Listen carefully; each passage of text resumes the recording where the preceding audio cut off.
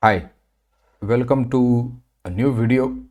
In this video, I would be implementing a project, complete project, which is nothing but this. We will discuss what this project is exactly. But let me give you a little background. I have implemented this project for one of the shopping mall, and 10% of that project I have taken as this video. So there are a lot of operations I have implemented, but here if you can see, I have used only 3 operations out of that: generation of the bill, creation of new customers, management of the customers, management of the bills, and analytics. So these 3 things we will see in the project, because whatever I have implemented, that's huge. A lot of things are there. So main intention of this project is to introduce you how exactly core things work, how exactly things are working behind the scene. Where do you start? How do you think about the project, any project? So that things I will cover in this project. How exactly your thinking should be to implement any kind of project. So it's pretty complex things. Whatever I have taken over here like this, pretty complex things are there like this: the search filters, a local search filter, as well as you need to search from the server, right? So let me take you through the project, what we would be implementing. So I told you what is a project. Let me tell again. The project is a billing counter management. In the shopping mall, you might have seen there are multiple billing counters, right? There are multiple billing counters, and we would be implementing project for those billing counters. So on every billing counter, there is one attendee, and that attendee will attend the customer. The customer will go with the cart, and that attendee will, what you can say, scan each and every item and generate the bill. So whatever project I have implemented, in that I have used the barcode scanner as well. But here there are no barcode scanner. Manually you need to make the entries. You will get to know. So this is the project, billing counter management. There is a shopping mall. In the shopping mall, there are multiple billing counters, and we need to manage those billing counters. That is what this project is all about. So first thing, every attendee has to make a login, right? So once login, they will see the customer's dashboard. They will see what? Customer's dashboard. So all the registered customers, they can see here. The particular attendee can see here. From here, you can search by means of mobile. Attendee can be searched by means of mobile. Can be edited, can be deleted, right? The particular customer can be edited, can be deleted. Now, once you click over here, a new customer. Once you click over here, a new customer, this page would be getting open. Into this page, name, email, mobile, and DOB. Name, email, mobile, and DOB. Let's click on the create. New customer needs to be created. So this is the first page. We might change. So instead of analytics tab, a home page would be having analytics. We will see that at the time of implementation. We will take that call. Okay, why I said this thing? Because my actual client had suggested me that instead of having a separate analytics tab, whenever you perform a login and you successfully enter into the dashboard, on dashboard itself just shows some charts and graphs about the sales and other things. That's what the analytics. We will see that how it will happen. A new customer, here we have created customer details. Now can you see there is an underline over here? If you click on this mobile number, it should show the customer details in this form. It should show customer details in this form. And can you see the left menu is also there? You need to implement the left menu also. So if there is a sub menu also for the customers, there is a sub menu, analytics there is a sub menu, bills there is a sub menu, right? So remember that you need to implement this left menu also. And when you click over here, any of the customer, this would be getting open, right? Here you are showing a transaction, so name, all these things. Now see here, whenever you will show the customer details, you need to show what you can say, details about particular customer, also the recent transactions the particular customer have made. Whatever transaction customer have made, that recent 3 transactions you need to show over here. And there should be a link. If you click over here, customer should be headed to the all other transactions, right? I hope you got this page. Well, whenever we will implement actual project, at that time also we are going to discuss the screens. I'm just giving you overview over here. Now that this is bill dashboard. So whenever user will log in, and if user clicks on the bill menu will show certain these things. Well, about the bill menu, here are 2 things. So this is one kind of search filter, and this is kind of another search filter.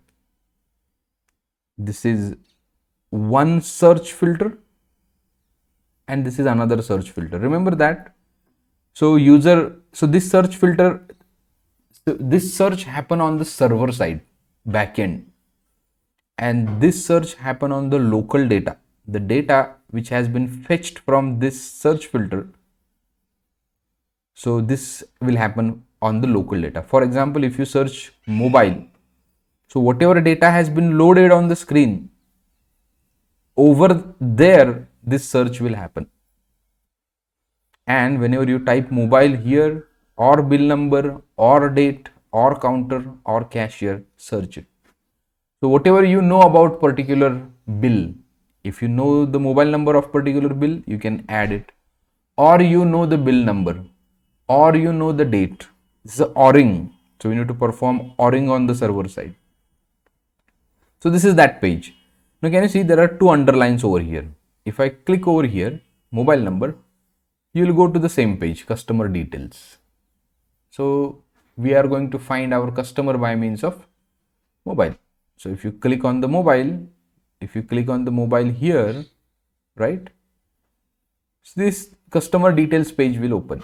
Now if you click on the bill number, a bill details page will open. Can you see this page, bill details, details of the item purchased, so total bill, GST and grand total, then date of the bill, who is the cashier, attendee is nothing but the cashier, counter, right?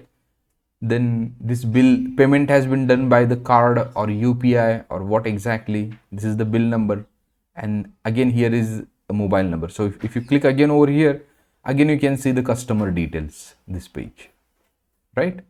And can you see on the customer details for the bill, from here also you can see the bill details. So this is important. So navigation from one page to another page, you will understand in this project how exactly data is flowing. A data flow is very important in any kind of project. We will discuss that at the time of project. Okay. So we have discussed this screen, main screen for the bill. So this is the first screen, means whenever customer will click on the bill, or the cashier or admin will click on the bill, they will see this screen in the beginning. This is the main screen for the bill. And can you see there is an option for new bill? If you click on the new bill option, right, you can see this page. Well, the below, this thing is not visible in the beginning. You need to enter the mobile number. You need to enter first what? Mobile number. If that mobile number is available in the database, which means that the customer is registered. If the customer is registered with us, this the customer with this mobile number is registered with us. You click on the search, then and only then this will appear. Then and only then this will appear, right? Otherwise not. Then once this appear, so you can add the item. So I told you I have implemented barcode scanner in actual project. What I have implemented? Barcode scanner in the actual project. If you see here, you need to add the item price quantity manually. You need to add item price quantity manually. Click on the add. So particular item would be getting added. You are allowed to delete the item. One item. So ABC cannot be added 2 times, right? So some validations are there. Price and quantity should be numbers only, non-zero numbers, right? So here, this is a dynamic page, which once you click on the add, dynamically items should be getting added. A bit complex screen, because validations are also there. You need to delete the items, right? Automatic calculations should happen. And once you click on the checkout, so here it's a drop down. You can select the payment mode. Payment mode can be UPI, card or cash. UPI, card or cash. And checkout. Once you click on the checkout, right, you will go back to this screen. You will go back to this screen. So bill details page we have discussed. What do you mean by exactly bill details that we have exist? So here we create the bills, and here we can see the particular bill. So all the bills can be presented here. All the bills. Okay. Now this is about customers and the bills page. Well, if you don't understand the screens, don't worry. Whenever we implement the project, at that time we are going to discuss it again. Every screen we would be discussing again. Whenever we implement particular screen, we will discuss it again. Each screen can be discussed 2 times. So what I would be thinking, well, I will tell you later on, because this part we will discuss just project. Technology stack and other things we will discuss shortly. So here you can see the analytics page. So in the analytics page, only two types of analytics we need to show. Month-wise sale in the Jan, Feb, March, April, May, right? So for the year 2020, current year, we are going to show here, and total sale. For current year, what is the total sale? That this chart will show. And the product-wise sale. If you see, total 5 products are there, and 2020. So what happens in the shopping mall? There are thousands of the categories are there. So we are not going to show 1000 categories, but we will pick up few categories and how they are performing. Product-wise sale, month-wise sale. Well, I have implemented 6 or 7 or 8 more type of analytics. But just to show you one project, what it can have, it can have. So this can have these many things. Analytics part, in the analytics, product sale and monthly sale. So these things would be there in our implementation. So here, this is all about the project we would be implementing. This is all about what? The project we would be implementing. There is a login screen. Right after the login, you can see the dashboard. On the dashboard, you will see bill, customers and analytics. Bill, customers and analytics. You can create the new customer. You can see the customer details. You can land on the main page for the bill. Similarly, this is the main page for the customer. Whenever you click on the customer, this is the landing page for the customer.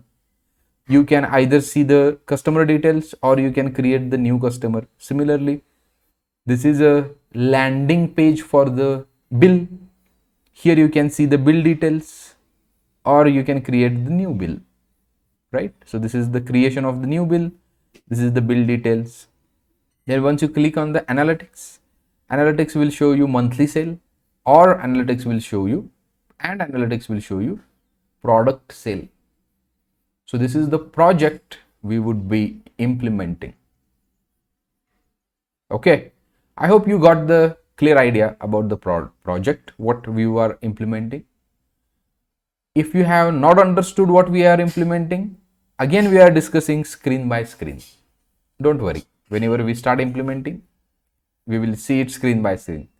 And we are going to discuss each screen 2 times for a front end and the back end.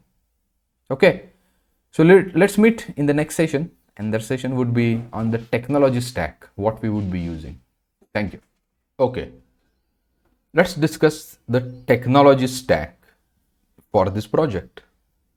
Remember that for a front end, we would be using React.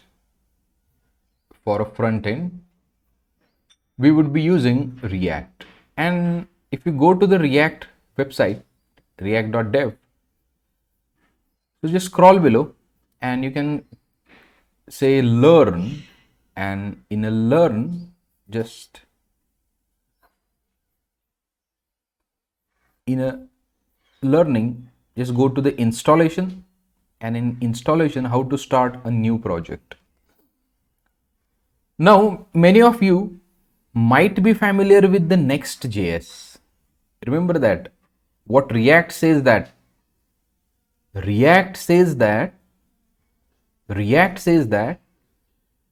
previously on this page you might have seen create React app in an installation guide, right? You might have seen that create React app over here, but nowadays that thing is not available here. You can still do it, but what React recommends, if you want to build the React project, you should use these production grade React frameworks, Next.js, RemixJs, and Gatsby. Now we would be using a React full stack framework, that is the RemixJs. Remember that it is a full stack framework, which means that you can do front end as well as back end in the RemixJs. So we would be using a remix.run, focused on web standards. See here, a Remix is a full stack web framework that lets you focus on the user interface and work back through the web standards to deliver a fast, slick, and resilient user experience. A lot of companies are using this framework nowadays.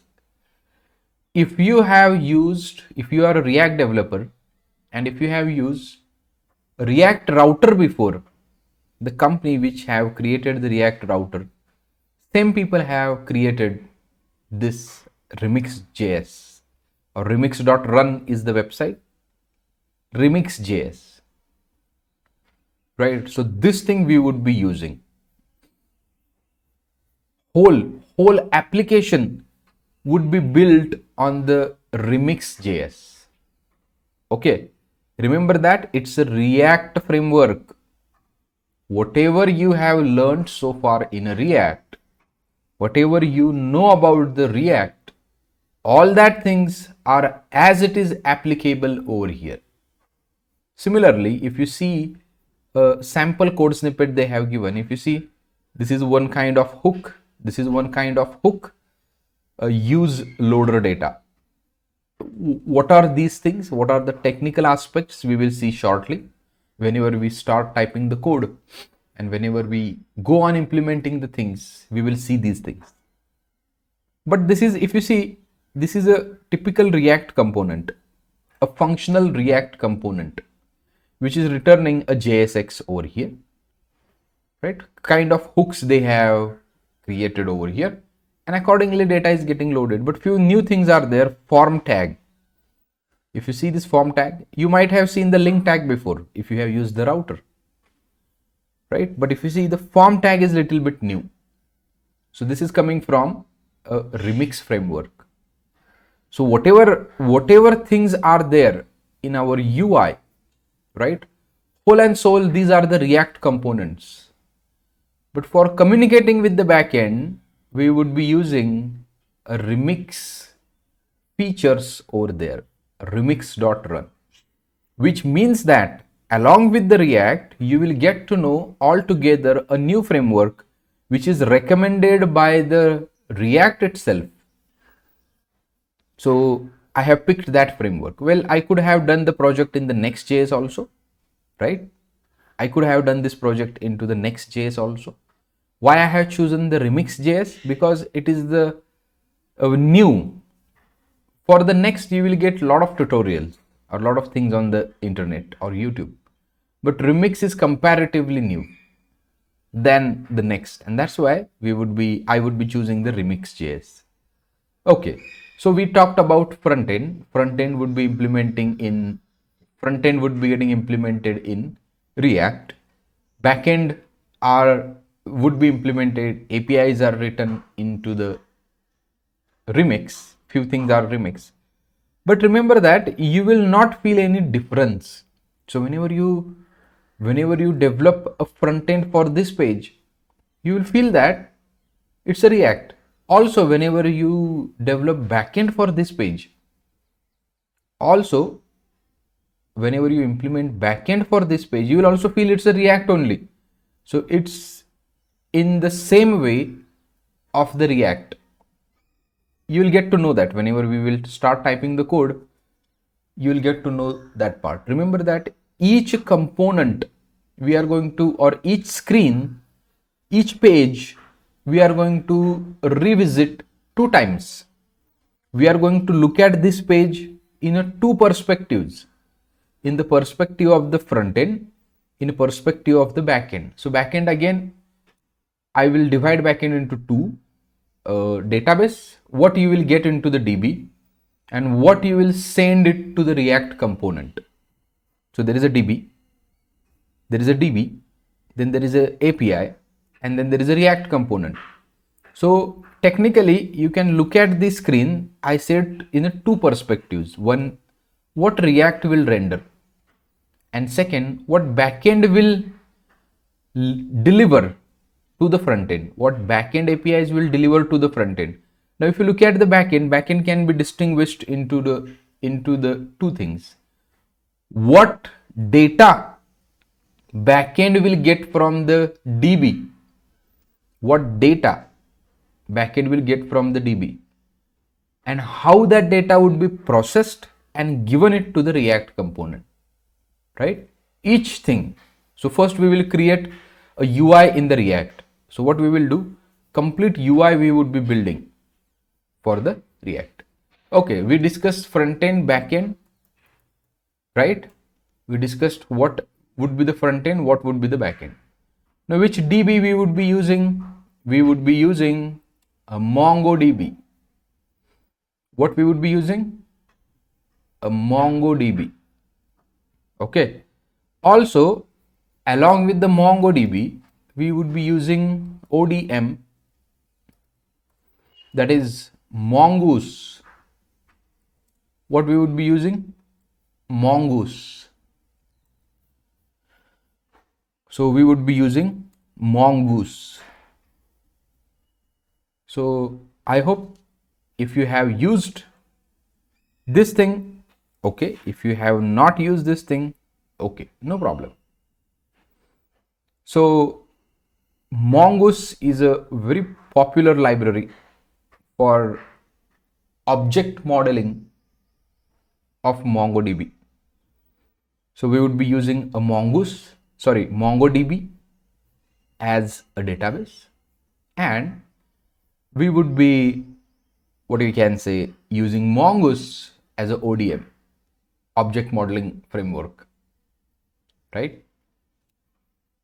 So how this would be getting used? How this would be getting used in the Remix is a challenge. We will solve that challenge, no problem. Because if you go to the Remix, right, Remix have suggested a lot of things are there, and Remix has, you will see the documentation, and into the documentation they have used the Prisma with the SQLite, right? But nowhere you will find how do you connect with the MongoDB. There are some links available over here, and that link says that how to make a connectivity, but their official documentation, or they have given one project, and that project is with the Prisma, and we have selected another ODM that is nothing but the Mongoose. So don't worry if these things are a little bit new to you. Absolutely don't worry. Stay with me till end of the video and you will get to know complete things. Okay. One more thing we would be using, one more framework we would be using, Tailwind CSS. Right? One more framework we would be using, that is nothing but what?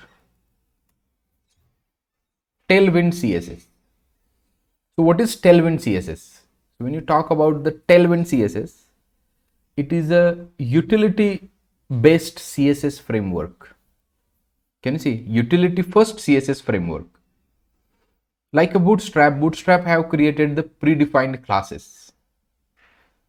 So if you want to build something like this, here you can see only this much kind of code. Only you need to write properties here itself, right? You need to write the properties here itself. Now this utility framework we will implement in our project. So whatever screens we have discussed, all that screens would be implemented in a React, and the CSS framework Tailwind CSS. We would be using what? Tailwind CSS, correct? So see how many things you would be learning. If you have used Remix before, well and good. You would be learning the Remix. Also, you would be learning the React, right? MongoDB, you would be learning Mongoose and the Tailwind CSS. So I'm very sure that at the end of this project, you would be having a complete thought process for implementing any kind of project. You would be having a complete thought process. How do you exactly implement any kind of project? First, remember that in project would be getting built in the head first and then on the computer. First, you will see or you will visualize project in your brain, in your head, as your part of a thinking, and then you will implement it in a code. Good developers always do a critical thinking on the project first, and then they start typing the code. Remember that we are engineers and not the typist, right? First, we need to create the process. How exactly we would be implementing? Well, as I told you, now first we will implement UI for whole project. First, we will implement UI for whole project. We will develop it in the React and the Tailwind CSS. So what will happen? What will happen here? You will get a running application just to check how this is working. And then we will add a backend to it, right? Now remember that at the real-time project, this might be the different case. You might be the front-end developer, back-end developer might be the different, and things will happen simultaneously, right? You are implementing the login screen and some other developer writing APIs for the login screen. This might happen simultaneously, and later on you will integrate both the things together, right? So this might happen, but if you are a full stack developer, a complete task might be allocated to you that implement the login screen whole and soul, right? At that time, how I do the things, I build first UI, right? And when 70 to 80% UI is completed, I start implementing a backend. That's how I personally do on my own. And same approach I will follow over here, right? But whenever I am working with the companies And if I'm working as just a backend developer, I write only backend, right? And some other people are developing the front end. Whenever I am working as a front end developer, I simply develop a front end as per the documentation. Okay. Now, understanding of the requirement is the first thing you need to worry about the project. Understanding of the requirement, what exactly you need to develop, right? So I have tried to write the thing, whatever I have talked about, right? Few things I didn't talk about these things because we haven't reached to this point where we think about the database entities, right? But here you will see the detailed documentation also. And here, if you want to check the wireframes, just click over here, and the wireframes I have shown you, that will open in front of you. So understanding of the requirement is very important. Otherwise, client have asked you to log in by means of email, and here you have created the mobile number. It's a rework and waste of money. Remember that in a project, the amount of time you spend is directly proportional to the money. So you need to be very precise about the requirement. Okay. So this is about the technology stack we have discussed. Now in the next session, what we will do, we will try to implement a first component or first screen, that is the login. Stay connected with me, right? Lot of important and what you can say, a lot of fun we are going to make throughout the project. Thank you. Hi. So in this session, we will talk about the requirements. So if you want to implement this project, what exactly you would be needing, that things we will talk over here. So first thing, we would be needing a VS Code before moving ahead to actual component development or the UI development. It's good to discuss the requirements. So first you need to have a VS Code. Then you would be needing NodeJs to be installed on your machine. Then you need to install MongoDB on your machine. So if you have these three things, you are good to start with the project. I already have installed all these things on my machine. And if you don't have these things, I request you to install all these things. So first, VS Code. Throughout the video or throughout this project, I would be using VS Code for typing the code, both for React, backend, frontend, everything. Even to communicate with the Mongo, we can use one of the plugin. Well, I'm not going to use that plugin. I will not make things complex, but we can use if required. Okay, but we would be using a Mongo SH shell to communicate with the Mongo. NodeJs. So you can go to the Visual Studio Code. You can download it from here. The downloading procedure is very simple, not that difficult. You just download it on your machine and that would be okay, right? Then you need to install Node on your machine, right? Any LTS. So not any LTS. I would highly recommend you to use this one, right? Latest one. So long-term support 18.18.0. If you can use it on your machine, it would be really great. 18, any node 18 would be okay, right? So this is one thing about the Node.js. How do you download that? Just click over here and can you see it will start. I'm on the Mac. If you are on the Windows, you would be getting MSI file or the exe file. As you need, you can download it. Fine. Then the MongoDB. See here.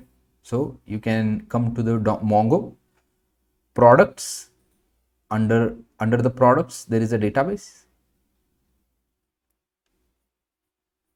Okay, no, not here. Just a minute. Here, community edition, free software used by millions. Can you see this community server? Under the products, community edition. Here you can see community server. You can click over here and MongoDB community server download. Here it will ask you as per your operating system and other things. Can you see which version and all of other things? That would be okay. Here you can see Mongo 7. Here you can see Mongo 7. You can select the latest version, no problem, and whatever packaging type of supported by your OS, you can select that one and just download it. Right, you will get the executable file. You just need to make next, keep things default, and Mongo would be installed on your machine, right? So Node, Visual Studio Code, and the Mongo are three main requirements you have. One thing about the Mongo, do not set any username or password. Keep it root and whatever password is, right? Keep it default. Do not set any security related setting. Just make a normal installation. Fine. So Node, this 18, Visual Studio Code, and the Mongo. These three things are required to start with this project. So if you get any challenge, you can refer the official documentation for these things. And see, this is one of the tasks to you. If you are already developer, these things might be with you, available with you, right? These things might be available with you. If you are a beginner, you need to install VS Code by reading the documentation, right? You need to install the Node. It's pretty easy actually. It's not a big deal to install the Node or Mongo on your machine. For Mongo, you might get little challenges, but solve it on your own. Read the documentation, read the blogs, take a help of ChatGPT. Consider that this is a task, right? I'm very sure, I'm very confident you will do it on your own. If you get any challenges, write it in the comment box. Okay, write it in the comment box and let me know that you are facing challenge, particular error you are getting or something else. So these three things are really important to begin with the project. That's it. Once you have these things, we are good to go. I already have made environment on my machine. And I can start with the project immediately. Okay, so this is about the requirement. Another thing, as I told you, I would be uploading my source code. On this repository, under this repository, billing counter management. I will share the link in the description. And over here, whatever code I'm gonna type, all that code you will find here, right? So you need to first watch the video. Consider that we are developing a login screen, and under the login screen we are developing a username box or username text box. So first I will type it, then you also can come to that point, pause the video, whatever you have watched, type it. Okay, and then again resume the recording, resume the YouTube, again watch how to implement the password, and then you can move ahead. In this way you need to do the things. So you will type the codes with me, along with me. Okay, and this is how we will complete the project. And if you get any question, if you get any query, you will write it into the comment box. If you have understood, still write it in the comment box. If you have not understood, still write it in the comment box. I want your understanding and how you are going to tell me you have understood the thing or not, or you have implemented thing or not, right? Or you didn't understand some concept, you can write it into the comment box. This is how we will complete the course. Okay, so thank you. That's it about this video. We will move ahead to the next session and we will start implementing our first screen, login screen. Thank you. See you in the next session. Okay, let's start implementing the project. First, what we will do means I am pushing my all codes to this project billing counter management repository. You may also create your own Git repository.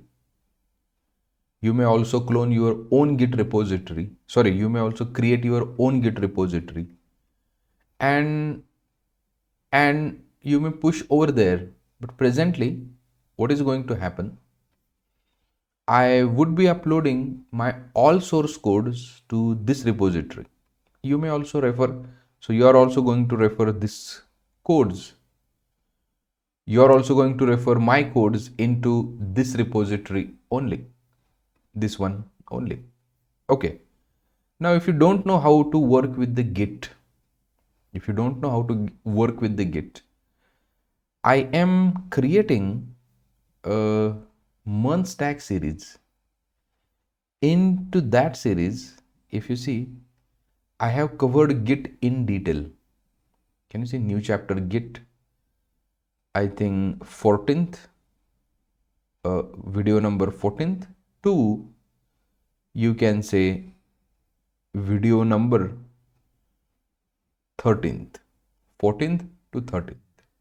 I have recorded these many videos on the Git, right? How to exactly work with the Git, how to do with the Git, all that things I have covered in these videos. Now, if you see here, I would be uploading my all source codes to this repository. Well, so let's clone it first. How do you clone? Just copy this. And Git, switch over to the repository wherever you want to copy. Git space clone space URL. Git space clone space URL. Hit the enter, right? And on particular page, in the particular folder, you will get one subfolder named with project billing counter. I already have done that. Let me head to that folder. Can you see project billing counter? Project billing counter management. Hit the enter. Project billing counter management. Hit the enter. I'm inside this folder. Okay. So this is the first step. Now what will happen? If you want to,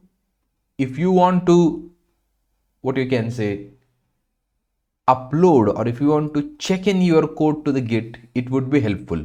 So Git setup is already with you.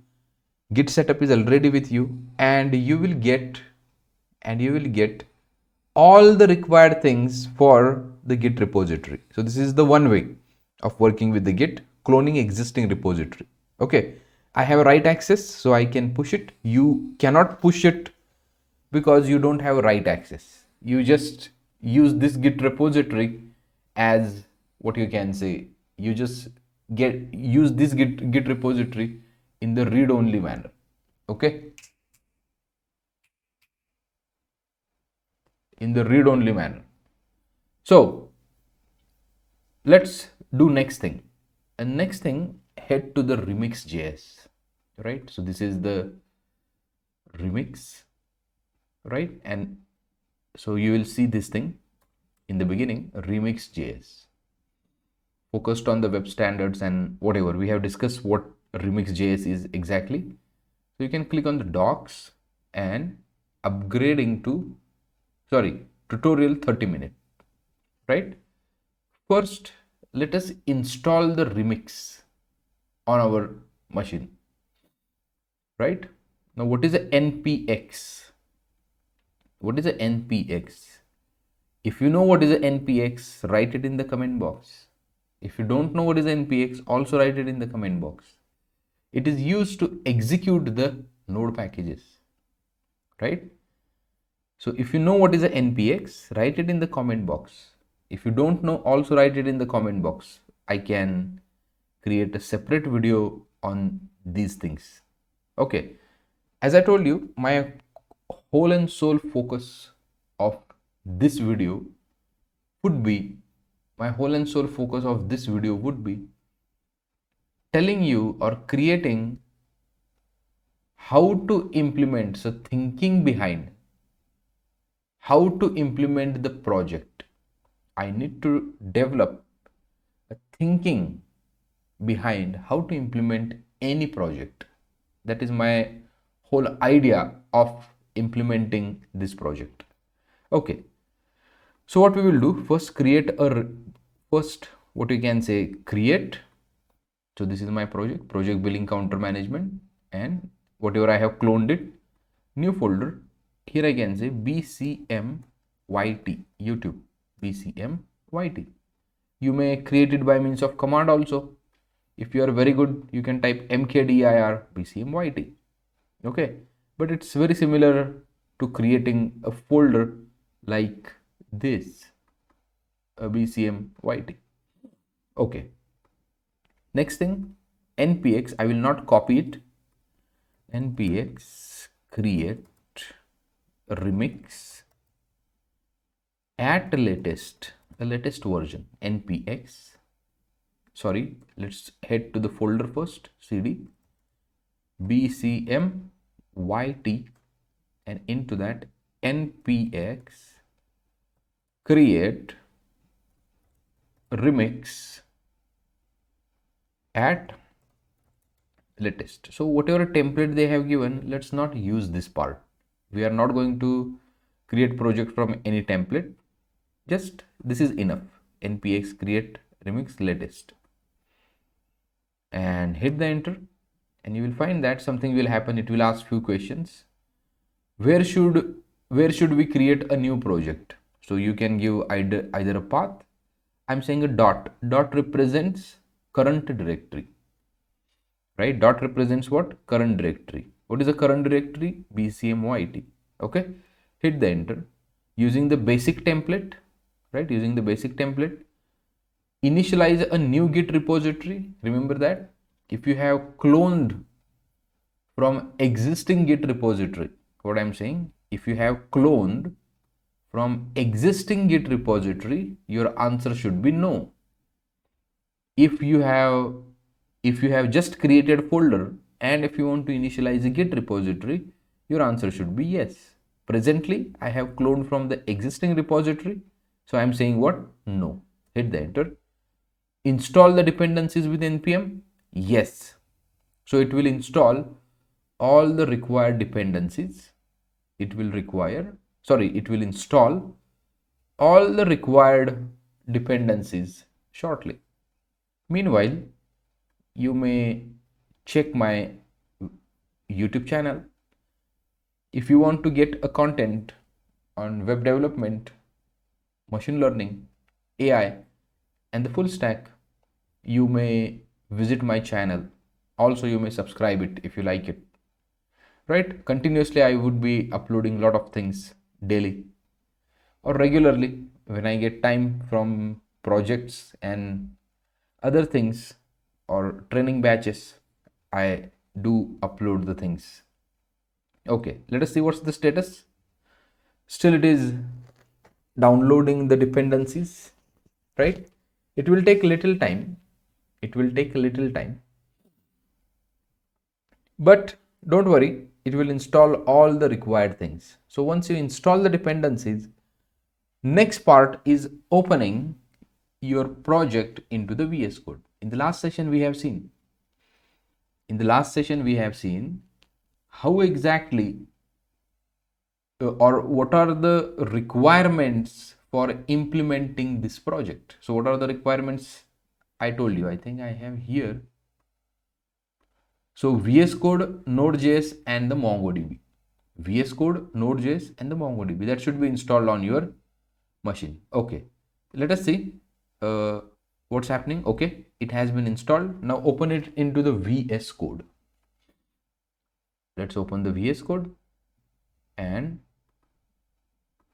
let's open the VS Code file, open the folder, desktop, and here you can say project billing counter and bcmyt.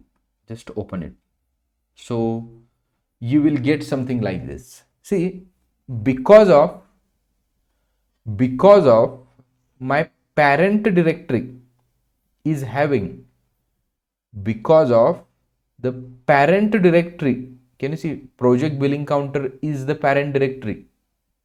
Remember that project billing counter is the project billing counter management is the parent directory, and I have opened this folder into the VS Code. I have opened which folder? This folder into the VS Code. Remember that. And that's why VS Code is saying that, well, there are some uncommitted or untracked files. Can you see? There are 13 untracked files I have found. So if your project is initialized with the Git repository, you will find something like this, right? It asks a question: do you want to initialize the Git repository or not? As I'm repeating again, as we have cloned, as we have cloned it from the existing Git repository, we said no. Remember that. And that's why it is still showing number 13. There are 13 untracked files. Got it? Okay. So you would be working in this area. If you see, there are different files, remix config over here. Mostly you will not touch these files, right? Mostly you will not touch these files. Now you will work in the app section. You will work in what? App section. I told you that remix, what you can say, remix is, let's have a computer. Let's get the computer. Remember that remix is client or full stack application. Remix is what? Full stack application. We can consider this thing as backend, or we can consider this thing as front end. Sorry. So consider this thing as front end. I'll change the font, which is good. Front end, and here you can say this is the front end. And let's have a server also. Let's consider this guy as server. Let's consider this guy as server, front end, and you can consider this as backend and DB. We can consider, let's get, okay, we have a Mongo icon, good. Let's consider this as a DB. So React is what? A full stack framework. Remember that everything you are going to do by means of one framework. And here I can say DB. So this is the DB. This is the DB. This is the backend. This is the front end. Right? So React does all, Remix does all these things. Remix takes care of all these things. And that's why, if you can see, this is the entry server. Entry server. Remember that internally it is using a NodeJs. Internally it is using what? NodeJs. Right? If you go to the package.json, here you will get, can you see? Remix run node, remix run node, remix run react, remix run serve. I hope you know what is the package.json. Whenever you look at this folder structure, whenever you look at this folder structure, and whenever you have seen this file package.json, you could have realized that okay, this is a node project, right? This is what a node project which would be having dependencies, dev dependencies. And can you see it requires engine NodeJs 18 point greater than or equal to 18.0.0. Remember that it requires node engine to run this project. It requires node engine 18.0.0. So it's a node project. So name is missing. Here we can say BCM, billing counter management.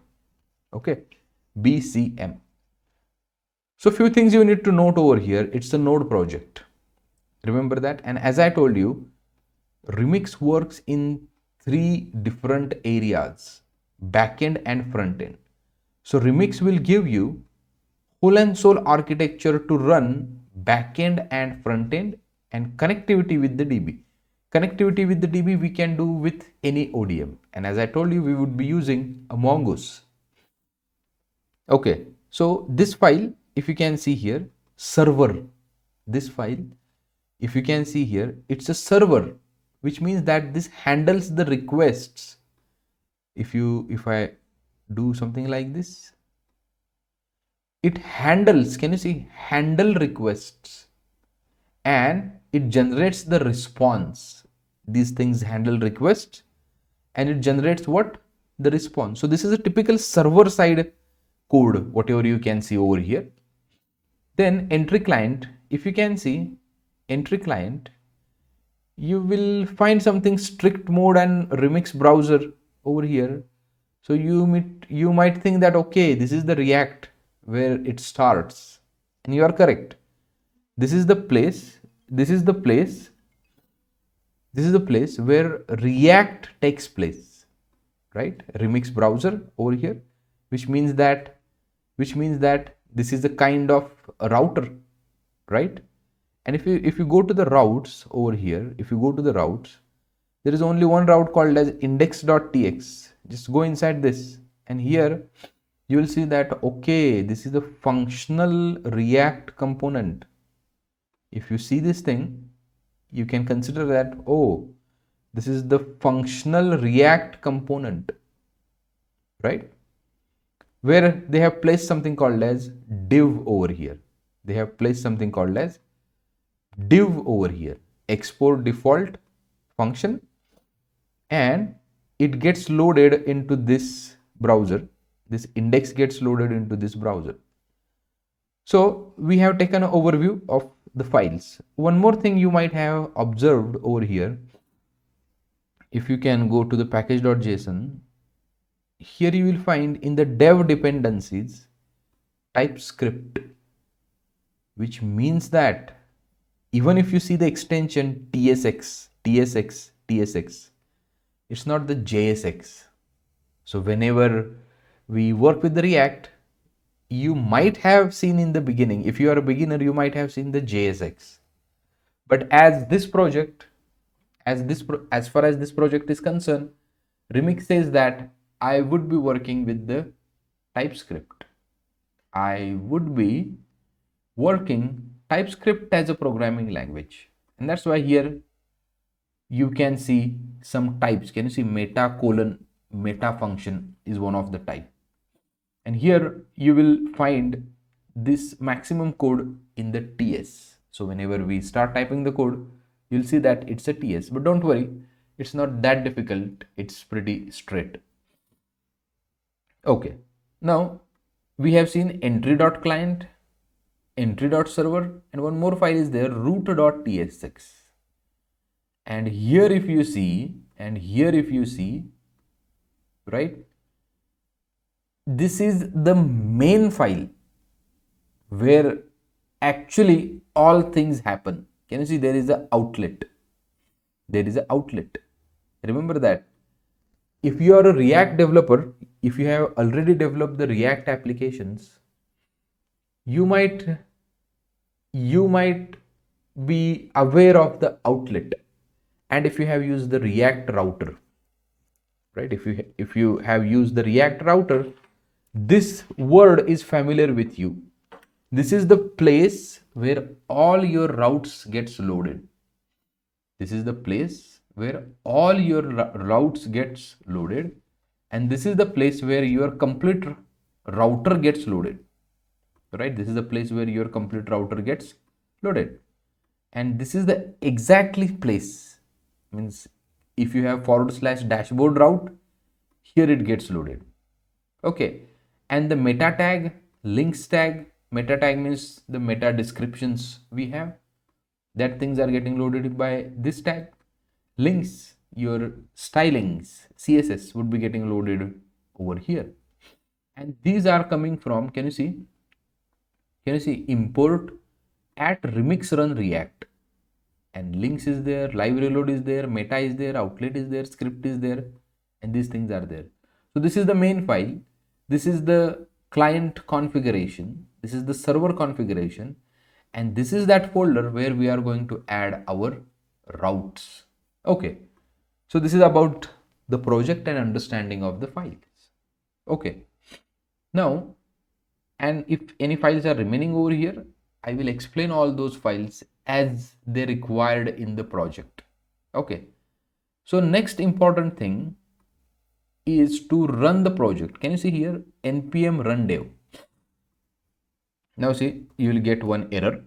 I want to show you that error. Npm run dev, remember that I am inside bcmyt, npm run dev, hit the enter, and see there is an error. What is the error?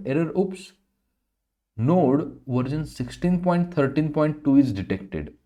Remix requires a node version greater than 18, and that's why in the last session I told you to install anything above 18 or 18 or above, right? Node 18 or above.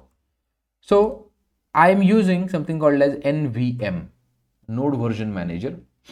If the multiple versions you require, for my one of the project it requires 16 and this project requires 18. If this is the requirement, you need to use the NVM, node version manager, use 18, right? Can you see now using node 18.16.1, and now you do npm run dev.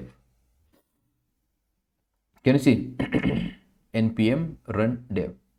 Now if you go here and localhost 3000, your remix server is running on the 3000. Server is also running and front end is also running. Both the things are happening at once by one command, remix run. If you go to the package.json, and here you can check the scripts, remix run dev. So we have run this, so you know if this is a node project how to run these scripts. Remix run build npm start, remix run build npm start, remix run, sorry, npm run type check, npm run dev, npm run build, and internally it is using remix build command, remix dev manual command, remix serve index.js. After the build, so if you see, the build folder has been generated and it is serving this index.js file, right? And it is serving which file? Index.js file, this file, and everything is happening by means of this file, front end and back end. Well, how that things how those things work, we'll see, or we'll see in some other video, right? How exactly all the things are getting converted to the one file and other thing. Presently, let's not focus on that part, right? Let's start implementing the project. Okay. So next very important thing, so we have understood the files and we have run the server also. Next important thing, I need to install the tailwind CSS. I need to install what? Can you see here? Tailwind CSS. Now you know what is a tailwind CSS. Is a utility based framework, utility based CSS framework, right? It's a utility first CSS framework. So you don't need to create the classes separately, but you can go on writing the classes over here like this. So let us see how to install it. Just go to here, and first thing you need to install the tailwind, right? Tailwind needs to be added as a dev dependency. So go here, I'm stopping the server, and npm install, let me type it, npm install /d tailwind css, npm install /d tailwind css. Okay, so tailwind has been installed. If you go to the package.json, and can you see tailwind is a part of dev dependency. It's a dev dependency, which means that this will not go in the final build. Then what will go in the final build? A normal CSS, compiled CSS. Okay, now npx tailwind css init.ts. Now see, one more configuration file would be getting created over here. So here npm, I can say npx tailwind css init --ts. ts means what? TypeScript. Initialize the config file by considering the ts. Okay, hit the enter, and here you will find tailwind config.js has been created. Now you need to tell which files need to be scanned for tailwind classes. Which files need to be scanned? So I will copy this thing over here, and let's paste it into the content. So what you are saying, inside the app directory, so what you are saying over here, inside the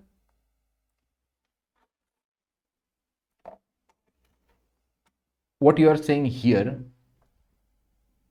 is, inside app directory there might be any subfolder. Can you see, inside the app directory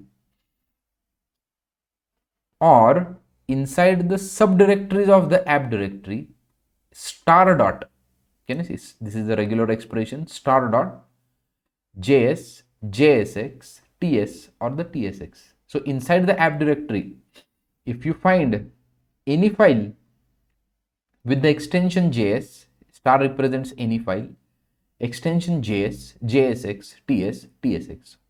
Similarly, inside the app directory, if there is any subfolder, and inside that if you find js, jsx, any file whose extension is js, jsx, ts, tsx, if you find any extension, please scan that file, right? So inside the app routes directory is there, client tsx, entry txs and root tsx, and like this. So these many things you need to add in the configuration file, and that is okay. Now let's move ahead and do the next thing. So in the app directory, if you see, we need to add a tailwind.css file. So here in the app directory, I'm creating new file, tailwind.css, right? And into this, at tailwind base, first we would be needing at tailwind base, at tailwind components. So these things are important as far as tailwind configuration, and as tailwind utilities. So these three things, a base, components and the utilities, needs to be added into this file, right? And last step is that in the root.tsx file, we need to import our tailwind css. There is already, if you go to the root.tsx, already there is a links function. First we need to import styles from tailwind css, import styles from tailwind css. And see, in the HTML we add a link. So how do we import the CSS in the HTML? Link rel style sheet. Same thing you are happening. Remember that this can be dynamic, right? And that's why tag has been added. So meta tag can be dynamic, and that's why tag has been added, or one React component has been added. This component has been added. So here ring rel. So first we can say in the object rel and style sheet value of the rel is link rel style sheet and href, and it would be pointing to styles. It would be pointing to this styles. I hope you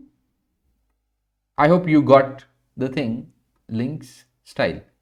So from here we are serving, so from here we are actually serving the tailwind compiled css. Okay, so we have done this thing, this much thing. Let us see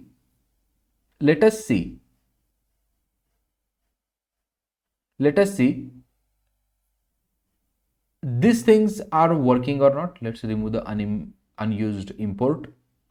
Let's go here and npm run dev, start the server, refresh it, and see some change is there. Now you can go to the index.ts. So all these things, can you see welcome to remix is here, welcome to remix is here, then 15 minutes block tutorial, 15-minute block tutorial, which means that the index is doing all these things. So what I will do, let me delete this div tag and let me add a React fragment. Now what is a React fragment? You tell me in the comment section, what is the React fragment, right? Why do you use the React fragment? Write it in the comment section. I want to know your React knowledge, right? So if you want me to record the separate videos, also tell me, I will do that. Okay, but remember that here is a fragment, and let's have a paragraph. Hello, this is billing counter management. This is a billing counter management and class name, right? In the React we don't use a class keyword. Instead of that we use a class name keyword. Why? Write it in the comment section. I want to test your React knowledge, right? I can tell you, let me tell you, because in the JavaScript there is a built-in class keyword, right? We generally do something like this, class car. And if you do class over here, remember that internally this thing would be getting converted to the JS. So this keyword and this keyword may overlap, and that's why we use class name in the React. Okay, now class name, I can say text 3xl, right? Text 3xl, text color, can you see text red 700, text red 700. Now if you see, this is a tailwind css. Just to refresh it, can you see, hello, this is the billing counter management and this thing. Remember that we didn't write any css for this. CSS has been automatically, what I'm saying, CSS has been automatically created. CSS has been automatically created. Just go here. Okay, just a minute, where is that? Let's close unwanted file. This happens if you keep that files open. Okay, and just hover the cursor over here. Can you see dot text red 700? Automatically this class has been created internally, right? Hover the cursor over here. Can you see dot text 3xl, font size 1.875 rem, line height 1.87 rem. Now what is this rem? If you don't know what is this rem, I request you to start watching my web development series. So here somewhere in the pixel unit I have explained in detail. This web development series, you may start watching this web development series. Here I have explained everything. Okay, fine. So this is about a required project setup, right? Now we are good to go and implement our screens. Just go here, project billing counter. Well, I will give this link into the description. Click on the wireframes, and inside of wireframes you may see the login screen and other screen. As I told you, in the first session we would be implementing a UI, and then again we will revisit each and every screen for working with backend. So let's implement this part in the next session. Thank you. Hi, let's start working on what you can say a login screen. Let's start working on this screen. Let's try to build this screen, right, as a first thing.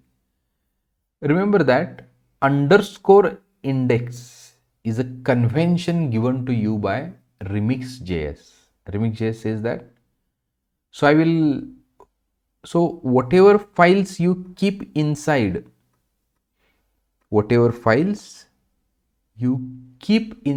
routes directory, that files would be considered as a particular route. See now what I mean to say. If I say dashboard over here dot tsx, right, make sure that it is inside routes folder. Function, let's have export default function dashboard, and here you can say return. I will return a JSX, and here I can say paragraph. This is dashboard. This is a dashboard. Now this would be automatically considered as a route. You don't need to do anything. The way we are doing in the React, we were mentioning a component and its path. You don't need to do that thing. The way we were doing in React router, you don't need to do that part. So whatever you write inside the routes folder would be considered as a route. For example, let's go here now, and if you see / dashboard, can you see this is dashboard? Automatically it is coming. This is dashboard. I didn't write anything special. So in the same manner, underscore index is a convention which says that for localhost / right, after the / if you don't mention anything, underscore index would be getting loaded, right? Underscore index would be getting loaded. So let's take the benefit of this, and I need a login screen over here. What I need? A login screen over here. Let's try to do that thing. How do you do that thing? Let's create a div. I can have this as a div, right? And just try to imagine that. Look at the layout first. So here you have a login, sign in to continue, email, right? Email, then the text box, password, text box, and the login button. So how do you do this thing? So let's have over here h3, and I can say login, and here I can say h5. Well, in the what you can say in tailwind CSS, it doesn't matter h3 or h5, but as a convention I am writing into this sign in to continue, sign in to continue, and then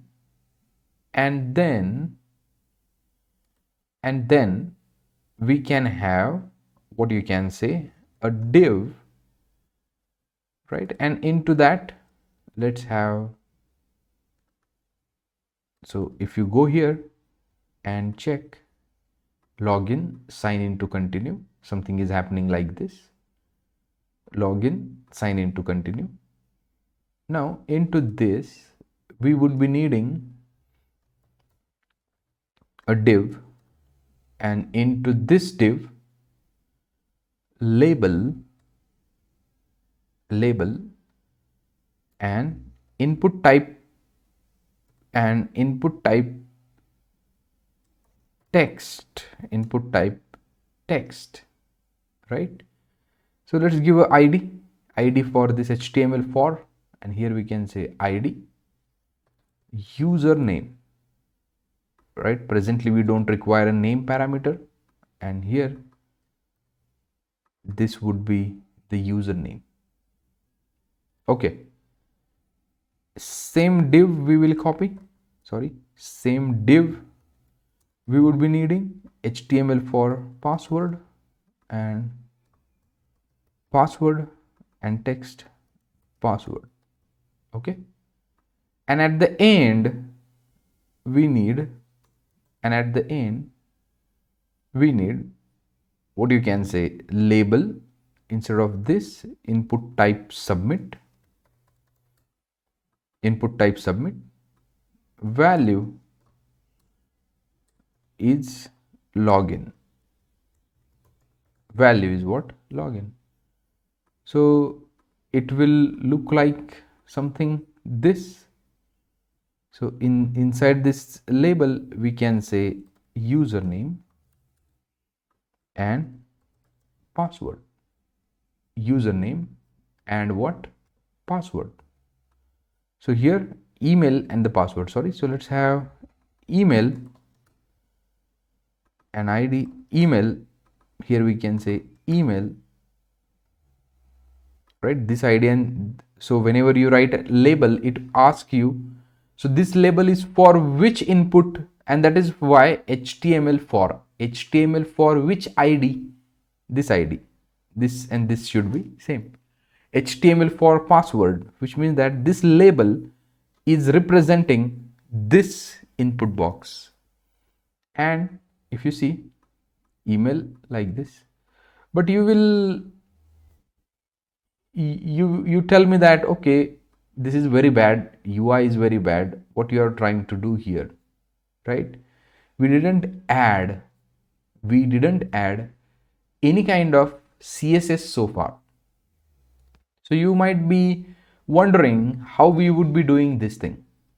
Okay, now if you go to the layout and if you see, this is a, if you are comfortable or if you have studied the flexbox, CSS3 flexbox, so whole thing can be considered as a flexbox with the column orientation, right? If you don't know what is a flexbox, kindly visit my web development series where I have covered CSS, I think somewhere here, grid layout, CSS, yeah, flex layout in detail. I have covered CSS flex layout in detail. You might visit this video. Okay, let's try to do it in that way. But here we are using what we would be using, tailwind CSS, right? So let's give class name flex. A display flex would be by means of flex. Hover over the cursor, can you see flex is the display flex.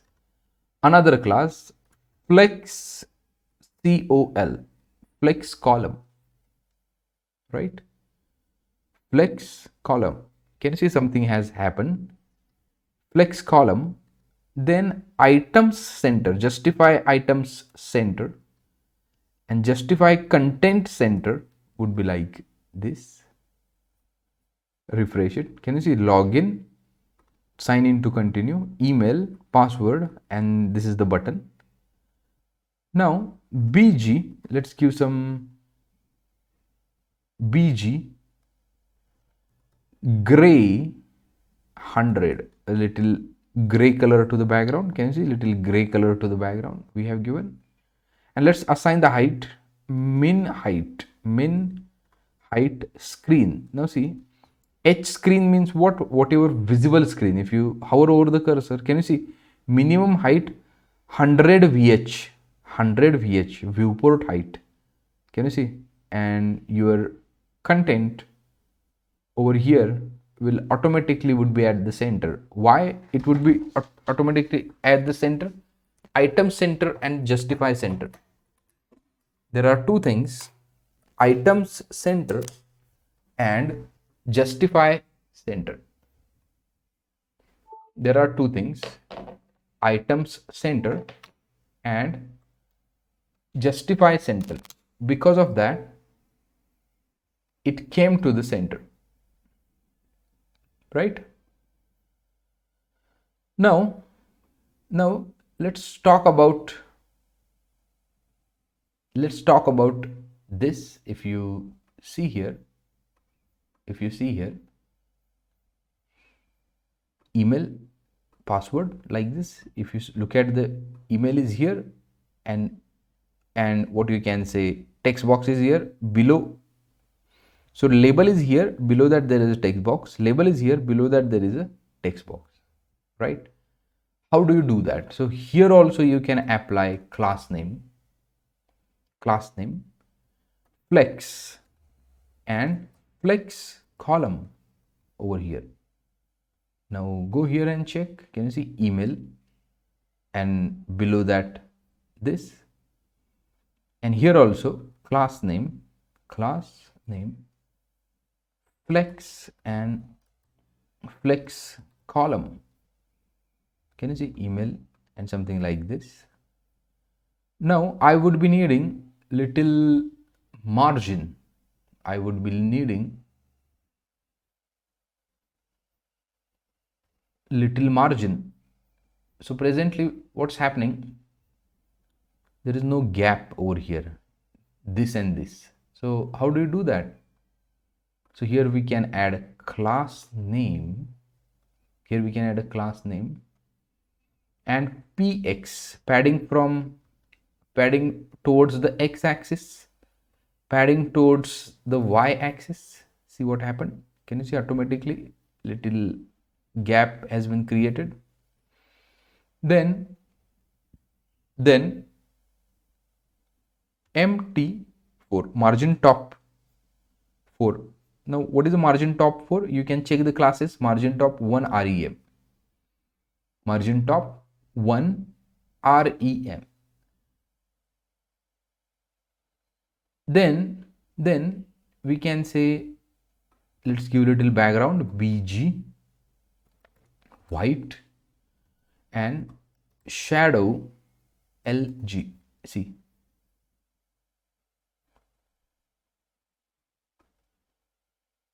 okay, not to this guy, to this guy.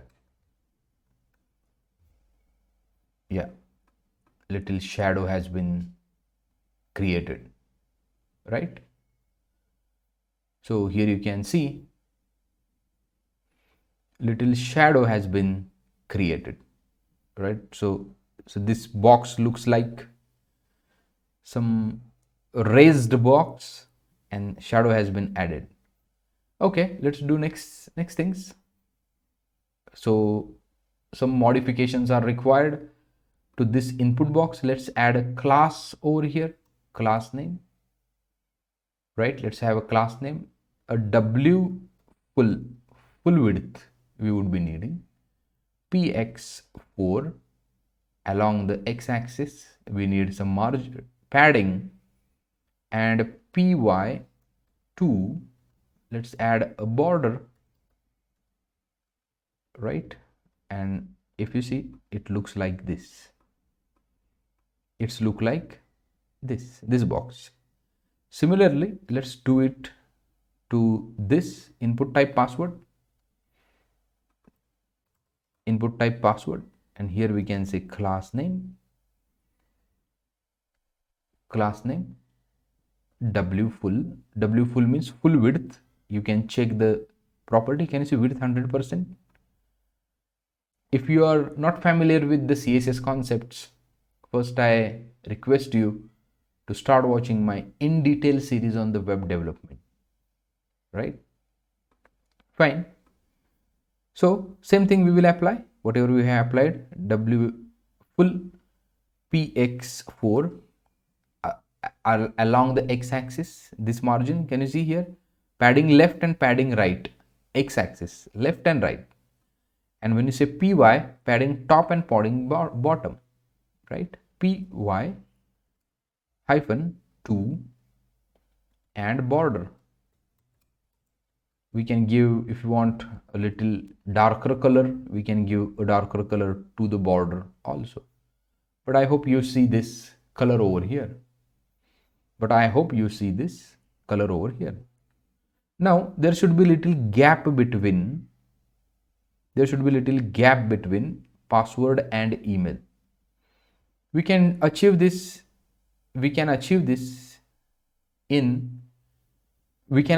by adding empty 3.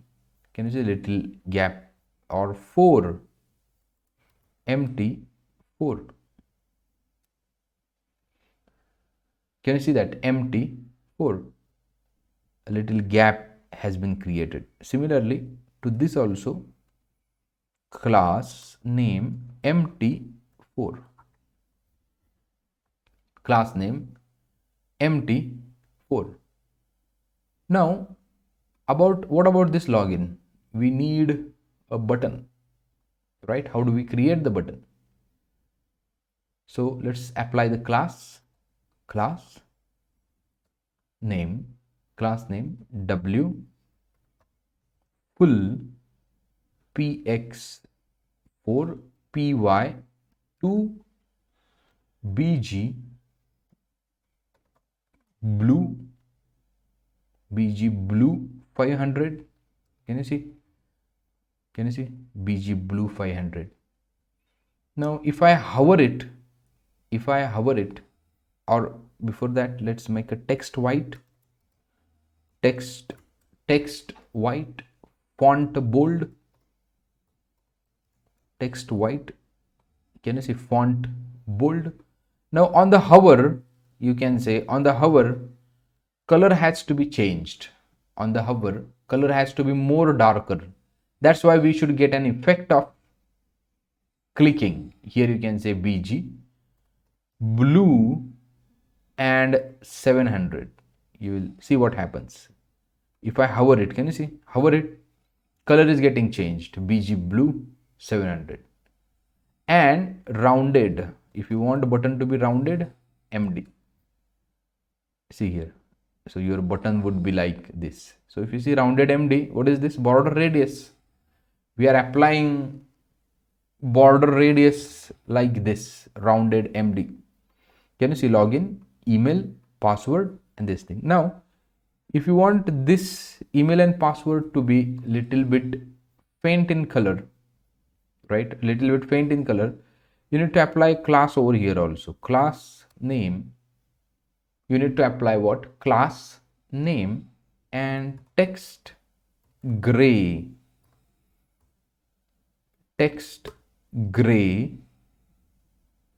300. Let us see, it's a trial and error, too much faint. 400 or 500, right, would be okay. 500 would be okay. Same class name you can copy from here to here, from here to here. Class name 500, right? Email, class name 500. And your login screen is taking a shape, right? Your login screen is taking a shape. Okay, now what about this login and sign in to continue? Let's add some classes. h3 class name, text 2xl, right? Font bold, font bold, font bold, text center. Now if you see what happens, can you see login? It would be at the center. And sign in to continue, text, you can say text class name, class name, text 1XL. Here you can say text 1XL. Well, this is not the class, you don't require 1XL. Or let's make it 3XL, let's make it 2XL, and text gray 400, text gray 400. Sign in to continue, text say 300. Okay, too much faint, 400. Okay, sign in to login, sign in to continue. This is the email, this is the password, and the login. Getting my point? So your UI screen is similar to this UI screen. Well, login is a little bit bigger, I think. In our case, what is that? Fine. Text 4XL, 4XL and 2XL. Fine, no problem. Text 2XL, 1XL is their class. We don't require a class, I think. Sign in to continue, and here we can say 3XL or 4XL would be enough, no problem. Sign in to continue, email, and like this. Well, this is your UI screen. This is your UI screen. Remember that. Now, this project, remember that it's heavily on the business logic. You might find UI little bit lagging because my whole and sole intention for this project is to aware you what kind of logic you need to build, what kind of thought process, right? So this is the good screen, no problem. Now we need to develop, see, first thing we have developed this index page, and into this index page we have added few tags, and we have applied what you can say these properties, tailwind classes, and which makes this impact. Let's try to stick to our analogy of focusing on the business logic more, right? I might create a separate project where very much decent UIs would be getting created, but this is also decent as far as the business application is, right? This is also a decent UI. But if we want more decent UIs, we can do that as well, no problem. Okay, thank you. This is it for a UI for the login page. Thank you. Okay, now let's build next part of the project. So we have implemented the login. Remember that whenever user is going to click on the login and successful login will take place, user will navigate it to the dashboard, right? And on the dashboard there should be first left menu, and if left menu should be there, and in the left menu bills, customer, and analytics, 3 tabs or 3 options should be there in the menu.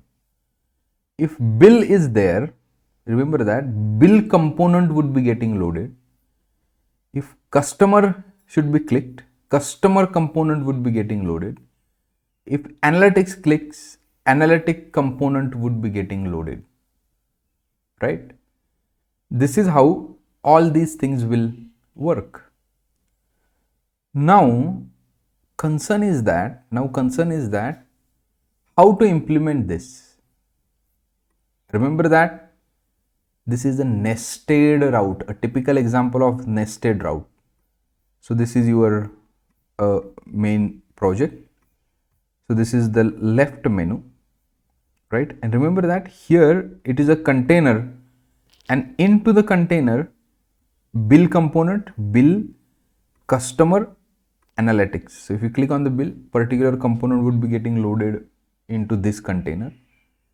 Customer component would be getting loaded into this component. Analytics component would be getting loaded into this component. So this part comes under the nested routing.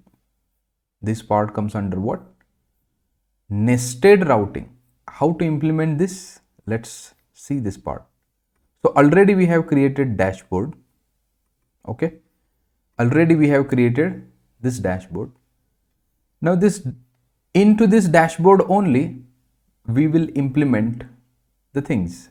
First there should be a nav bar, then there should be a left menu and container which holds the components. That part we need to do. So let's use a semantic tag main. Now what do you mean by semantic tag? Write it in the comment section. If you know what do you mean by semantic tag, write it into the comment section and let me know. If you don't know what is a semantic tag, it is a HTML5 concept, right? And I have covered in detail in this web development course. You may check what are the semantic tags into this my course. Semantic tags are those tags, let me give overview, which gives a meaning to the page, right? Which would be helpful for the crawlers in the optimization work. One use case I'm telling you, whenever you are doing search engine optimization, on-page optimization, right? These tags would be getting scanned by the crawler. So instead of writing div everywhere, we write a page semantics. Main would be having main content, a side would be having little less more important content, like that. Okay. And now here we need to have a nav bar, right? And we would be having something called as section. Into this section, here we would be having side menu. Here we would be having side menu, right? And here we would be having a main content would be getting loaded. Something like this architecture would be there. So whole dashboard would be a main content.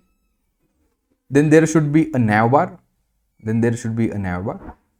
Then there should be section. Into the section there is a aside. Then there is a main. Then there is a aside. Then there is a main. Right. So we need to create architecture in this way. So let's try to create first a nav bar, right? Let's try to create a nav bar. Do not forget there is a nav bar, there is a left menu, and whatever you click on the left menu, that would be getting loaded into the main content. So what I will do, I will create a new file and app, or we can say app nav.tsx. It is not in a route directory. What I'm saying? It is not in the route directory. So let's see how navbar would be. So here we can say export function, export default function app nav. Name of the function would be app nav. Okay, one quick question. What if I make a name of this component as app nav? Will it work? Write it into the comment section. So while I type the code, I will ask the interview questions also. Right? So if I write something like this, the React component, and if I name it like this, what will happen? I need to know your answer, right? App nav. Let me do like this. Return, and here you can say nav, right? Nav, nav, a nav bar, and so we would be needing name of the project first, right? So in the app nav bar, if you see welcome admin, here you will see welcome admin, date and the logout button. Welcome admin, date and the logout button. Let's try to implement this nav bar first. So here we can have anchor first, okay, and the name of the project. Let's give a name of the project instead of welcome admin, billing counter management, billing counter management. Then one more anchor we would be needing, one more anchor we would be needing, or this can be a normal label, no problem. Here we can have a normal label, and 2023 0101 2023 0101, and we would be needing a logout icon, and we would be needing what? Logout icon. Now how to load the icons? That is the question. How to load the icons? So first what we will do, let's try to add a span, and into this span I need one logout icon. Okay, app nav. Let's try to import this project into, let's try to import this into the dashboard. So instead of this nav, we can have import app nav from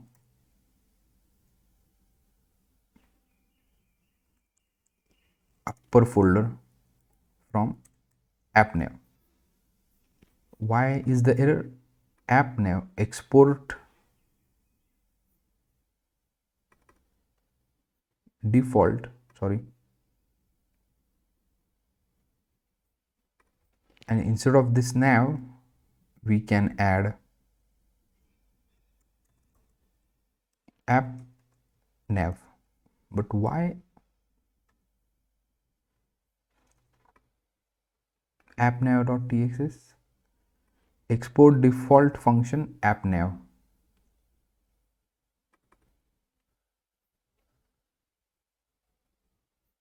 Okay, because of this default we are getting error.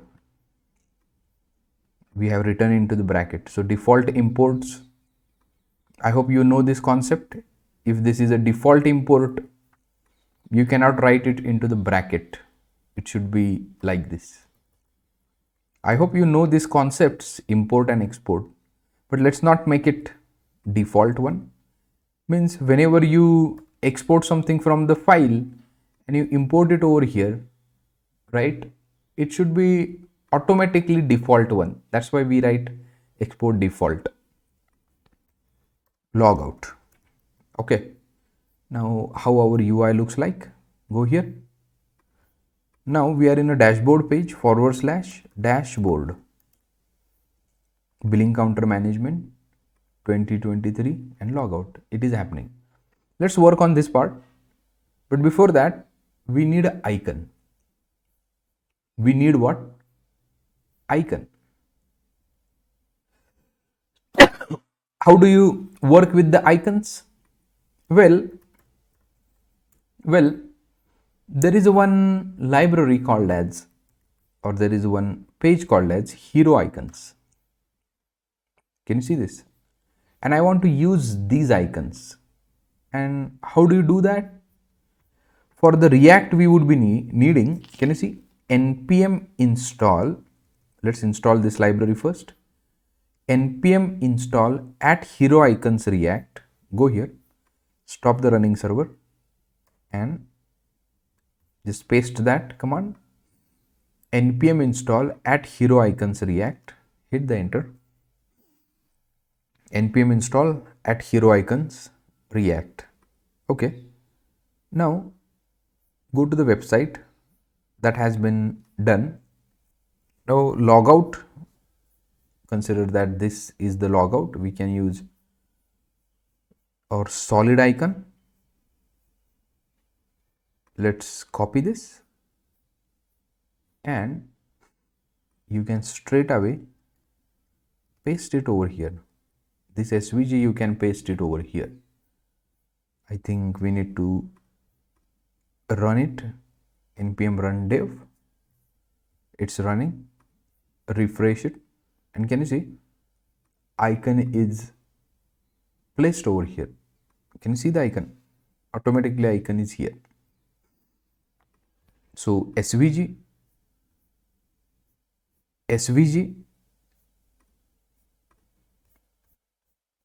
hero icons, and can you see I just have copied the JSX.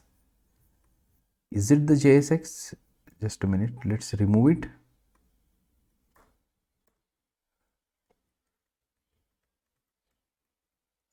Let's remove it.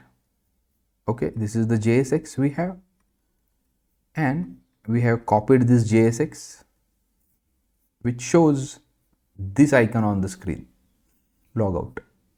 But let's not do in this way. Let's do in some better way. We can say icons dot tsx, and into this export const logout is equals to this JSX. Let's copy this JSX, export const this JSX. Let's format the file, format the document, everything will be okay.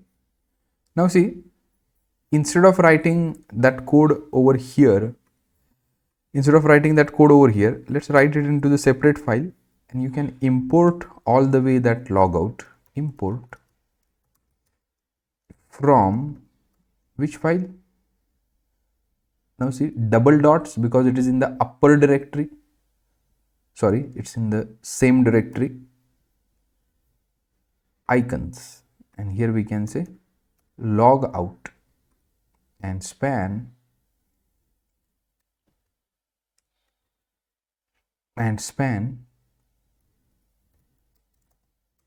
log out, correct? Refresh it, and logout option is here. Okay, but if you look at our UI, this is the project name, date, and the logout option. Okay, date and what? Logout option. Okay, icon is different. We may take that icon also.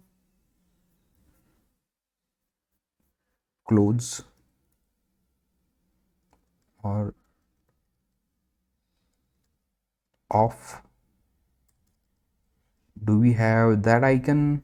Whatever we have in the wireframe, let's try to find it out.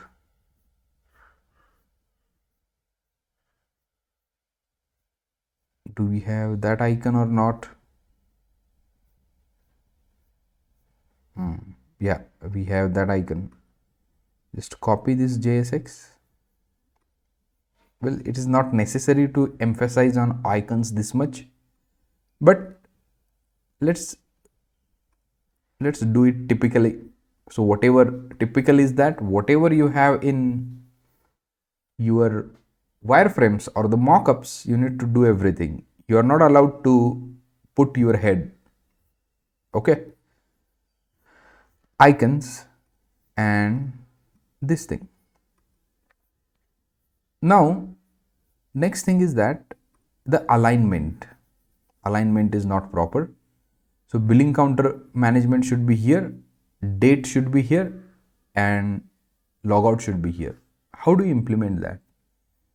If you are a good developer, you'll say that, okay, let's do in this way. Class name. Let's do in this way. Class name. Flex. We need what? Flex. Items center. Items center.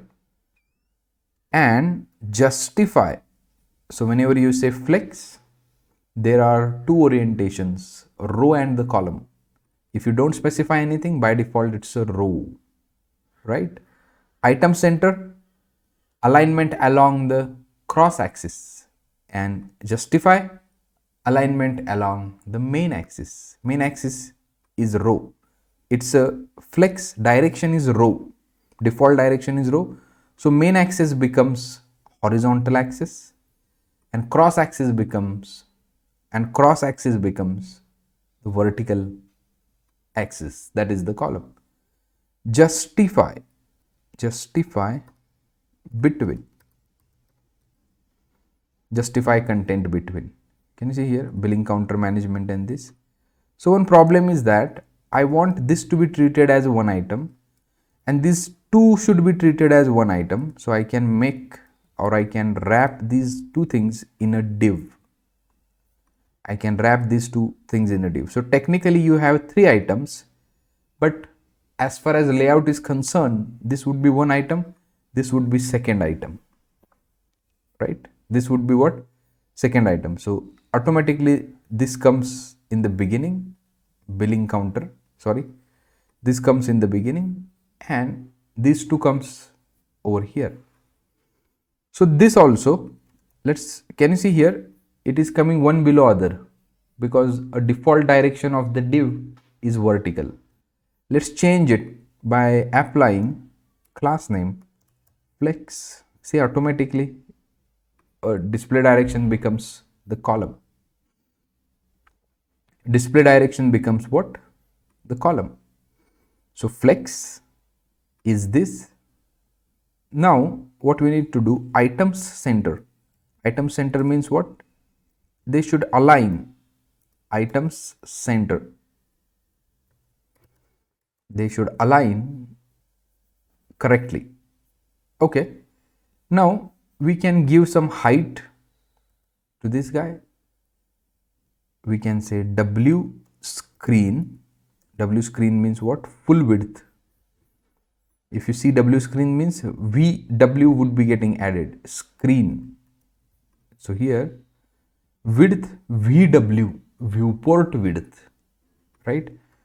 And H we can apply. See, you can apply any unit over here, say 20 pixels like this, 30 pixels like this, or we can say 5%, or we can say what? 5%. So presently you are not getting that height is getting applied or not. Let's give typical background color BG cyan 600. Can you see? If you make 8% H hyphen 5%, okay. Now let's go to the dashboard. So to the dashboard we didn't give any height. Remember that whenever you want to give the height, the parent should have some height. So here first what we can do, class name w screen and h screen, w screen and what, h screen. See now, can you see that something has happened? Now app now it's 5%,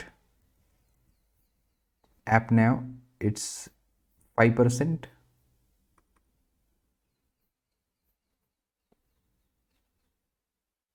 and like that.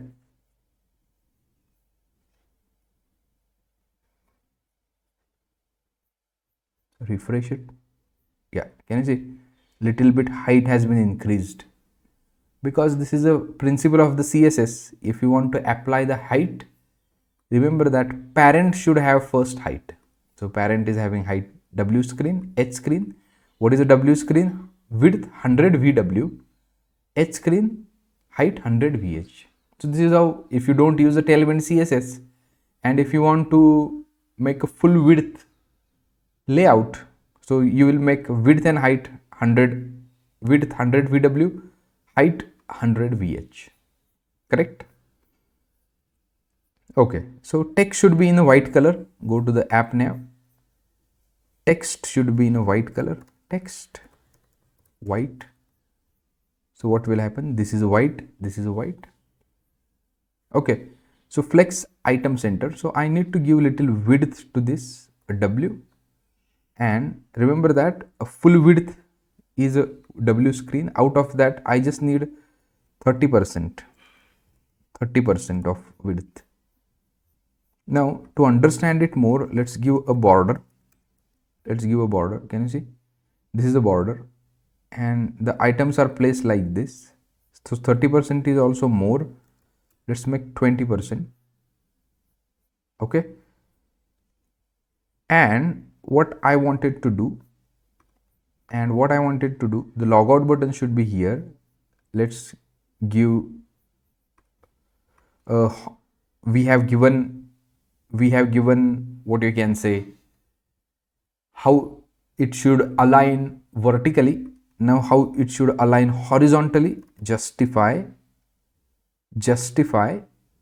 let's give at the end, justify end. Okay, so 20% is also more, 15% would be okay. Here we can give justify between. See now, date is here, or justify around.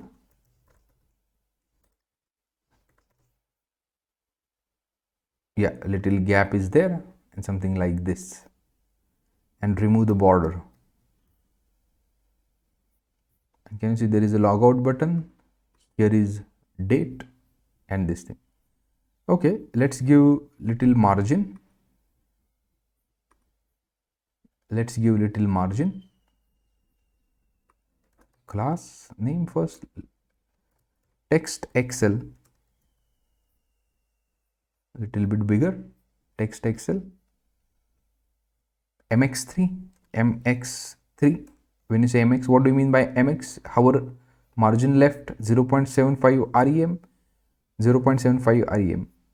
Can you see little gap have been added, or 4, little more gap have been added.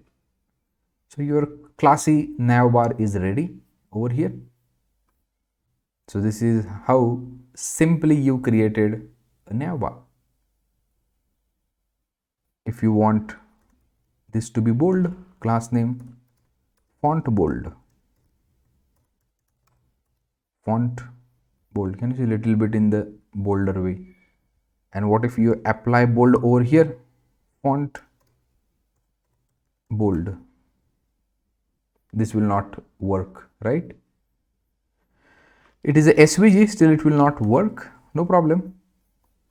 Billing counter management, date, and the logout option. So your classy navbar is ready.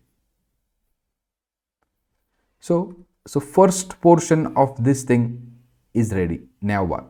Now the left hand side menu. Now what? The left hand side menu. So how do you implement this left hand side menu? So this part is done. Now this part. So if you want to build the left hand side menu, the way we have created this component, in the same fashion we will create another component, side menu.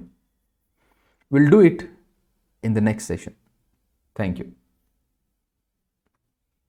Okay, we have built navbar. Now let us see how do we build. Now let us see how do we build this left hand menu. How do we build? Just a minute. This left hand menu. Okay, so we will name it as side menu. The way we have created a navbar separate file.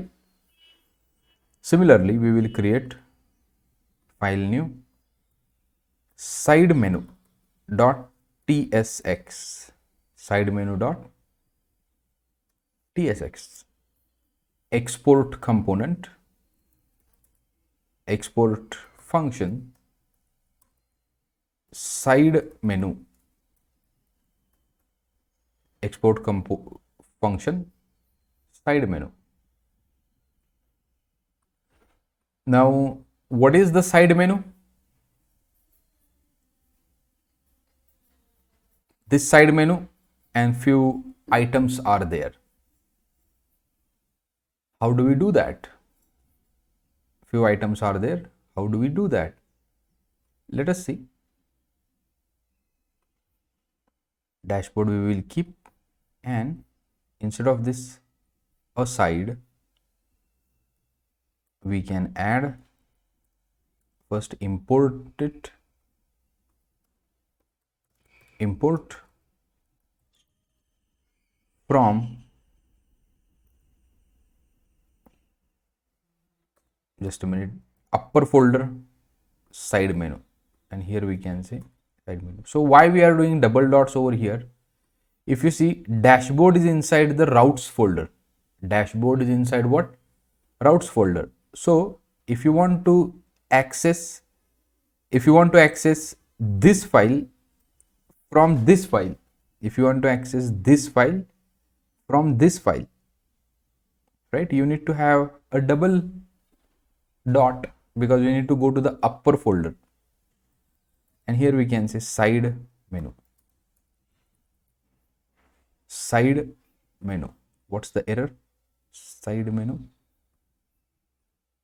Okay, return, it should return the JSX. So error was like that. This is not a React component. So what is the definition of a React component? Which returns the JSX. Which returns what? JSX. That was the concern. Okay, app nav, side menu. Now there is no error because we are returning React fragment. What is React fragment? Let me know in the comment section. Okay, so here we can have aside, and into the aside, let's have unordered list UL. Let's have unordered list UL, and all those things would be, all those things would be, you can say, list items, unordered list items. So here we can say first section bills, customer menu.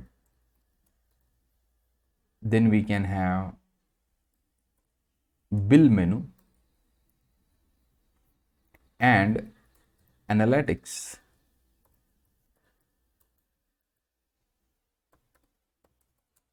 Then what? Analytics. Let us see how it looks. It looks bad. Like that. Now, how much width you would be needing? How much width you would be needing. Remember that you have given width to the parent. So you have full right to consume width as much as you want. W, right? And I can say 20%, W 20%. Let's give a background BG. Let's give a background BG hyphen white. BG hyphen white. To the dashboard, do we need to give any background? Side menu BG white, and height auto. Now what is the height auto? You can see height auto. Let's try to add a border. Can you see? It is this much. It is what? This much. If you say height 100%,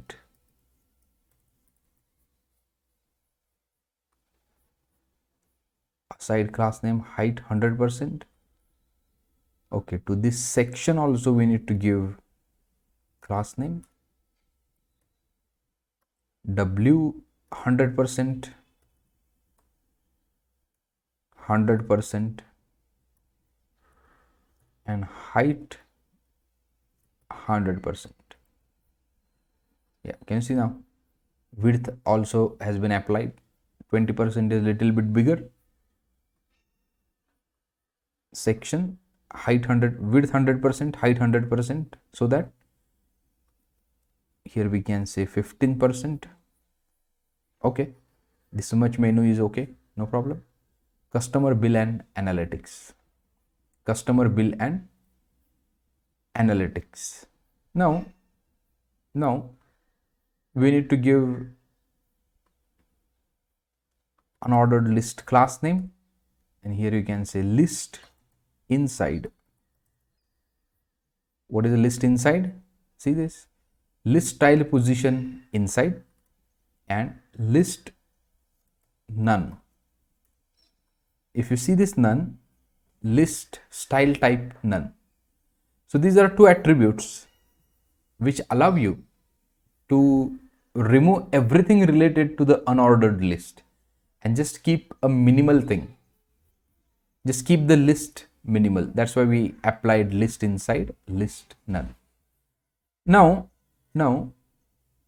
to each list item we need to have some classes. Class, here we can say class, here we can say a border.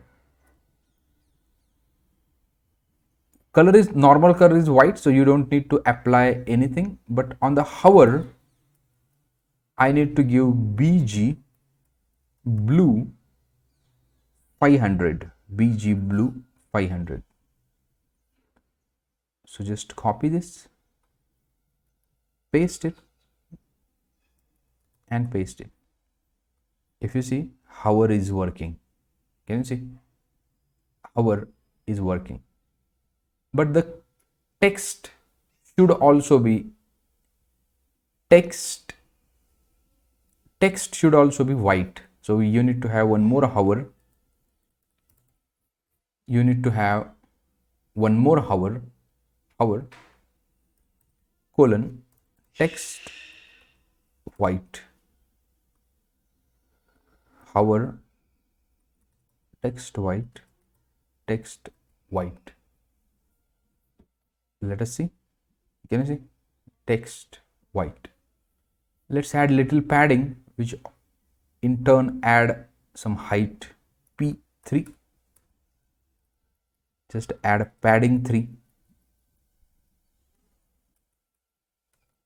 Here also you can add padding 3. Can you see? A little bit like this. Bill, customer and analytics. Bill, customer and analytics. Correct? bill customer and analytics. So whenever you see something like this,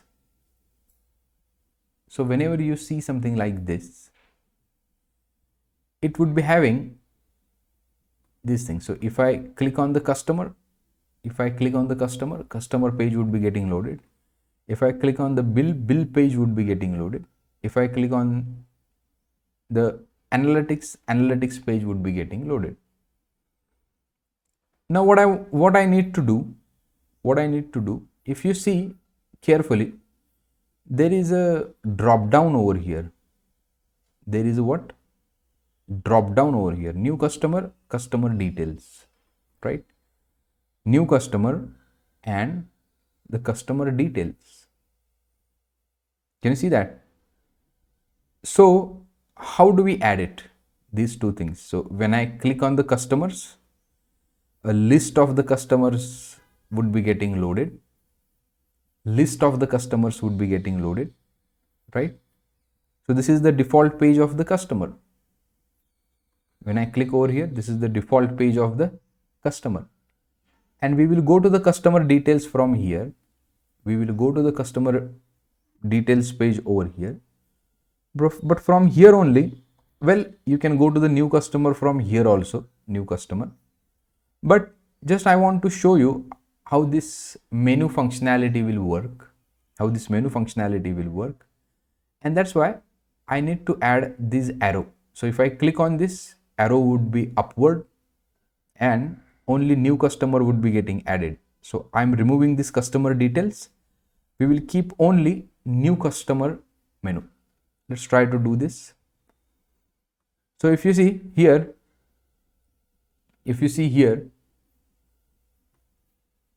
inside this li, below this li, I will keep one more ul, unordered list ul, and into that we can have li and again new customer, and here we would be having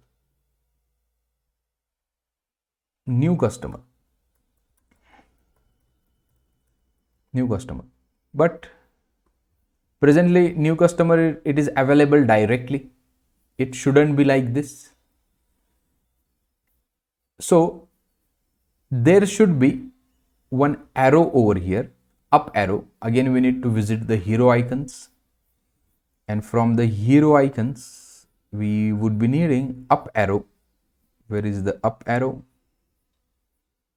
Just search arrow. Yeah, can you see up arrow and down arrow? This is the down arrow. Copy JSX. We will go to the icons page, and here export const down arrow is equals to like this.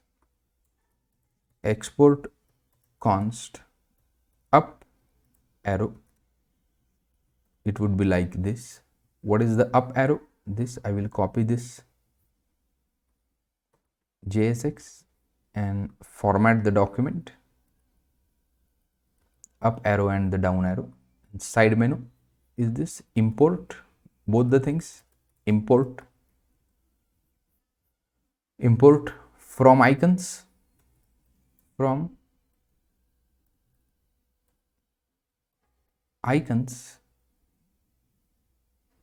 double dot, we are okay, not double dot, single dot, up arrow and down arrow, up arrow and down arrow. So along with the customer, so let's add these guys to the span.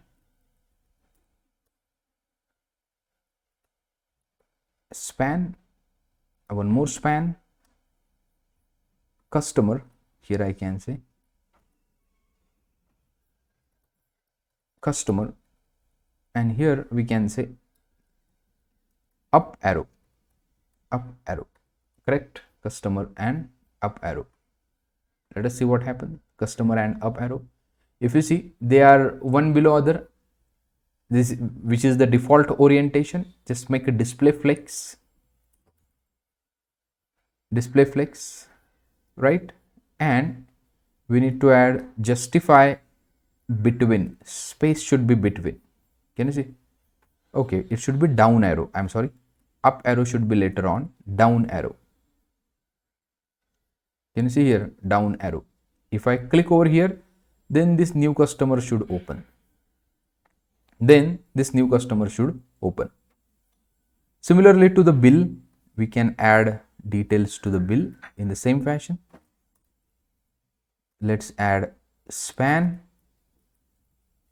and let's add this bill to the span, and down arrow, this down arrow. To the analytics, we don't require anything. To the bill, down arrow. Let's give flex and justify between. Remember that. So whatever I am using flex, justify between, this is coming from the foundational concepts of the flex box. If you don't know what is the flex box, I highly recommend to go and watch these videos, flex layout basics, flex layout, these things. So I have explained flex layout in detail in these two videos. Go to my channel, and this is my channel at Aniruddha Kudalkar. Go to my channel and explore these videos. Okay, fine. These two things. Bill. To the bill also, we would be having some unordered list, UL, and here you can say, instead of new customer, okay, CUS, new customer, we can say here also LI, new bill, correct, new bill. Now what we need to do,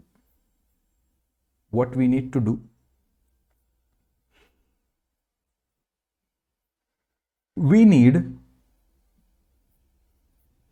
okay, customer, new bill. Now how do you implement this functionality? Presently this new customer and new bill are available as it is, but I don't want them to be visible all the time. The minute I click on this menu, then and only then the arrow should be reversed to the up, and then this new customer should be open.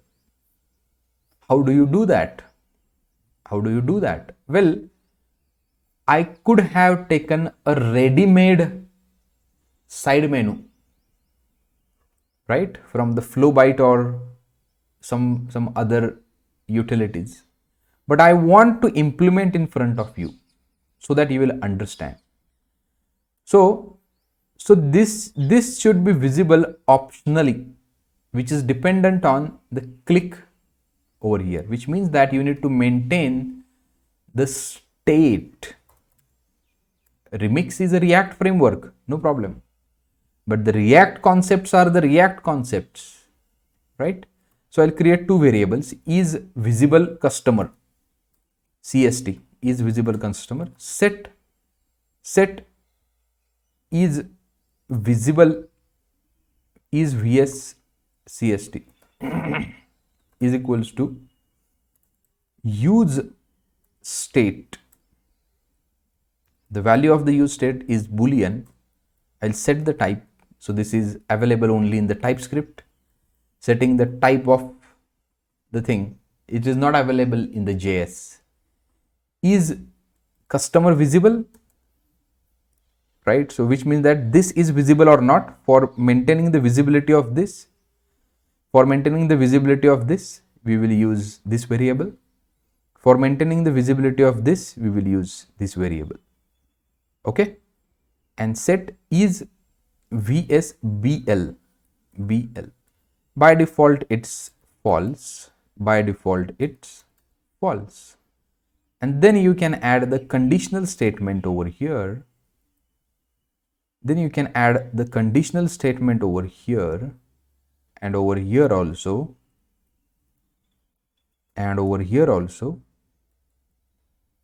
what's the conditional statement?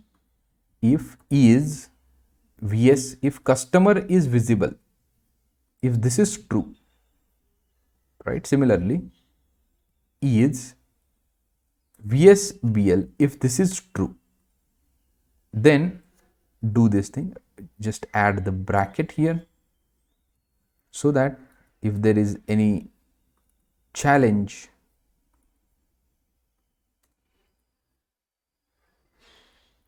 so for better understanding you can add this bracket here, also you can add this bracket here, also you can add this bracket, and instead of doing out in the same line, the minute we add round bracket, we get full right to use the multiple lines like this. Now see, that is not visible in the beginning. Can you see that? But the minute you click on the menu, it should be visible. It should be what? Visible. So how to do that? Either you can write click listener to this down arrow only, right? Either you can write the click listener to the down arrow, or you can write click listener to whole and sole button, but I will definitely write over here. So on click. So here we can say again a const on menu on menu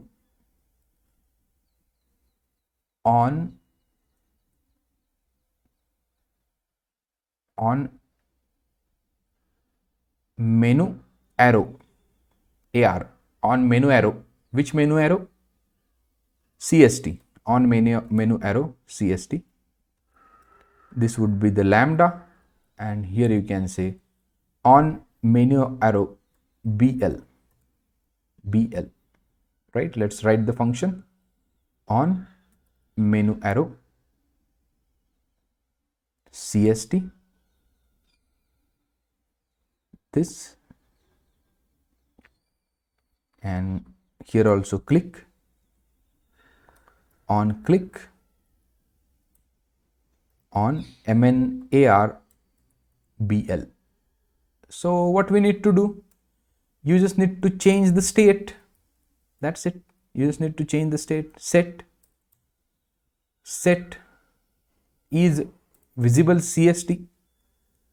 So whatever current value is, right, opposite of that. Similarly over here, set is VSBL, set is VSBL, not is VSBL, not is VSBL. Refresh it, and can you see this is visible? Here also this is visible, here also this is visible. So we have given click listener to the menu. So if you try to click over here, nothing will happen. But if you try to click over the menu, can you see that this will happen? And one more thing I want to implement, if this is open, right? If this is open, and then I try to open the customer, right? This should be collapsed automatically. This thing I want to implement, right? So what needs to be done? So whenever you click over here, other should be made false. Set is VSBL, set it to the false. Similarly, set is CST, set it to the false. Now let us see impact is there or not. If I click over here, now this is open. I try to open the bill. Can you see customer is getting closed and only bill is there? And only bill is there, right? Now I will give a class over here, class name bg blue 100, a little bit bluish color as a background, little bit bluish color as a background. Refresh it. Can you see here? Little bit bluish color as a background. So this is the background, and li also need the class name. Can you see there is a scope of creating a new component over here, because we are doing the repetition. Here also you are doing same thing, here also you are doing same thing. There is a scope of creating new component. Here we are doing the repetition. Here we are doing what? The repetition. Remember that. So here just apply one class p3, apply one class p3, and same thing. Can you see you are doing repetition? p3 new, this is the new customer has been open. This is also new customer has been open. So what we will do, I just want to give a little margin and m3, because if you see here, can you see there is a little margin over here, m3, just ml margin left 3, ml margin left 3.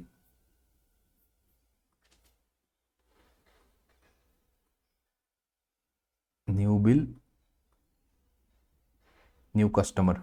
Okay, so ml should be not to the item but to the whole unordered list, refresh it. Can you see now? See here, this is the full item and there is a little margin over here. This is the full item, little margin over here, right? Little margin over here. Okay, next thing, whenever you hover, let's try to give a hover effect. Whenever you hover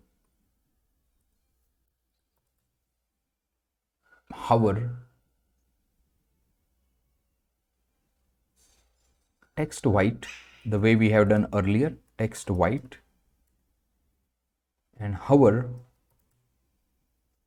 the way we have done over here, hover text white, and this hover bg blue 500, bg blue 500.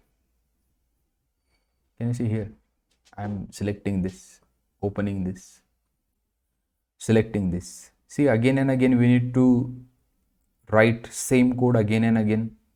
So there is a possibility of creating new component for this, right? But for this time being, I am not creating. I have created in my actual project.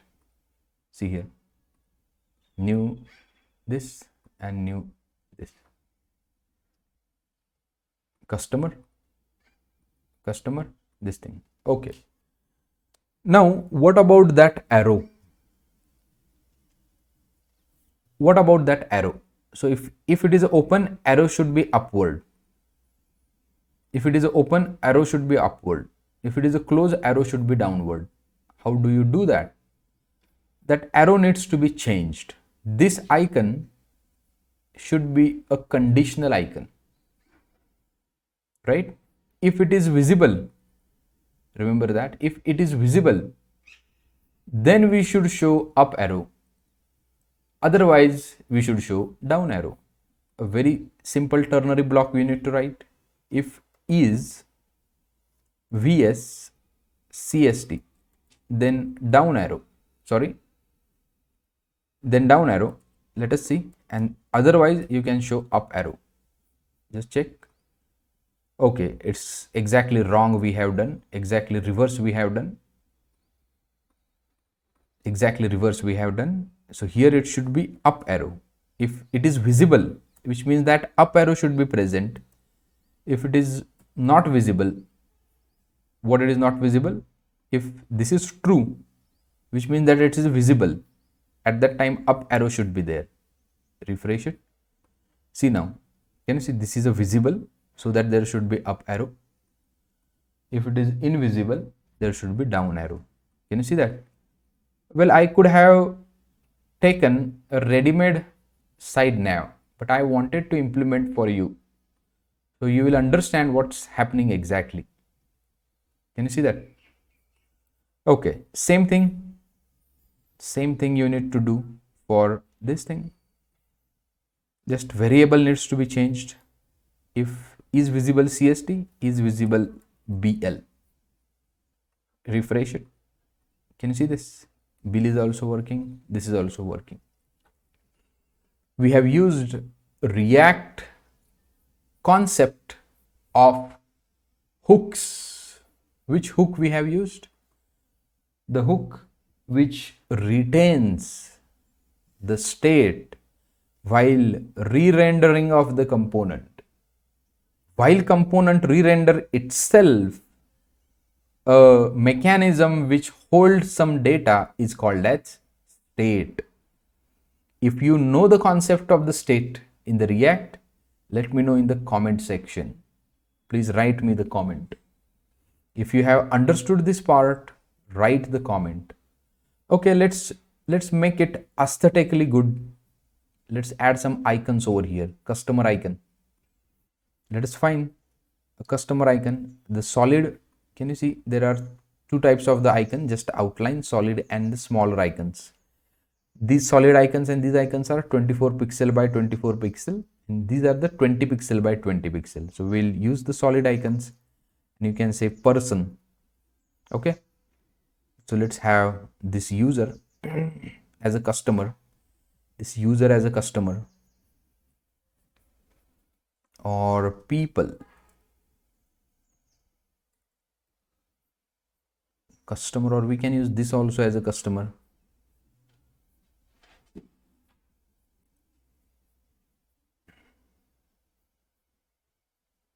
Okay, let's use this as a user as a customer. Go to the icon, and here we can say export const customer, refresh it, sorry, reformat it, side menu,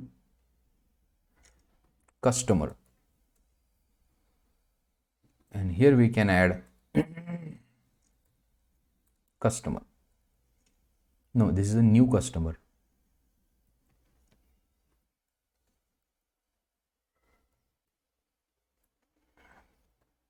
Customer. Let us see what happens. Can you see again there is a problem? So we need this should be as a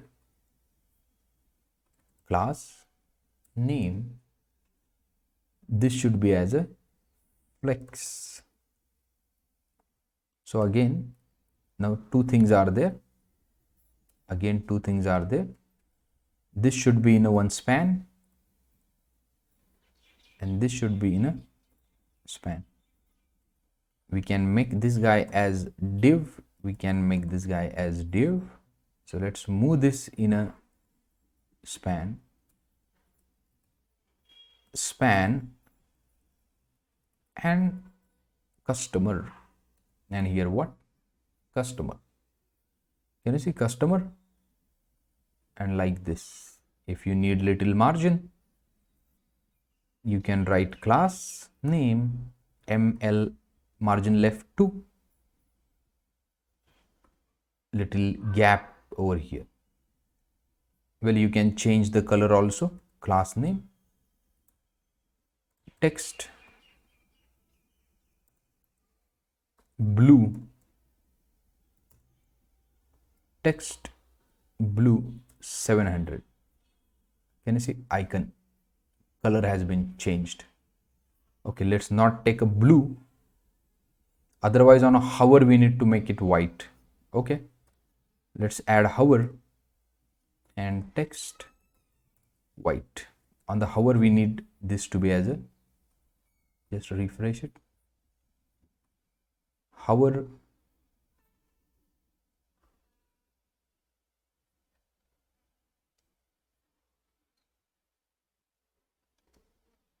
text white.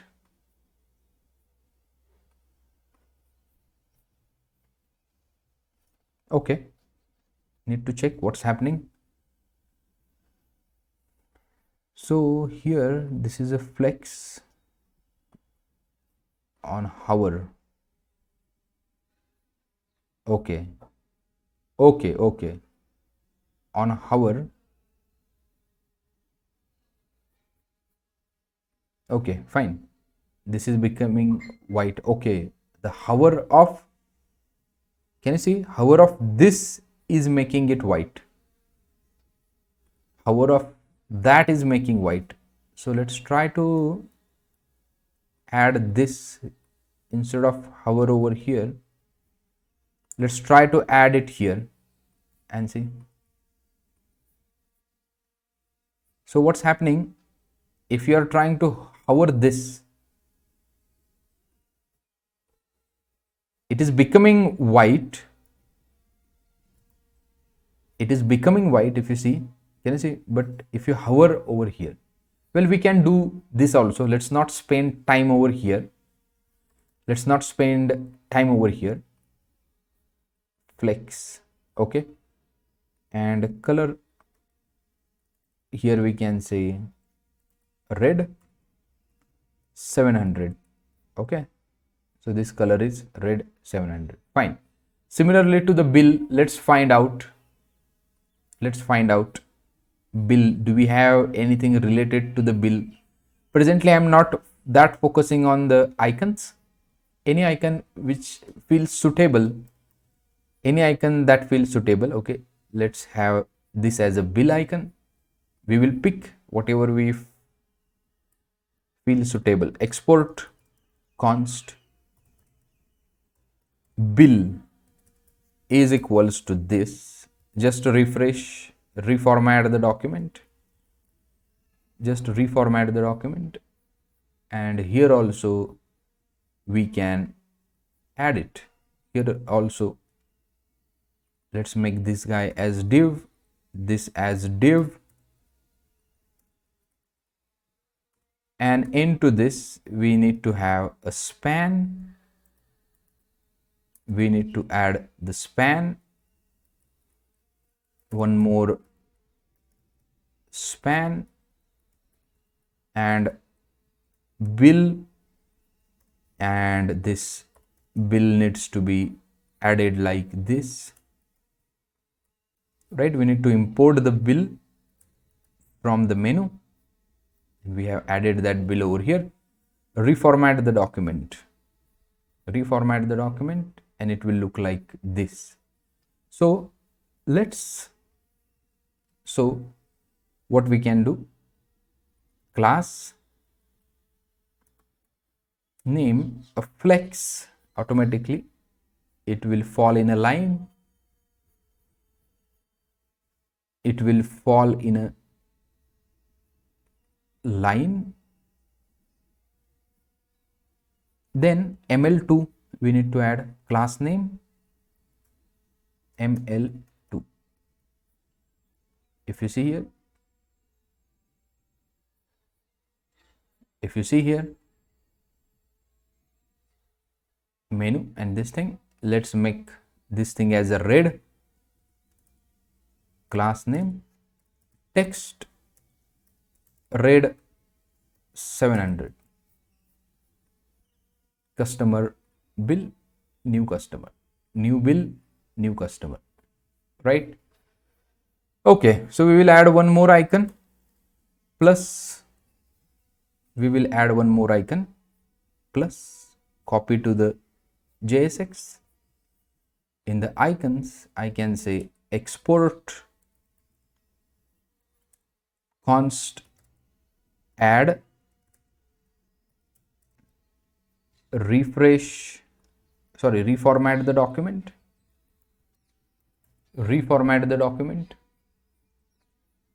and in the side menu, we need to add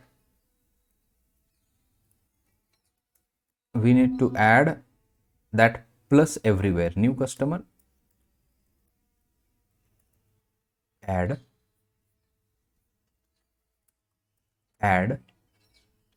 right?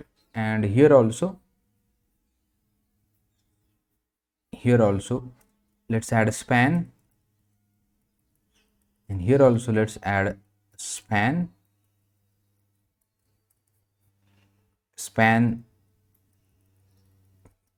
add. Here also we need to have span, and here we will add this span new customer like this. Okay, and what we will do, this should be flex then, this should be flex then. If you see here, why plus has not been added? Okay, server has stopped working. Sometimes this happens. Remember that you need to restart it again, refresh it, restart it again, refresh it. Yeah, can you see plus bill display? Not here, this shouldn't be flex, but this list item should be flex, and there this list item should be flex, this list item should be flex. Refresh it, and can you see plus has been added and plus has been added. Okay, now class name ml2, similarly here also class name ml2, and text color class name text red 700. Here also class name text red 700. Can you see new bill? Here also new customer, new bill. Details we have removed. Why we have removed this? Why we have removed this details? Because when you click over here, then it will go to the details. So you don't need, actually I have made a mistake over here. You don't need customer details or bill details over here. Getting my point? So this is how you have implemented the left menu. This is how you have implemented what? The left menu. There is a scope for more improvisation, right? You may improvise on your own. You may improvise on your own. But this is how you will build the things. Well, till this, let me push the code. So here we can say project architecture. Project architecture UI. Project architecture UI. I will commit this code and sync it, and the code has been pushed to the Git repository. Okay. So next action is to load the things into this container. How to do that, we will see in the next session. Thank you. Okay.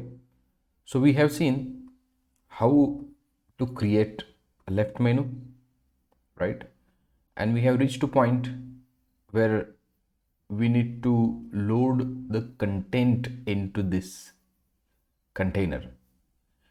If you see over here, main app navbar, inside this section there is a aside, that is nothing but the side menu, and we need to load our components into this container. But remember that let us create first components. But remember that whenever you load, if you see customer would be having two pages. Actually, customer would be having two pages. And what are those pages? First one, whenever you click on the customer, a landing page of the customer would be presented to the user. When you click on the new customer, right? When you click on the new customer, respective page would be getting open. A respective page would be getting open over here. So how to do that we will see. Let me open our wireframes and show you what I mean to say.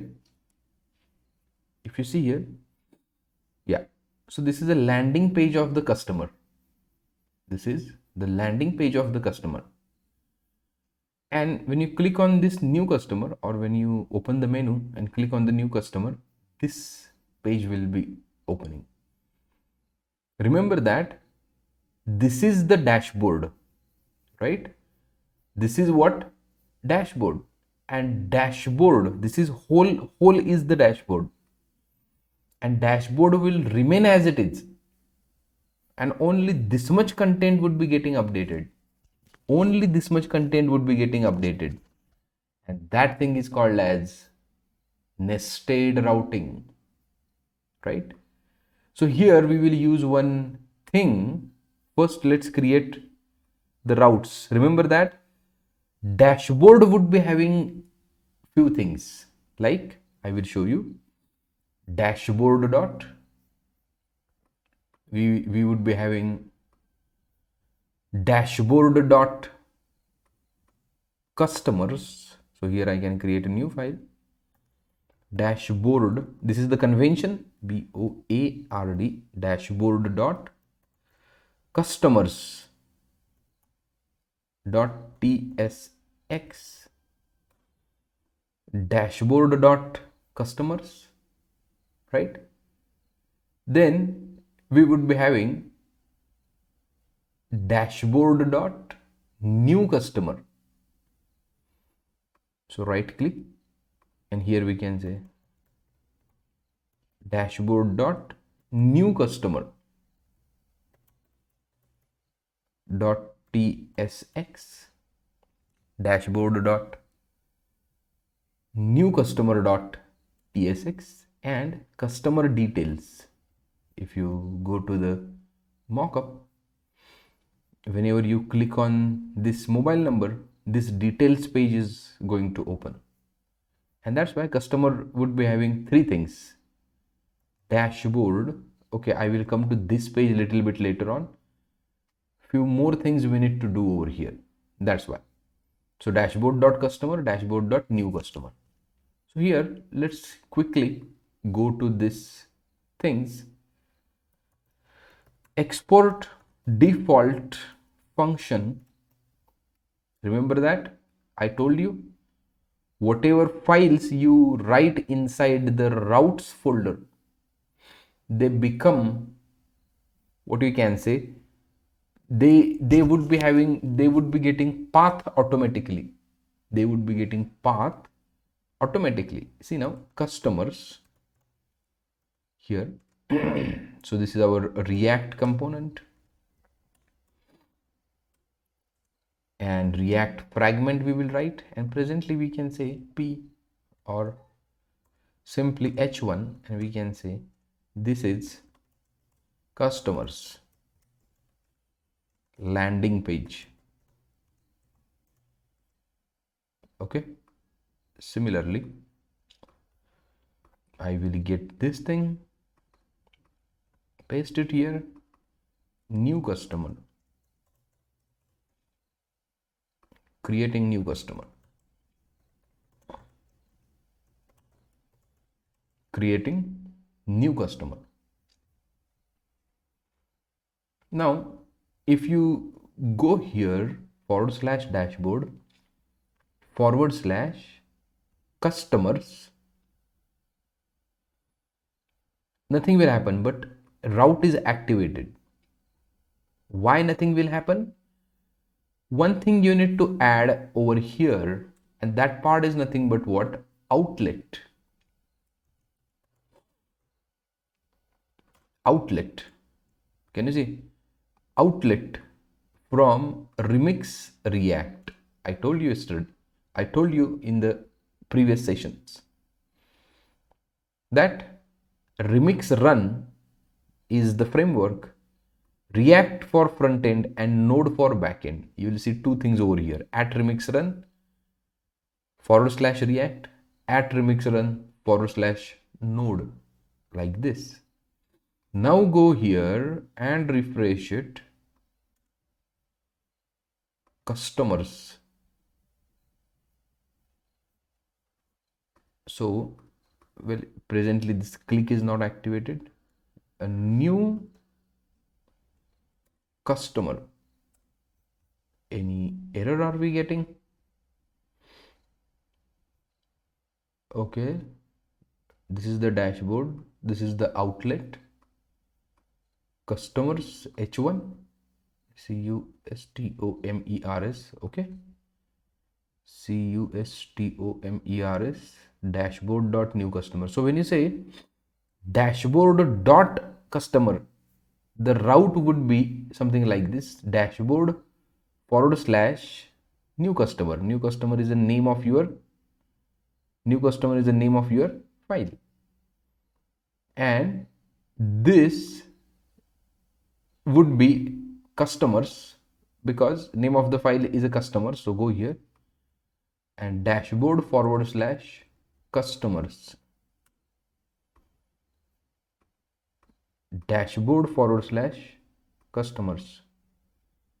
What's happening? Okay, let's check in the console.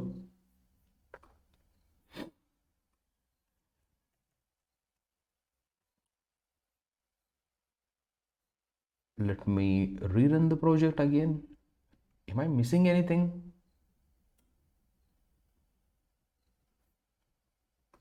Run dev.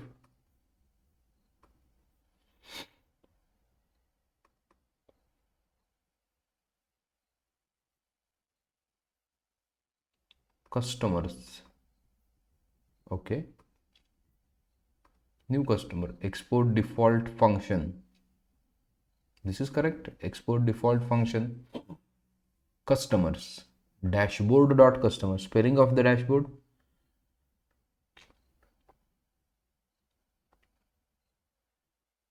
Dashboard dot new customers. And outlet. Any concern with the outlet? Width and height. Okay, let's try to apply. I think this is the concern.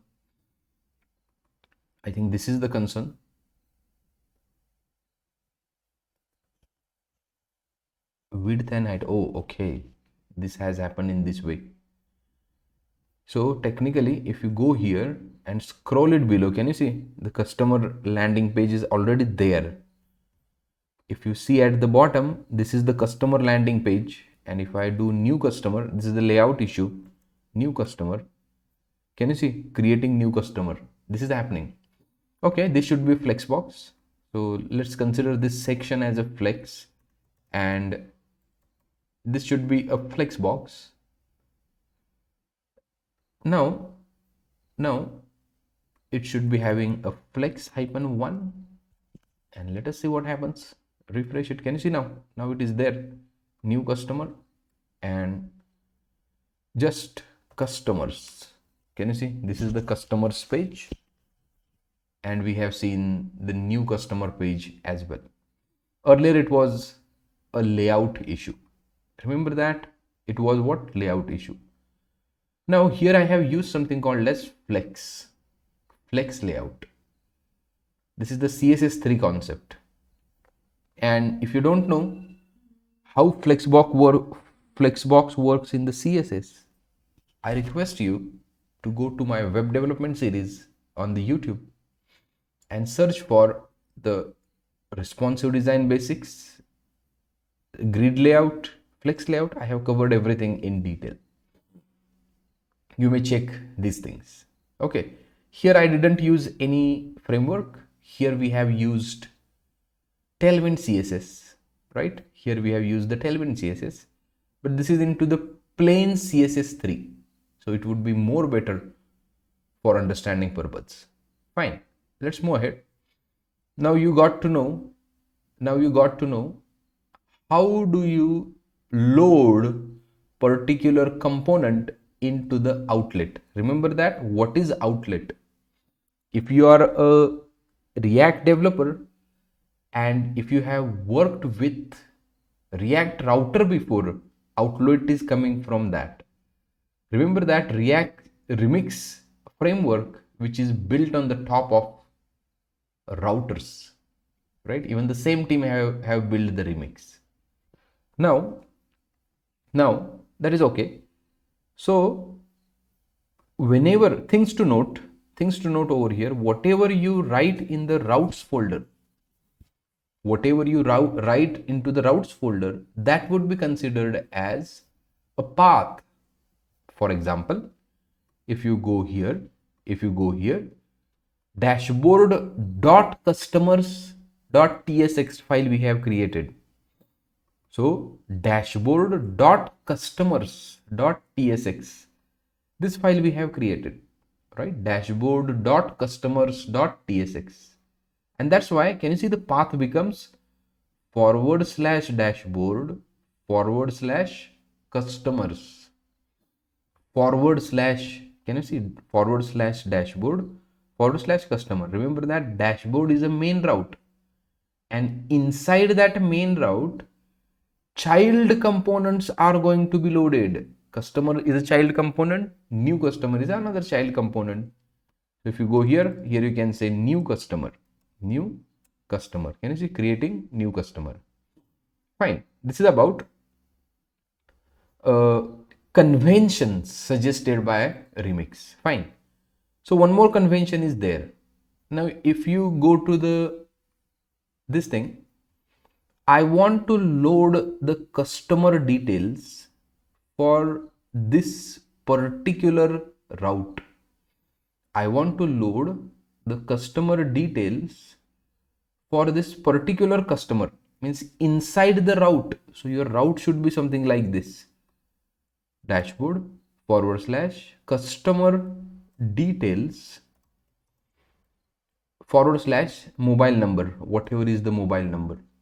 So this is how your route would be there for the customer details page: dashboard/customer details / this. So your path will become this. So how to create a file for this in Remix? See, now let's try to create that new file: dashboard dot customer details dot. Now see, if you see, there is a mobile number after customer details, that's why here dot. Okay, rename this, and dollar path variable name mobile number, right? $.tsx. Can you see?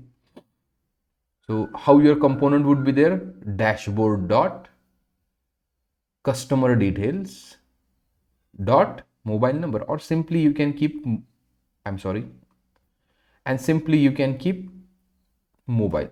Just remove the number, no problem, just to reduce the length of file name. Dashboard customer details $mobile. Let's create the component. This much is the component, and we will add the details shortly. Customer details, we can see customer details, and here we can say, here we will load details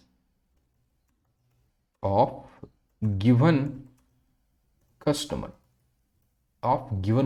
where customer is given in the URL. So something like this.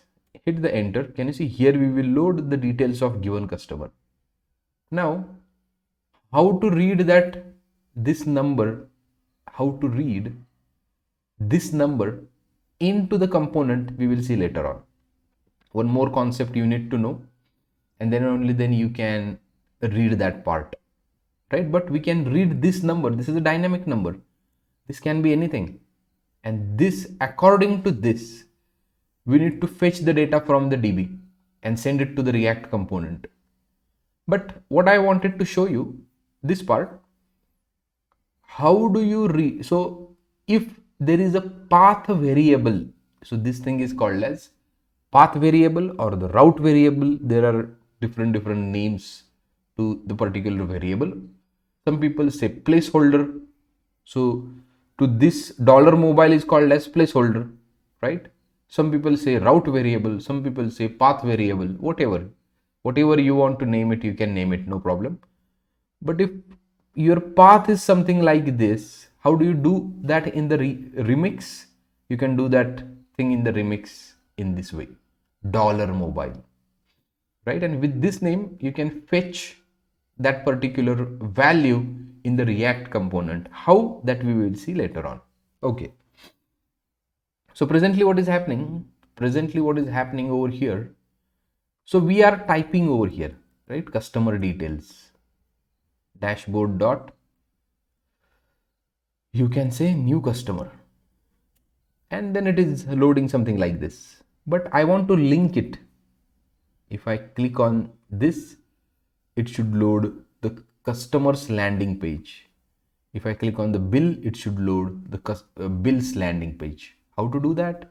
Let's try to do it. Go to the dashboard, and in the dashboard we need to add something. Into the dashboard we need to go to the side nav. Let's close everything. Too many files may confuse you, so close everything, go to the side nav. Okay, and these are what you can say the items. These are actually, okay, this is the app nav. I need side menu, this one. So we need to provide a click to this list item. Also I need to provide click to this list item, similarly to the bill and other thing. How to do that? A side menu, can you see? Here we have the list items, and to this list item we need to provide the click listener. If you remember, if you are a React developer and you have used the React router before, if you are a React developer and you have used the React router before, we use something called as link and to. For this thing we technically use the hyperlinks, but hyperlinks in the router are replaced by something called as link. Can you see this? Link. And this link we need to import again from React. So you go here, remix React, import. Sometimes your auto import doesn't work. From, you can say at remix React. Can you see? And what do you need? You need a link. Can you see that? Link. So this is end link. I'm copying here, and 2 is equals to, we need to suggest where to go. So here from this is the side menu, from the current directory you need to go to the which file? Customers. Remember that you are on this page, which means that dashboard is already loaded. So in continuation with the dashboard, / customers. Okay, let us see this thing is working or not. Link is not defined and server stopped. Let's stop it and rerun it again. This happens frequently. You might need to restart the server frequently. Okay, can you see? I have clicked over here, and this is the customer's landing page. This has opened. This has been working. Link and this thing. Similarly, new customer. So here we need to add a link tag, and let me copy this end tag here, and 2 a prop is there 2, and then we can say new customer. Let us see this thing is working or not. Go inside this new customer. Can you see? Creating new customer. If I click on this guy, if you see here, customer's landing page. If I click over here, creating new customer. How this is working? This is working because the link tag, because the component link which is provided by Remix. Can you see? Link Remix. So one very important update. Do not separately import. Even on the Remix run they have suggested this part. Do not, React router, see here, use location, link. Can you see? Do not import this thing. Can you see? Don't do this thing.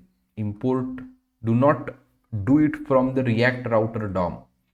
In fact, do not install React router DOM separately. Whenever you work with the RemixJs or remix.run, whenever you work with the remix.run, you need to import all the things from the remix run React. All the things from remix run React. So this is very important. So you don't need to do this thing. You don't need to install the React router, right? It is already there in the Remix project. Okay, fine. And that's why this link needs to be used. And this is working. In the same fashion, let's create few more components. Let's create few more components for bill. Let's create few more components for bill dashboard dot bills. Spelling of the dashboard, BOA is important. Remember that, DASHBOARD, DASH dot new bill dot TSX, correct? Dashboard dot new bill. Similarly, one more file, dashboard dot dashboard dot bills, a landing page for the bill. This is the landing page for the bill. And new file, dashboard dot bill details dot dollar bill number dot TSX, correct? Dot TSX, bill number dot TSX. So new bill, similar to your new customer. Presently we didn't build the UI, we will build the UI shortly. Creating new bill, and custom component name should be new bill. Creating new bill, creating new bill, then landing page for the bills. Here we can go.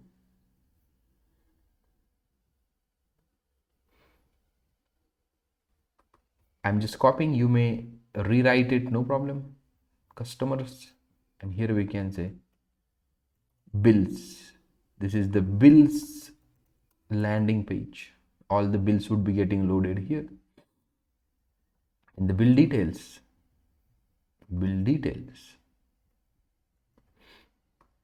here we can say bill details. Here we will load details of given bill number. Okay, now let's close everything and let's wind everything into the side menu. Link tags we need to add. So this is the new bill landing page. So here link tag, here you can say a link tag, and this link tag, just write it again, link tag, format the document, and here we can say to what exactly we need to pass to the you can keep this open if you are not understanding. Dot bills. Okay, and now this link tag, this link tag, you can map it to this link tag, you can map it to new bill. Let us see everything in action, working or not. Bill, can you see this is a bill landing page? New bill. Oh, to the new bill something has happened. New customer is working, customer landing page is working, bill landing page is working. Creating new bill, can you see? Creating new bill, this, creating new bill. This is a bill landing page, creating new bill. So these things are working properly. Now for the analytics page we will do, but before, whatever routes we have created, we need to build the layout for everything one by one. Layout as in this thing. For the customer landing page, customers is there, new customer, search box, this table, all things we need to do one by one, right? So let's complete this part, and at the end we will come to the analytics page. Okay, fine. At the end we will come to the analytics page. Also, if you can go here, if I just do / dashboard, can you see this guy remains empty, right? You click dashboard / customers, loads customer landing page. Dashboard / bills loads bills landing page. But what if this thing, this thing keeps, whenever user is going to land on the dashboard, user just will see left menu, user just will see the left menu, and this thing empty. To avoid that, you can create something like this: new dashboard dot underscore index dot tsx, dashboard dot underscore index. So export default, export default function dashboard index, dashboard index, and from here we can return, this is dashboard index. This is what? Dashboard index. Now go here and refresh it. Can you see? If nothing is there, the index page for the dashboard would be getting loaded. So this is the index page for the root. This is the root index page. This is the dashboard's index page. And that dashboard index page would be getting loaded. That dashboard index page would be getting loaded automatically over here. One more thing. I hope you got this idea. One more thing related to the aesthetics. I want to have a little underline over here. Not underline, a divider. I need to have what? A divider. So there are multiple ways to do that thing, right? So you can go here and just say border hyphen B, means border hyphen bottom border. Can you see? And one, sorry, border hyphen B. This is the width, can you see, or the density. Can you see what is a border hyphen B? Border bottom width has been allocated. We can add the color also, no problem. So to this new customer, okay, and to this li we need to add border bottom b2. What happened? Border b2, not to the new bill, sorry, not to the new bill, but here, this thing. Can you see customer bill analytics? Now little gap you can see over there because of the border bottom. There are multiple ways to do this thing, right?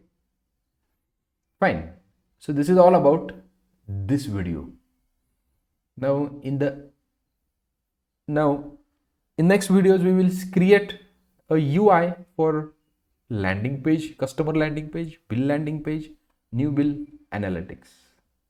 Okay. Thank you. Okay, let's build customers landing page. Let's build customers landing page. Okay. So when you talk about customers landing page, it's all about one table, heading, a link, and the search bar. How to do that thing? Customers landing page. Okay. Let us see what to do and how to do. So first we would be needing, let's close the side menu. Before moving ahead, let me push everything. A router setup for all components. Okay, I have pushed the code. Now customers landing page.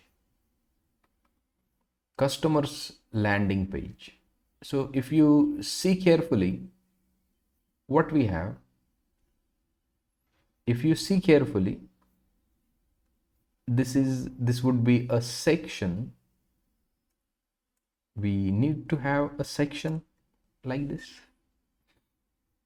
And so can you see this thing can be considered as one div, and in the second div we can add a table. So it would be like this. We would be having a div, and here we would be having another div. We would be having a div and another div. So class, we can add container.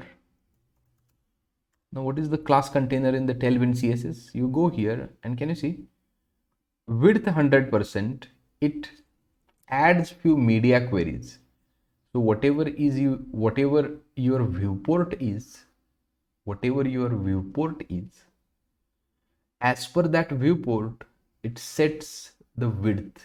That is what the dot container class in the, what you can say, Tailwind CSS. So dot container class does these many things. It gives you the default media queries and it sets the width in short as per your viewport. Okay. So you would be needing a height h, we can say 100%, right? So where it would be getting loaded. So remember that customers is getting loaded in the outlet. Can you see customer? So here the customer would be getting loaded, correct? Here the customer would be getting loaded.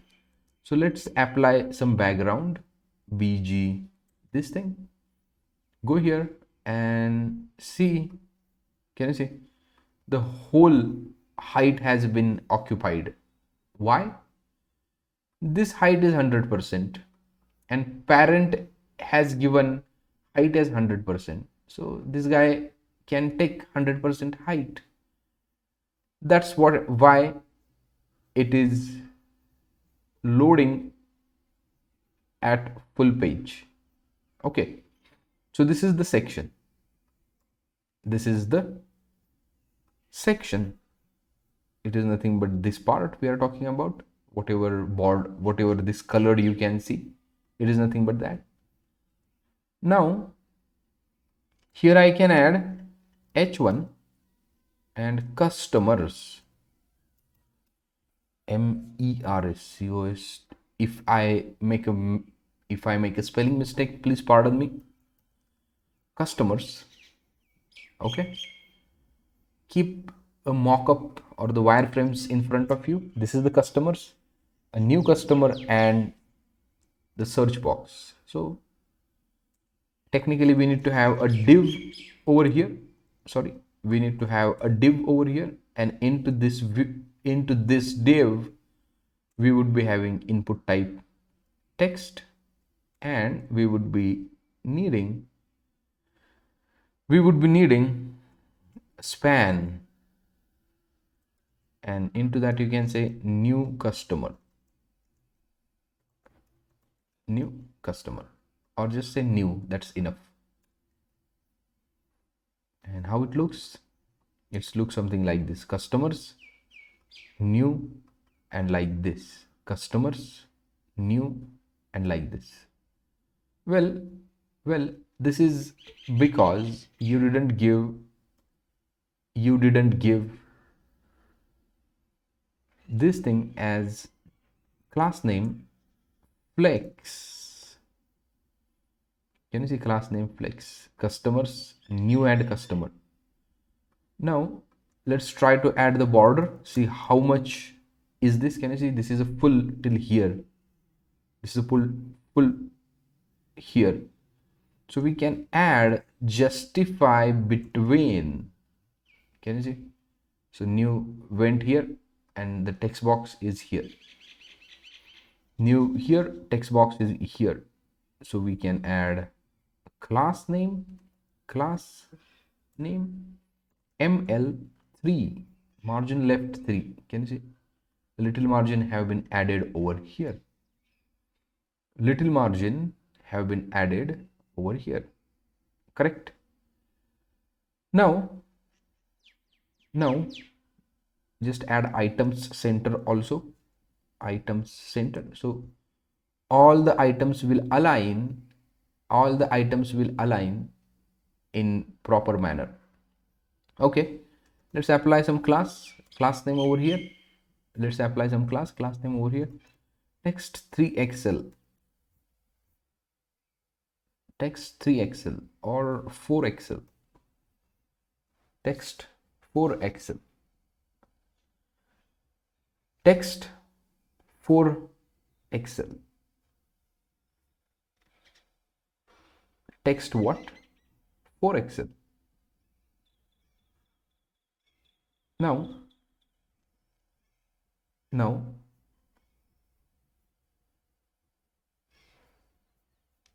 a text box would be having little height over here. Class name we can say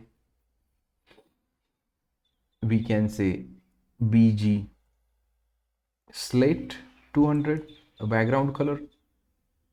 Can you see some background color we have given? And let's remove this background color. We don't require this background color. Actually we don't require this background color.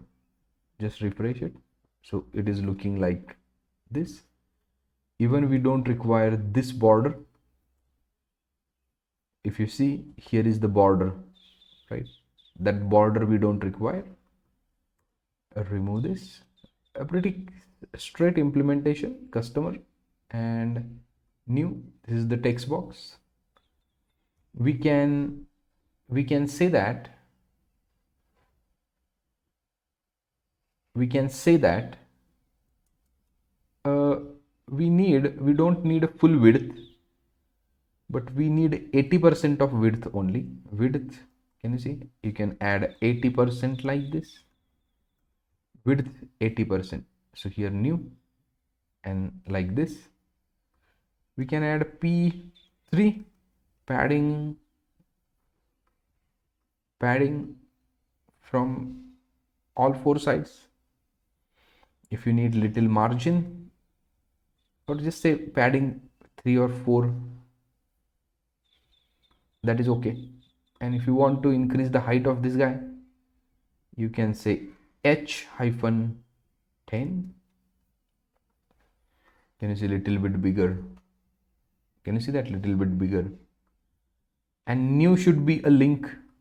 New should be a link. And from here we need to take it. Okay, so let's copy link from here. I don't know why link is not getting open. So here you can say link and 2 is equals to, now see here, /. So you are in the customers page. Now double dot is required because customers and new bill are on the same page, are on the same level.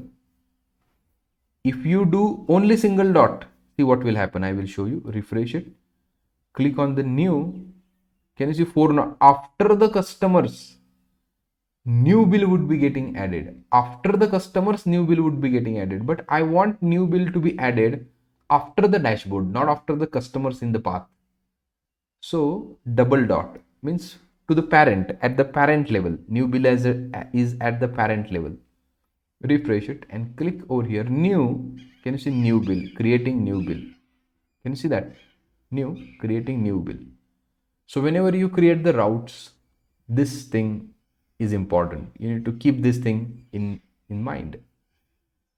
So if you want this to be little bit bigger, class name, text to Excel.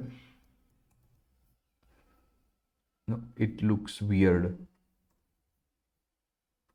It looks weird.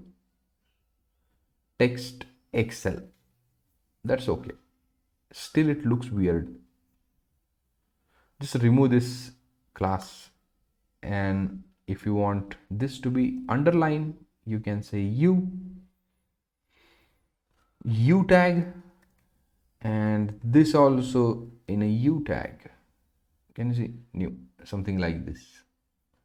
Okay, so let's not invest too much time in decorating these things. You may decorate on your own, whatever decoration you need. But as far as this thing is concerned, customers like this. If you want to add icon over here, you can also add icon over here, plus icon. We already have add icon. You can add that icon as well. Fine, no problem. So in this div, now we need to add the table. In this div we need to add what? Table.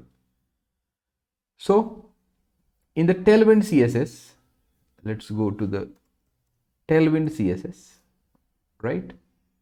In the tailwind CSS, if you go to the components,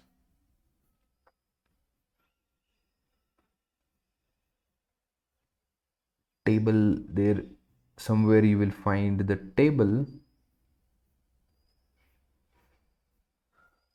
Yeah, table, border collapse, border spacing. So I'm referring over here. Okay, I'm referring over here. You may also use it. Remember that I'm not using any kind of tailwind components, default tailwind components. Why? I want to show you how things work internally. If I use a table or data grid component, you will not know what's happening internally. As I told you in very beginning, my whole intention over here is to make you familiar with the project development. Your thinking is important, and all these things will help you in building your thinking, and that's why I'm using raw things as much as possible. So table tag, we need the table tag, right? So I have used this many times, so I know the difference exactly. So here you can say table and table fixed. So table fixed they have given over here. Width is fixed. So if you can see, there are two types of table layout: table auto, table fixed, right? Table auto and table fixed. So this is the typical of the tailwind, right? This is the typically the tailwind. But internally, your these CSS properties are getting set: table layout auto, table layout fixed. Okay, let's have a table fixed over here, and t head we would be needing, and t body, right? This is the HTML5 table, t head and t body. Now in the t head we would be needing a tr. Inside the tr we would be having th. In a th, let's go here and you can see serial number, mobile, name, DOB, and the actions. Serial number, mobile, name, DOB, and the action. So here we can say serial number, mobile, DOB,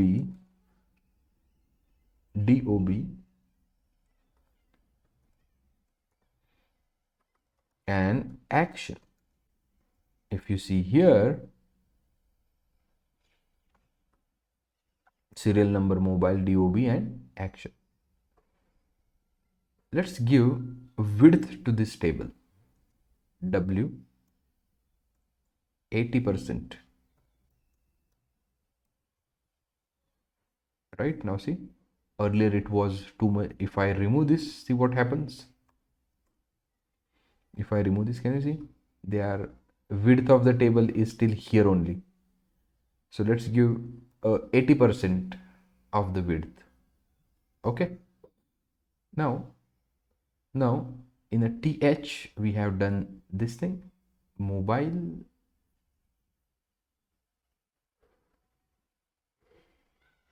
okay. In the customers we are going to add email also, so email is not here.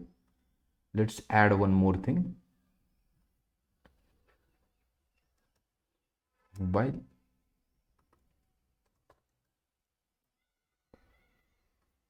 and one more thing, name. Let's add name to the customer. Serial number, mobile, name, email, DOB, and whatever actions we have, that actions. Now in the t body, what's remaining? Again, TRs are remaining. One TR, multiple TRs we can have, and into that TD, into that what? TD. And in this TD, table data, we can say 1, and here you can say mobile 2, 3, 4, 5, 6, 7, 8, 9, 10, name ABC,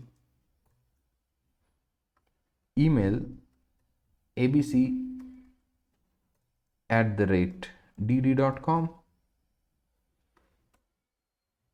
DOB 2000 0101 2000 0101. Can you see? Something like this. We have something like this, serial number, mobile, ABC, and something like this. Now what is happening over here is that we are not getting borders, right? We are not getting borders. So what tailwind suggests you? Class name, border. Yeah, can you see a border has been added? We can give a color to the border also. Border slate, border slate 100 or 200. Can you see a little bit darker? If you want more darker, go on increasing that number. This one. So just attach this class everywhere, copy, paste, paste. See, if I could have taken a ready-made component, you won't be understanding how to add border, right? You won't be understanding how to add border.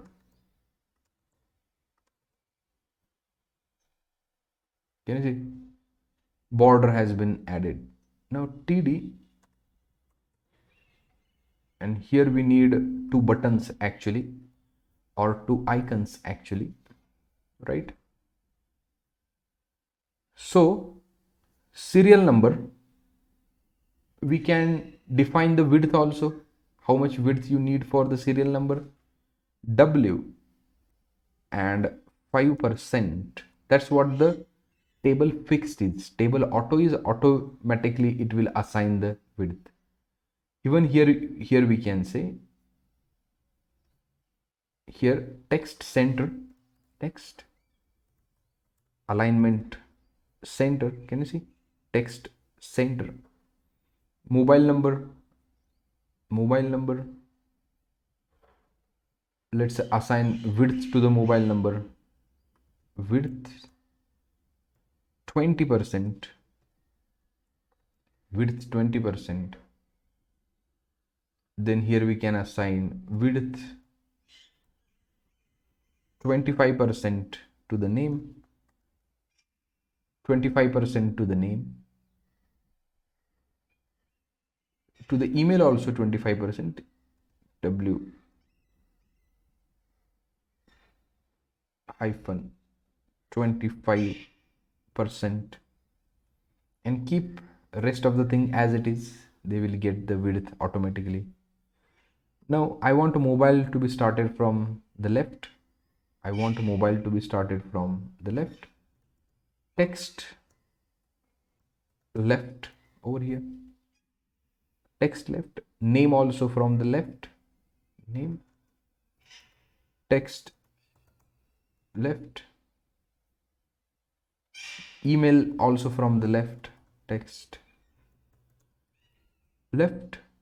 Okay. Email also from the left. Text left. DOB, text center. And this DOB also text center.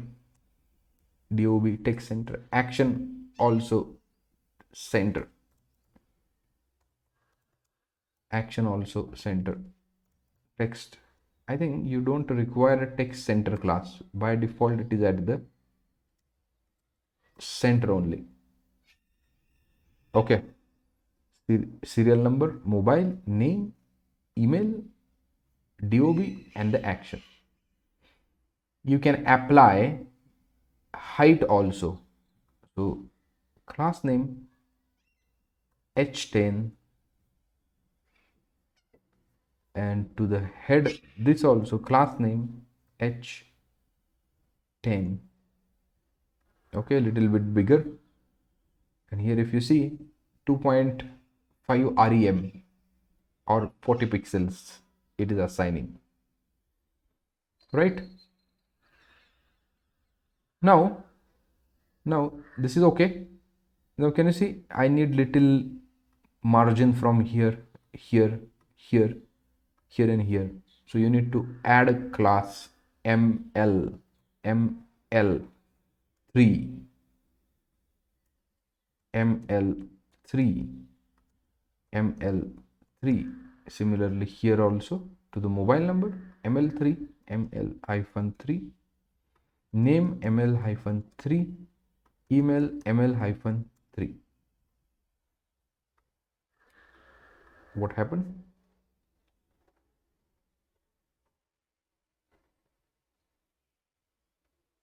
ml-3. Margin left has been added, but why not reflected here? Table fixed 20%, text left ml3. What's the reason? Do I need to restart it?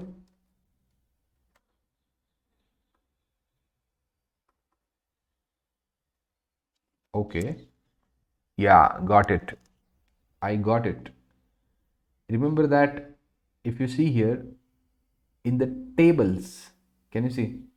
You cannot apply margin directly, right? You cannot apply margin directly. So you need to do a trick. So add this guy into the span because it is attached to the border. So I need to add a margin. So instead of adding margin, to the th, you can create the span and then apply the margin over here, ml3. See, now it will work. Can you see little gap have been added? So you need to do this thing everywhere. Wherever you need a margin.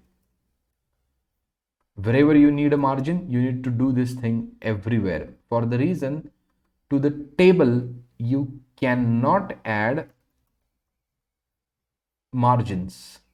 And so that, just add one more element into the table and add margin over there. And here we can say 908978, something like this. Name ABC. Just copy this ABC, and here I am copying this abc@dd.com. Can you see little margin have been automatically added? Now, what about these actions? Right? If you go to the project, edit and delete, two actions are there on each row. So we need to find out icons. So we know how to do that. Hero icons. Let's go to the hero icons first and find it out. Go to the solid ones and just try to find it out. Similar icons. So cross and edit. Cross and edit.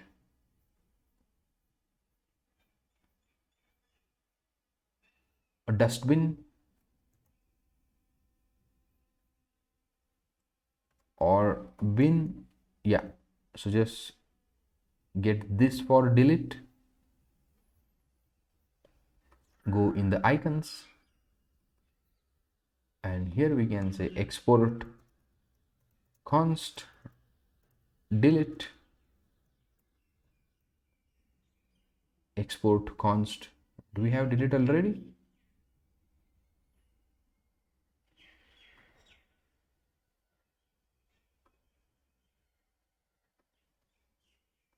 Export const. Okay, delete is a keyword. Del. Delete is a keyword in the JavaScript. Do you know this thing? If you know this thing, write me into the comment box where you use the delete keyword.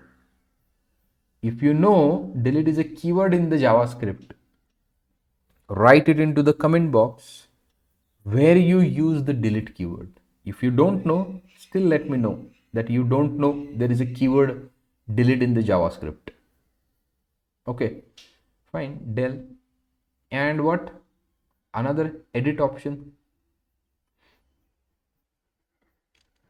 Edit pencil. Can you see this pencil square? This one. Export const pencil.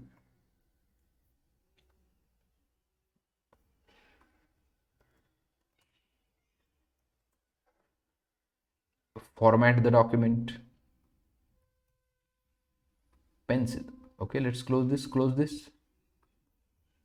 And first import the icons. Import from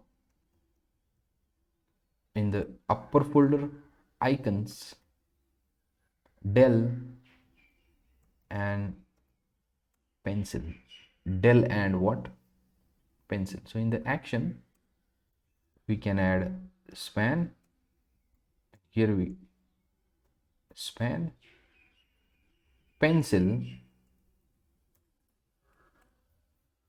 and here you can say Dell, pencil and Dell. Let us see. Both are same. How come? Pencil and Dell. Refresh it. Yeah. Okay. We need one more div inside this. For the reason I need to make them a flex. Class name, just flex. A default direction is row. Justify items center, right? Justify item center. Justify item center and items center. If you need little gap, justify between.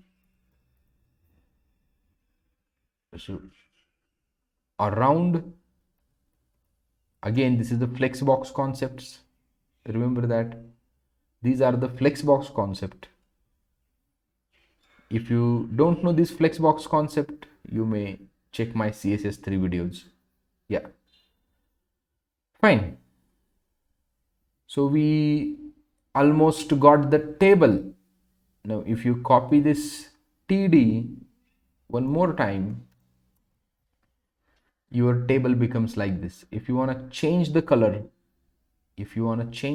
class name, text blue 700 and text red 700, text blue 700, text red 700. Can you see this? So these icons would be like this. This is the search bar. Okay, so let's give a little padding. Say P2. Can you see? Let's give P2. So little padding would be getting added internally. Little padding would be getting added internally. Okay.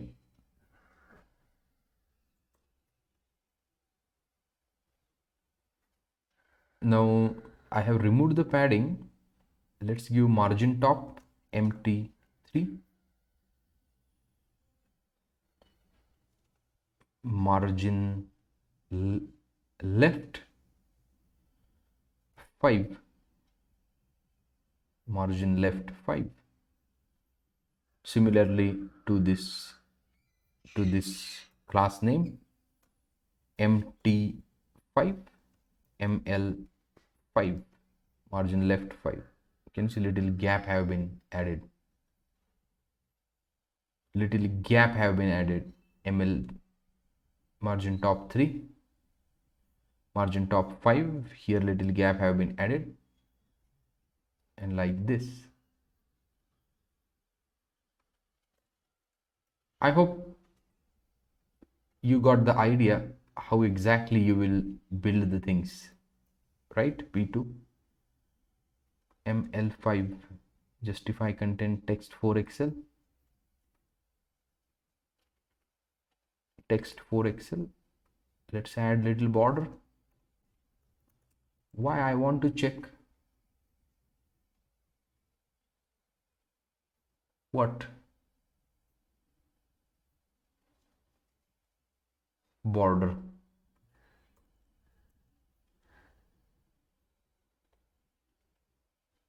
Okay, so customers, and this like this.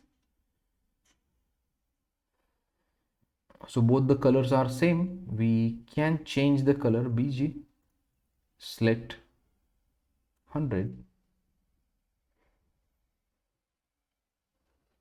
color we can change like this, and we can add shadow to the table. Shadow LG. Can you see table would be having little shadow? and bg white, we can say.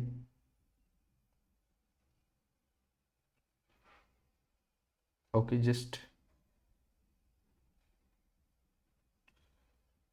okay, just make table as white, just make table white. This bg slate,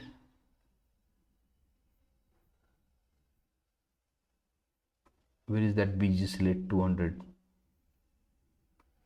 Let's remove this guy.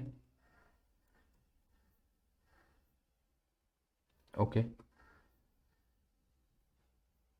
so this is white, this is also white. Let's keep it as it is, no problem. I have concern why this width is little bit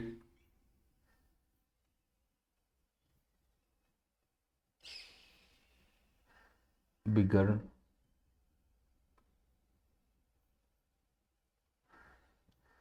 Okay, inside this there is a table, width 80%, this width also 80%,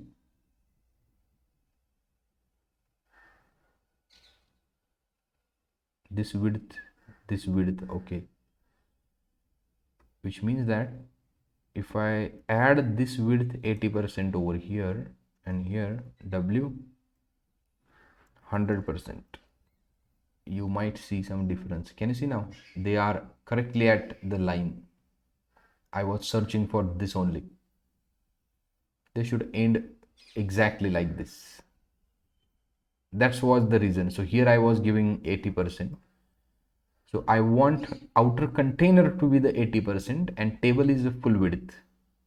So we have done something like this. So this is the search bar. So if you think color is little bit too much brighter, we can give 100. Can you see? Like this. But this is a search bar.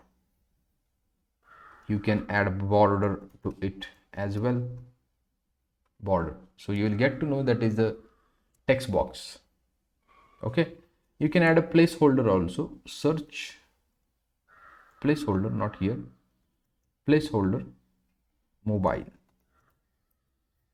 You can enter the mobile over here and you can search by means of mobile. H10 if is bigger, okay, H8 is enough, right? H8 is 2 rem. H10 if you see here is 2.5 rem. H8 would be okay, right? Now it looks cool. Little shadow is also there, customers gap is also there, and like this. I hope you have got the idea how we have built the customers section, right? But remember that presently you have taken a static data over here. In future, this data will come from the DB. In future, this data will come from the DB. Remember that. And at that time, we will loop it, iterate through the loop. We'll see how to do that. Thank you. That's it for the customer's landing page. Thank you. Okay. Let's build new customer component. This is actually easy. In the login screen, we already have built email and this text box. Same we need to repeat in one form. Let's see how to do that. Section h1. Let's wrap it in a div. Well, let's give class name container and height 100%. Height as the 100%. You may check border. You may check how it is working. If you see, there is a thin border at the end, and that border is coming from this, which means that width and height are set up correctly. This is very important. Whenever you build the layout, make sure that width and height is fit completely. Okay, so this h1 I will move inside the div and new customer,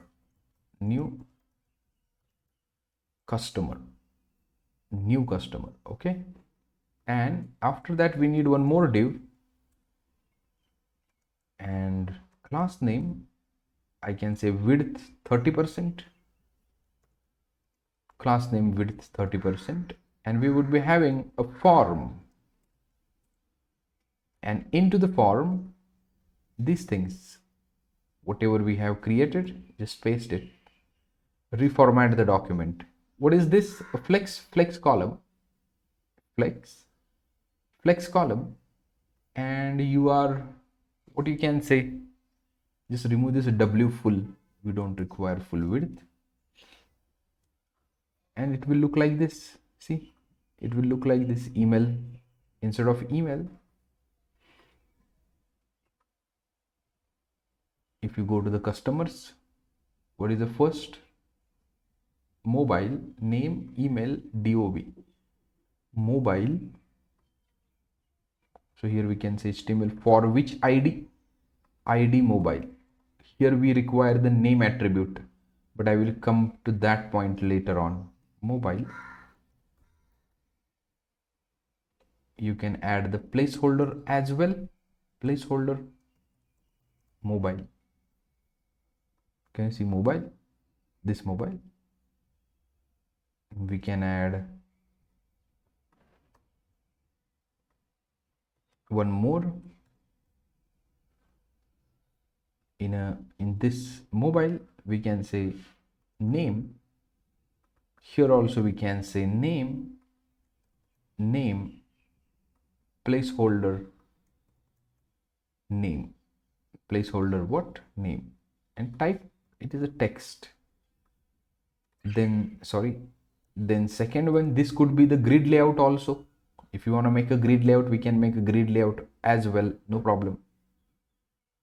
Flex column, okay, name, then email, HTML for is nothing but label for which input field? This input field.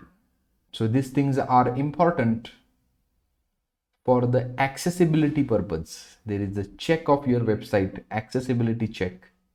Into that, these things are getting checked. Here we can say email. Here we can say number.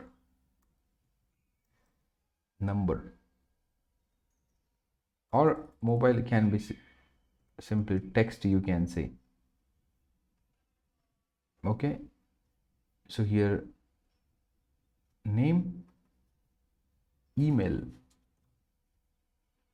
placeholder also an email.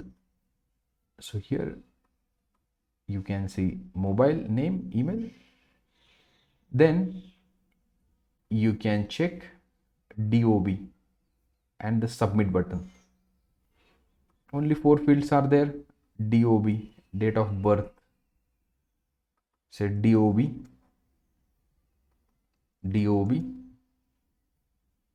input type date, dob.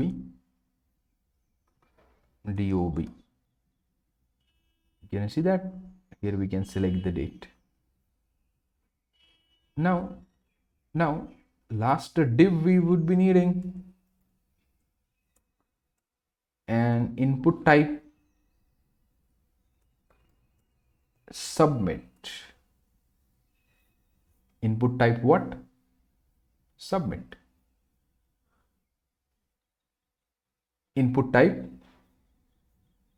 submit. Value, say create.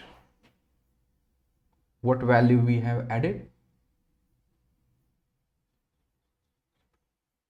Create.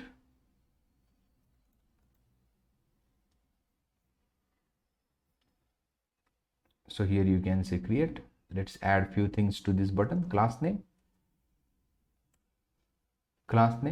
bg line 600. It will look like this. bg line 600 p2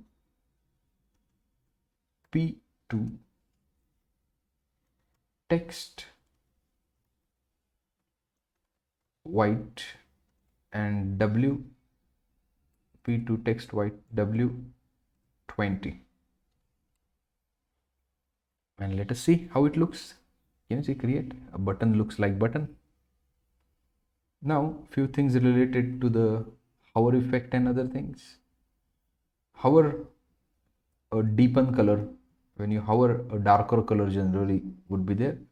bg lime, here 600 is there. bg lime, let's make 700. bg lime 700. And active means selected. bg lime 800. bg lime 800. Okay, see now. Can you see? If I click, different color is there. If I hover, different color is there. On the normal state, different color is there. If I click, different color is there. Right? Now we can make a rounded pill also. When you focus, it should be ring. See what happens. A little thing has been added outer. Then focus colon, sorry,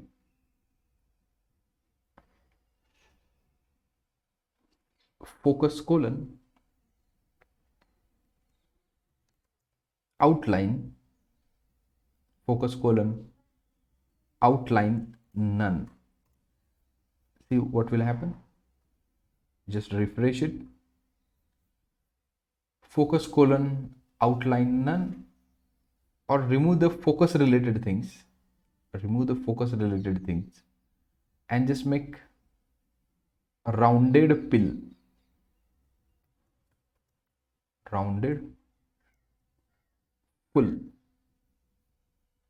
It would be like this. Class name flex justify content center. It would be over here. Let's add little margin everywhere. Margin top 3. Here also empty 3. Here also empty 3. Here also empty 3. Margin top 3. Right? To the whole component, let's give empty 5. Sorry, not empty 5, ml5. Margin left 5. Okay, only one has been selected. ml3, that is okay. Sorry, mt3, that is okay. ml5, margin left 5. So this also class name ml5 mt5 and new customers heading 4xl, text 4xl.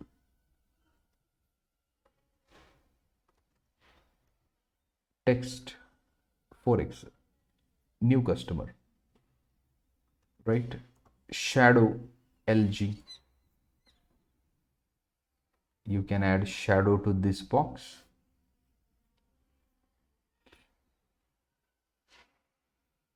Okay, then you might need a padding 3. Mobile name, email, dob, and little padding you have added.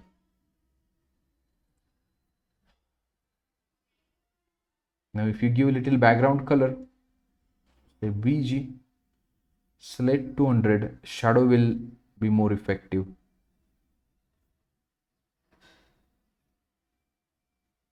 And then you can give bg white.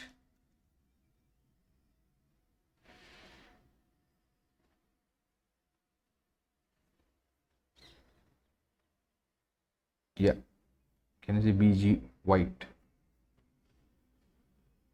And mt5 margin top 5. Can you see? So your component will look like this.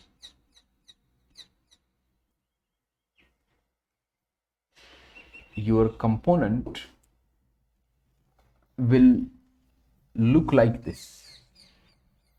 In the customers, new customer, how much is the margin we have given? mt3. Let's make mt5. And here also margin top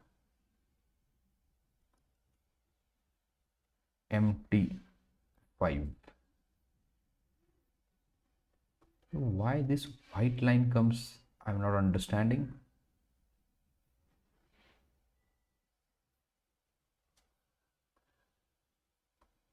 Okay, to the container we have given some background color. Just make it 100.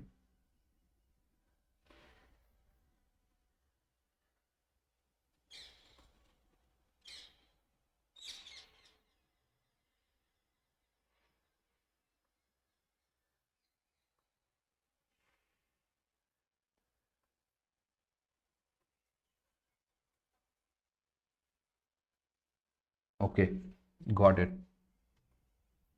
So if you see here, let's remove this bg from here, no problem. And if you can give bg split 100, that would be more convenient. See here, we can do something like this. New customer, this is the customer, new customer, everything is at the same position. And if you do something like this, would be great. So this is how you will build mobile, name, email, dob, and create. So two things have been done for the customer. That is the customer landing page and then new customer page. Customer landing page and the new customer page. Now there is one more thing inside this. If I click on this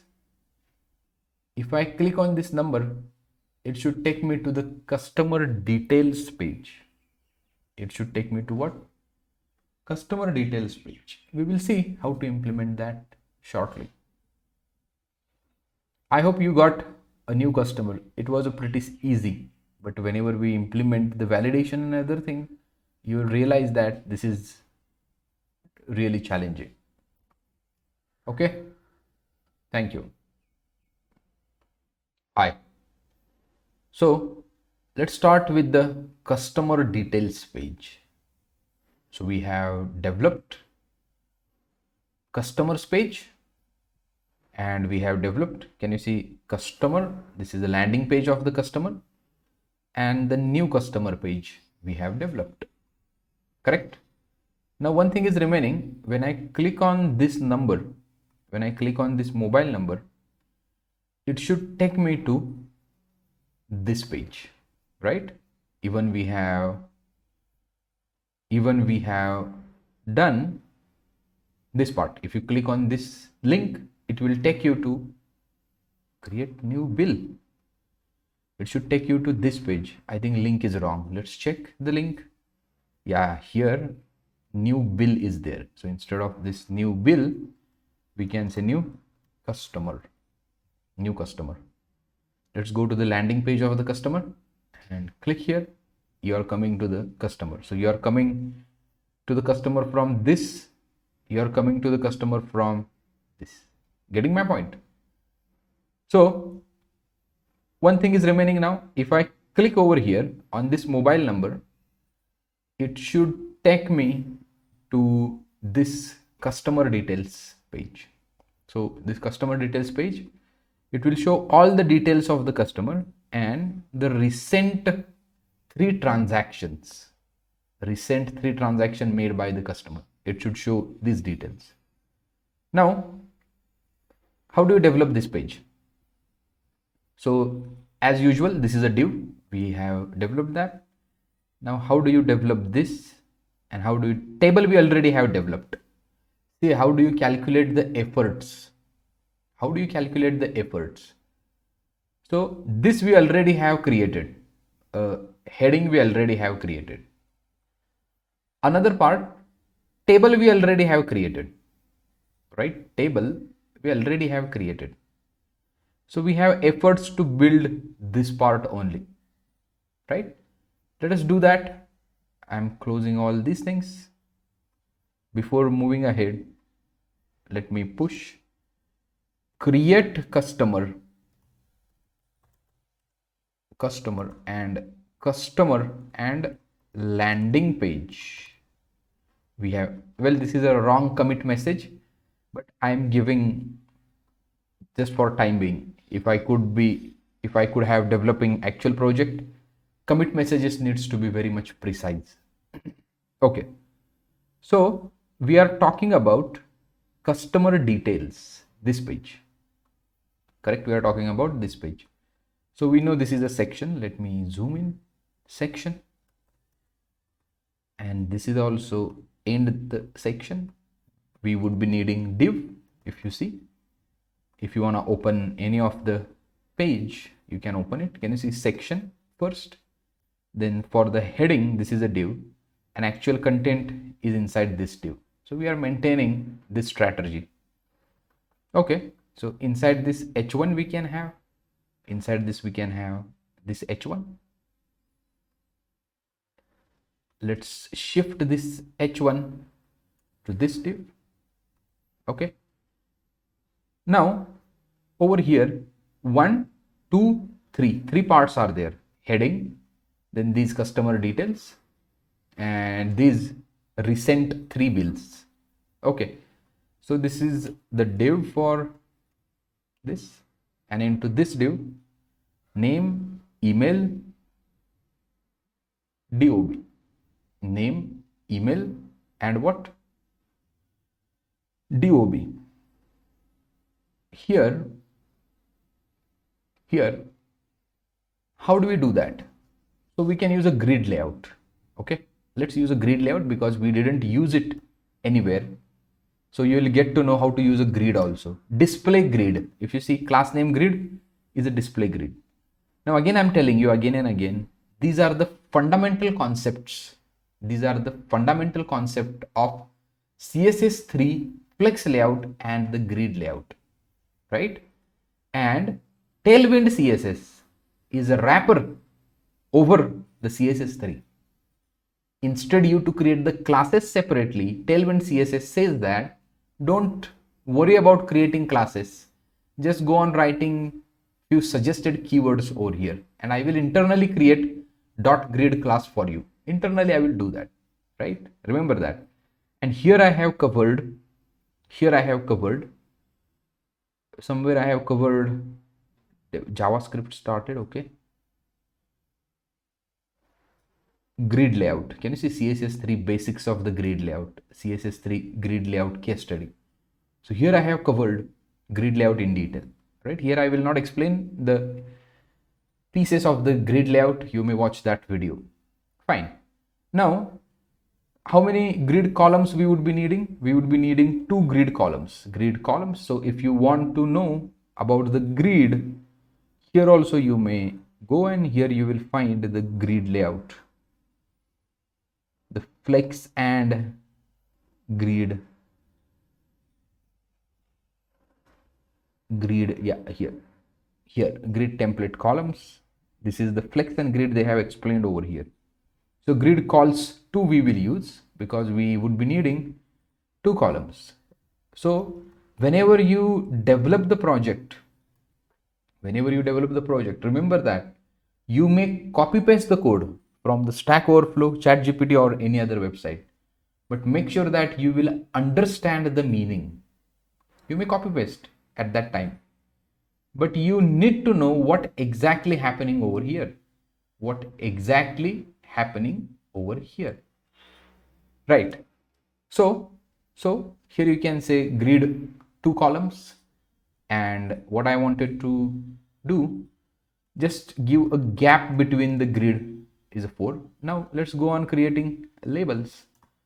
Label, and here I can say mobile, and one more label over here. See, 2 columns. So this is the first column,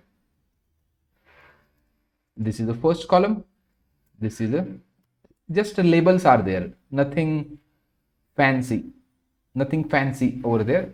Name, value, name, value, name, value, name, value, like that.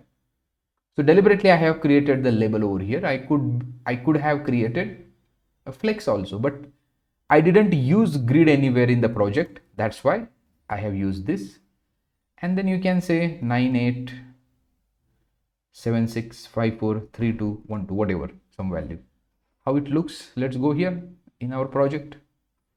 See, there is no link available, so we need to do customer details, dashboard customer details 1 2 3. Can you see here?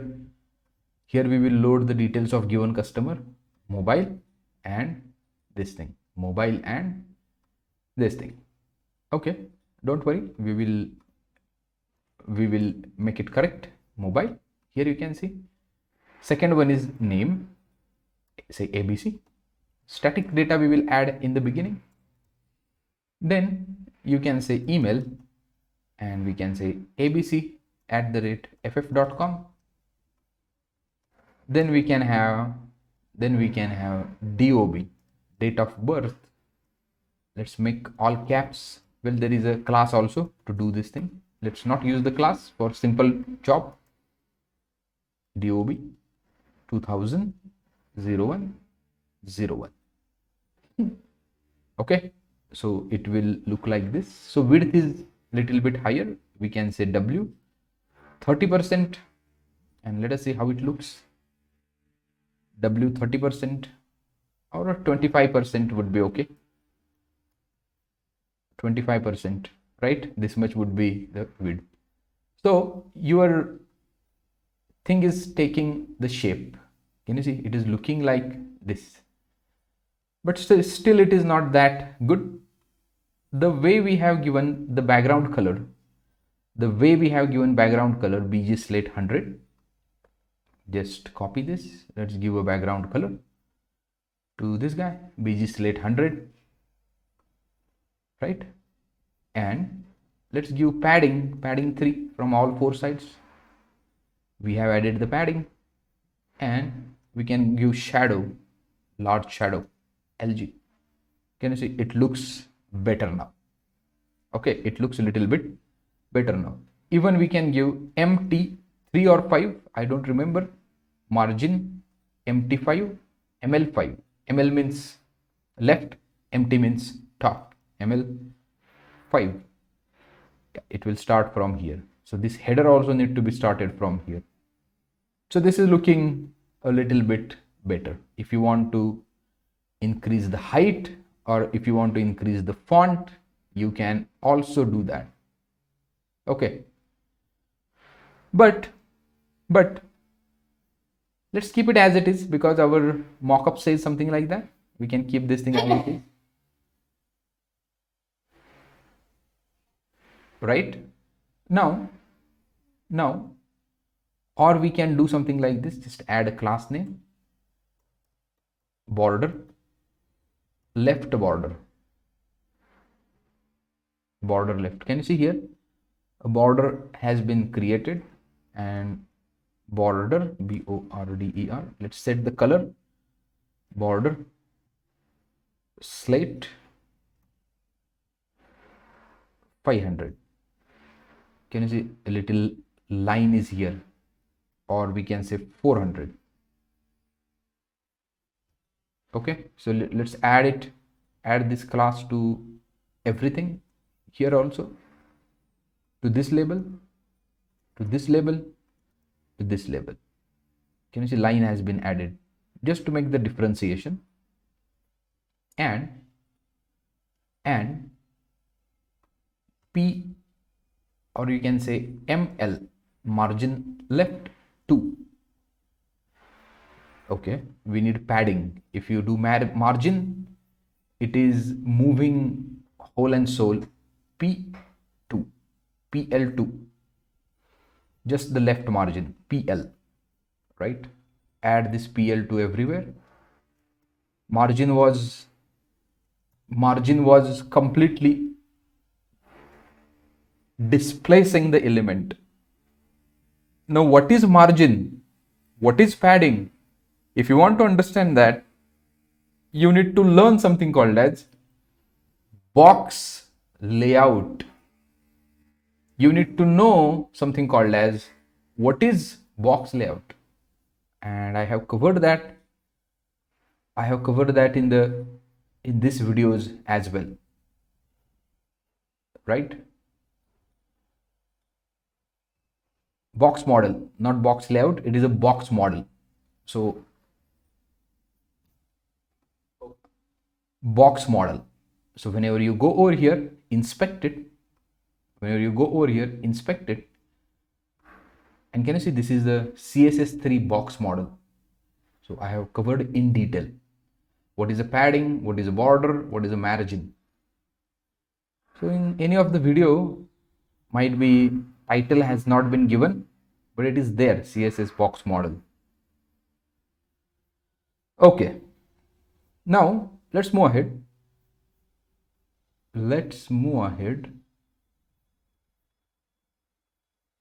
Okay, let's move ahead. So we have implemented this part. Right? Let's move ahead with next thing. Over here, we need to implement the table. Now you know how to implement the table. We already have implemented the table. In the customers, right? Make sure that you will collapse the things, whatever you don't require. So I can copy this whole and soul, right? This div we can copy, this much div we can copy. Do not directly write the table over here. Sometimes remember that, do not write table directly here, for the reason you might want to change the things, right? You might want to do something with the container. So keep this div as a container, and this is the content. So sometimes you might need to decorate the container only and not the content. At that time, this architecture will help you. Okay, let us see. SR name, and this has been added here. So let's change the things as per our need. This says that serial number, bill, date, amount, and method. Serial number. Okay, then this is the bill number. Make sure that generally, it's my experience, make sure that the heads of the table in a one word. As per the user experience, I'm telling you, if you have two words over here, bill hyphen or space number, would be a little bit weird. So make sure that you will keep the heads of the table as a single word, bill. Then we can say date,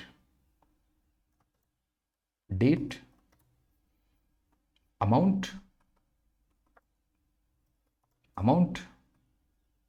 and we can say mode or what, method or mode, whatever. Mode, UPI, card, cash. There are three modes. UPI, card, cash. There are three modes. So if you look at this, bill number is this, date, values are misplaced, bill number, we can say bill, 00001. Then second column is a date, 2020 0101.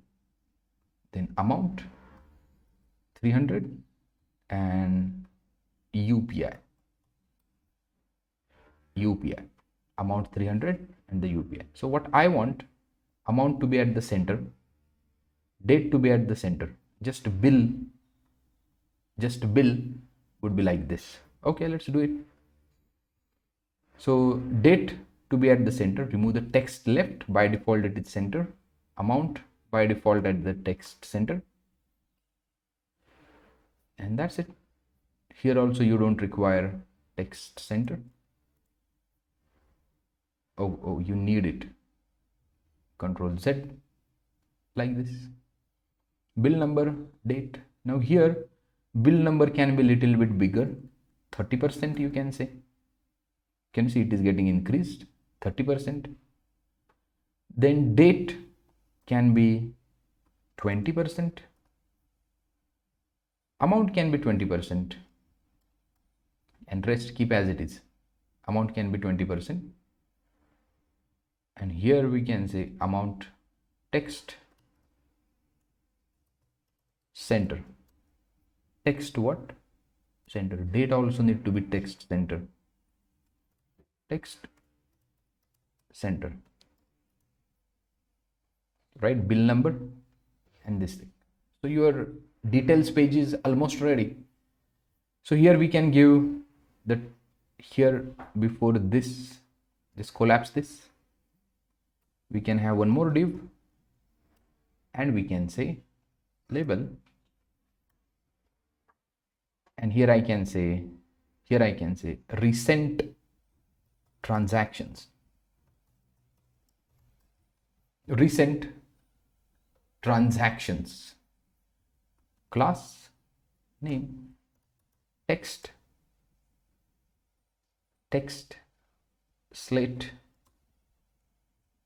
and let's give this color 300. Recent transactions 400. Okay, then class name empty margin top 5 ML5, margin top 5 ML5. Okay, here this is the H1. For this also same thing, from the left 5 top 5, from the left 5 top 5. Class name text 4XL, and here we can say customer details.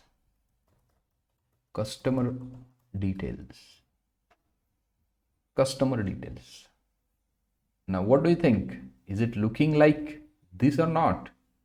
Customer details name like this, slightly different. We have added the recent transactions, this thing. So whenever you come over here, this is the mobile number, remember that. Presently it is invalid, no problem, we will do that.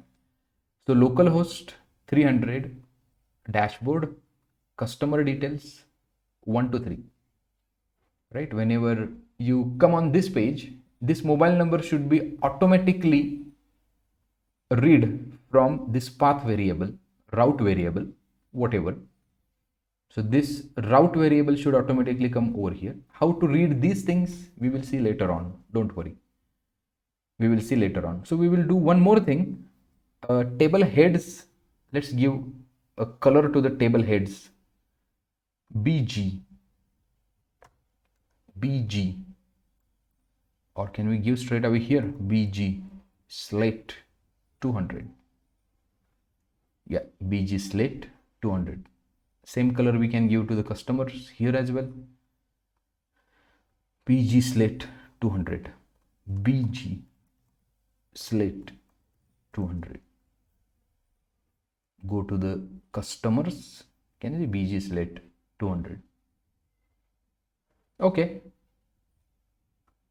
Or technically, what is the color of BG slate 100? I think this is the more this is the more good looking color. What do you say? Write it in the comment box. Which color? I think this color is good. This color is good. 200 was little bit too much brighter. Okay, let's go to the new. It is happening. This is also 200, I think. And then the customer details. Now first let's provide a link over here. If I click onto this mobile number, it should take me to the customer details page. Okay, so we are here.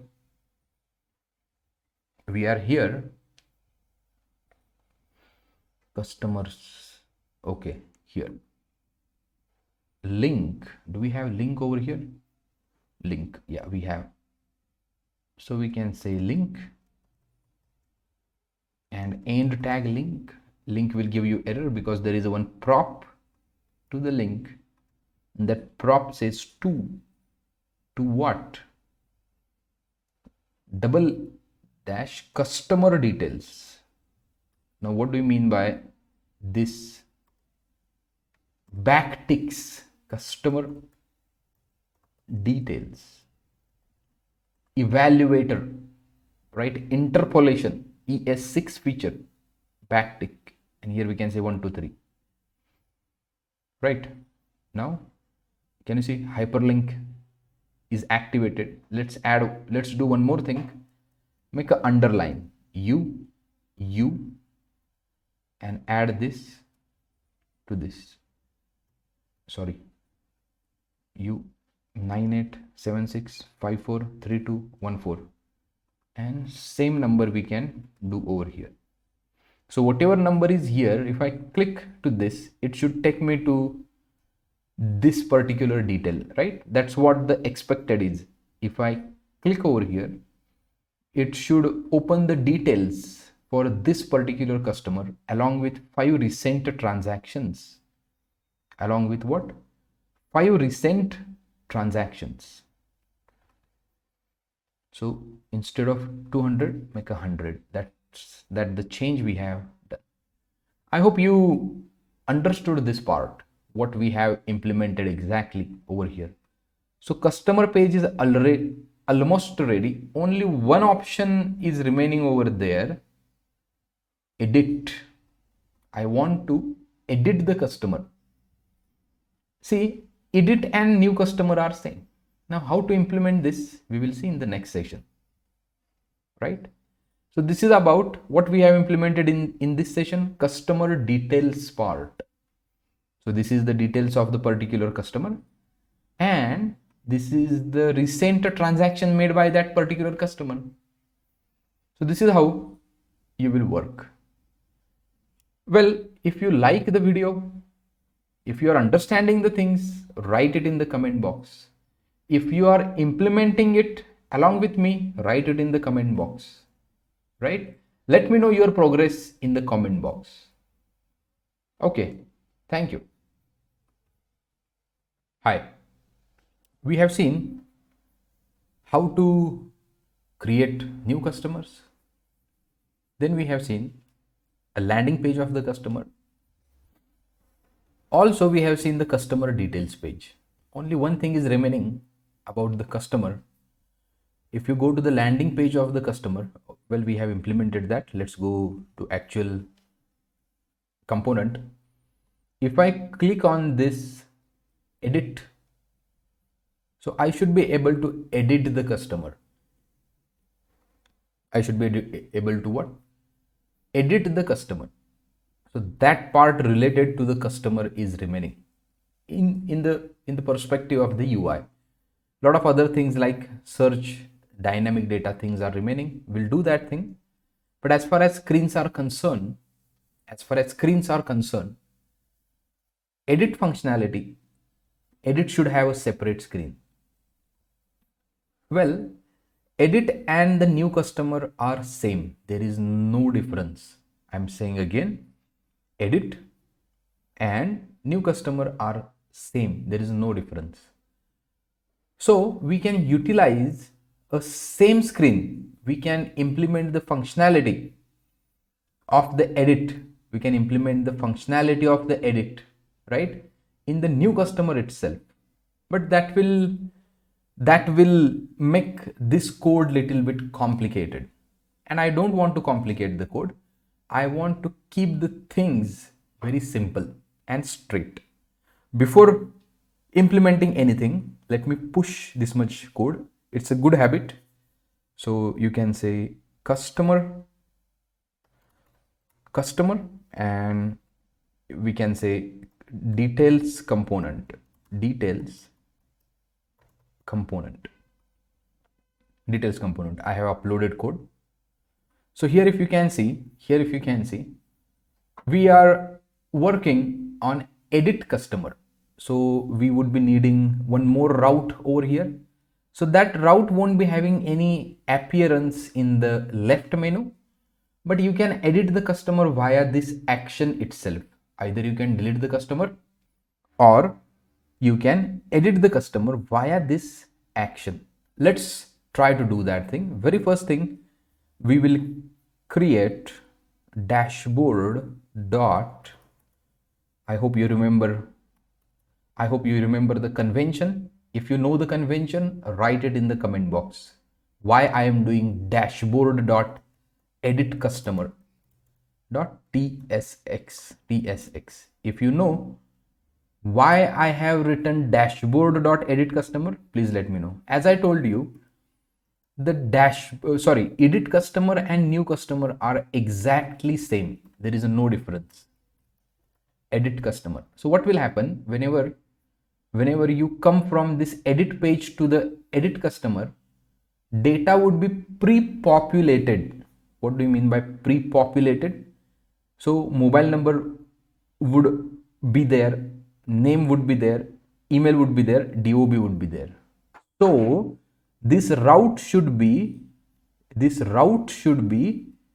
like $mobile. I want to edit the customer with this mobile number. Now, if you know this thing, dashboard.editCustomer.$mobile, I already have explained in the beginning of this video. While we were developing these routes, I told you how routes work in the RemixJs, right? How routes work in RemixJs. So RemixJs, there is a convention. I want you to revise the video. Go back to that section and revise the again. I can explain right now also, but you need to learn the things. You need to take little efforts, right?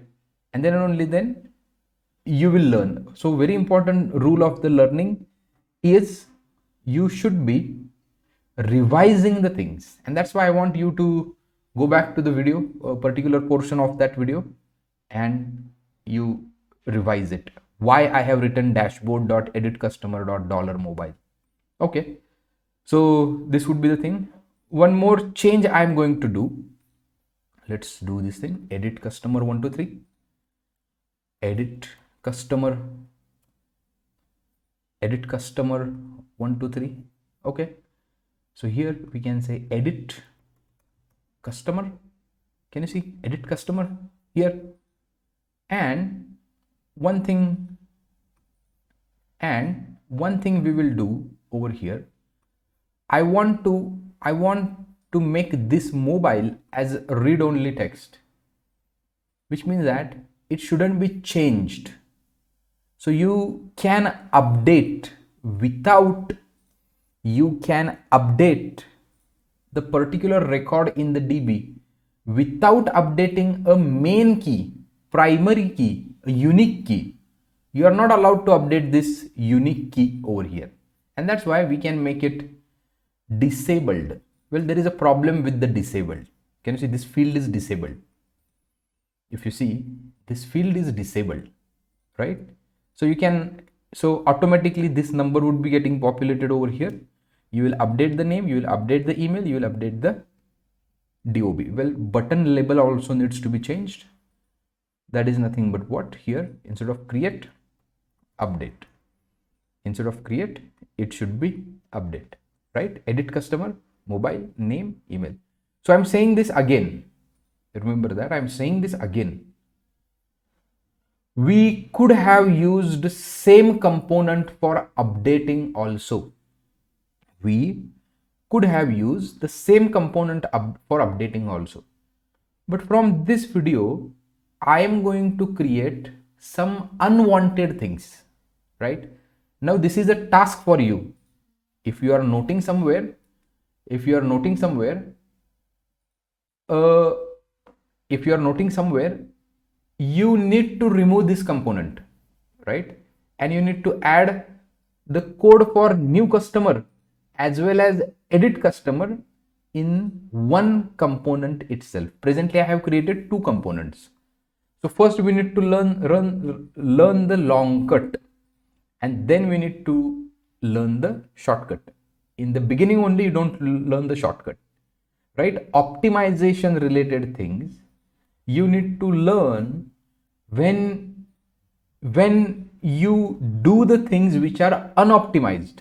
So first we will do unoptimized things, right, in this project, and then I will show you how it is impacting on the performance, and then you need to write the optimization level code. So this is the first task of the optimization. In C, code is repeated, and code repetition is not good in the programming. So almost you can say 90%, 95% code in this and this is same, which means that one of them is unwanted. One of them is unwanted. Now this is a task. Note it down. If you understand my question, write it to the comment section. What is task exactly? What is task? Having these two components in your project is little bit unoptimized, so that you need to create only one component. You need to keep one of them. You will decide which one you will keep. So write this task in the comment section. I would like to read what you have understood, because a good software engineer, a first step of the good software engineer is to understand the requirement very clearly. If you have understood the requirement clearly, then and only then you can implement. So write it in the comment box what you have understood, okay, and what is the task. Fine. So this is about edit customer. But see, we are going to reach to the edit customer by clicking on this action, by clicking on this edit button, right? Let's go to the customers page. I will navigate to the customers page over here. I'm navigating to the customers page, and can you see there is an action column. Now if you are a good React developer, right, if you are a good React developer, you know that here we need to provide on click. Here also you need to provide on click. To the delete also, we'll work on delete little bit later on, but here I will write a function const on edit, right? On edit, what should happen? That code I have written here, and let's give a method reference to on click, on edit, right? Let's give a method reference to on click, and console.log. Here we can say edit clicked,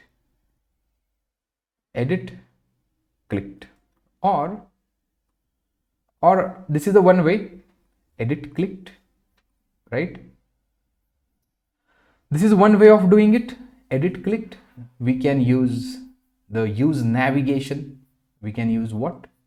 Use navigation for this, and we can navigate from customers landing page.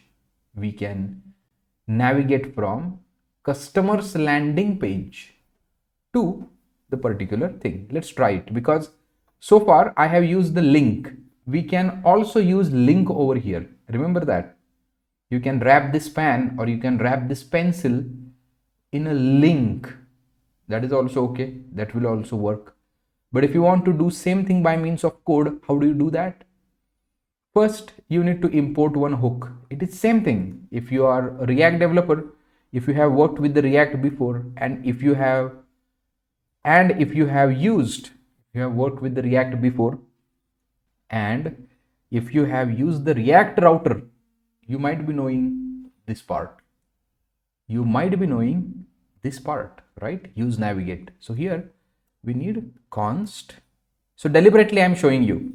I'm repeatedly telling we could have used the link the way we have used over here.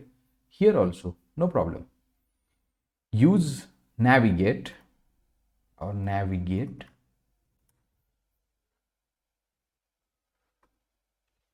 Navigate, and here we can say use navigate. Sorry, use navigate. Okay, now just a minute.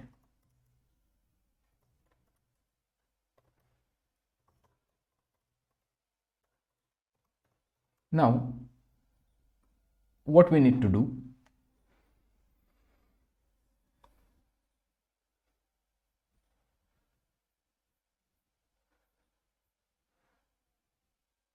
now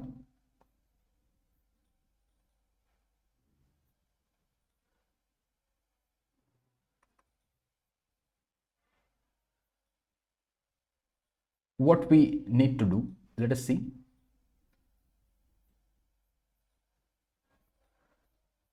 Yeah, just a minute.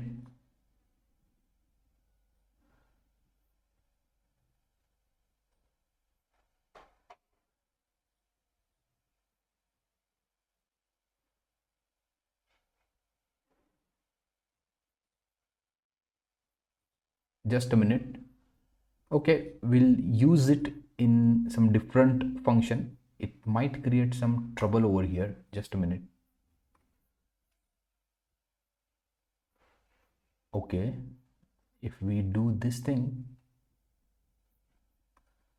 oh okay, let's add it, no problem. Use navigate. So I have just use navigate, and here you can say navigate. What you can say, navigate to which URL? Remember that, double dot forward slash edit customer,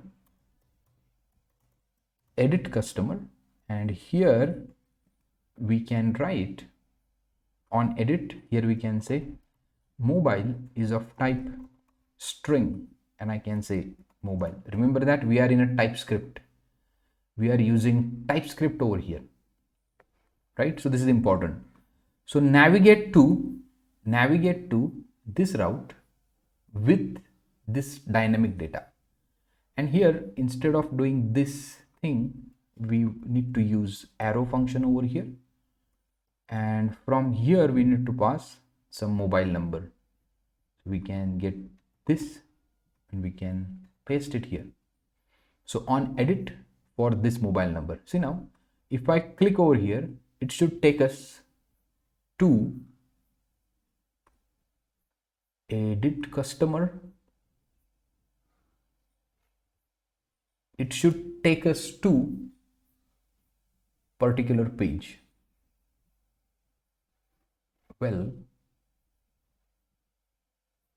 $mobile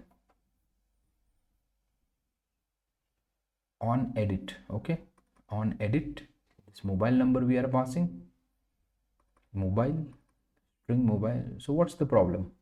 Why it is not happening correctly? Edit customer, spelling edit customer, okay, spelling is correct. Use navigate is also correct. Use navigate and the navigate function, double dot edit customer forward slash $mobile. This is string. Okay, well, this should work. This should work on edit CLK. On click this arrow function. Well, why? Refresh it.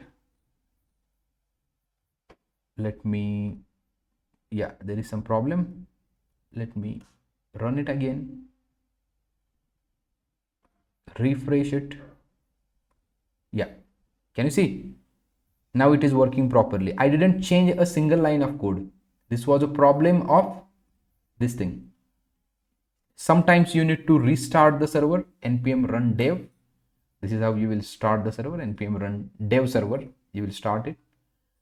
And now if you try to click over here, automatically this number, so this mobile number I want to edit. Now see, this mobile number should be updated over here, right? This mobile number should be updated over here. This is the disabled, which means that you cannot edit the field. You cannot edit the field, but these fields can be edited. Okay. Now some aesthetic related thing. Now if I am hovering cursor over here, it should happen something, right? It should happen something. So first we will do, let's apply the class cursor pointer. Cursor pointer here also, to the delete also we can have, sorry, cursor, CUR, spelling mistake, cursor pointer. So while you work with the tailwind CSS, you need to worry about the spellings a lot. Now see, can you see cursor is getting changed, hand, right, pointer, see here. Now next thing what we need to do. So if I'm hovering, it should get some background. On the hover, bg gray, bg gray, or we can change the text color bg blue, and here we can say 900, text bg blue 900. But this is not getting text blue 300. Let us see. Yeah, can you see here? Thing is happening, but it is not that visible. The hover effect is happening, but it is not that visible, correct?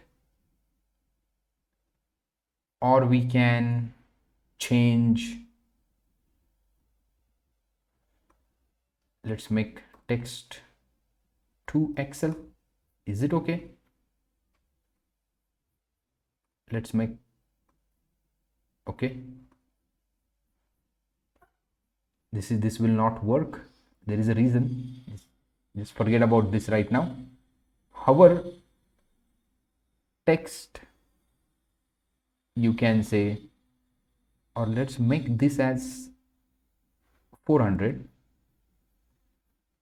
This is a 400, but whenever we hover it, text 700, text blue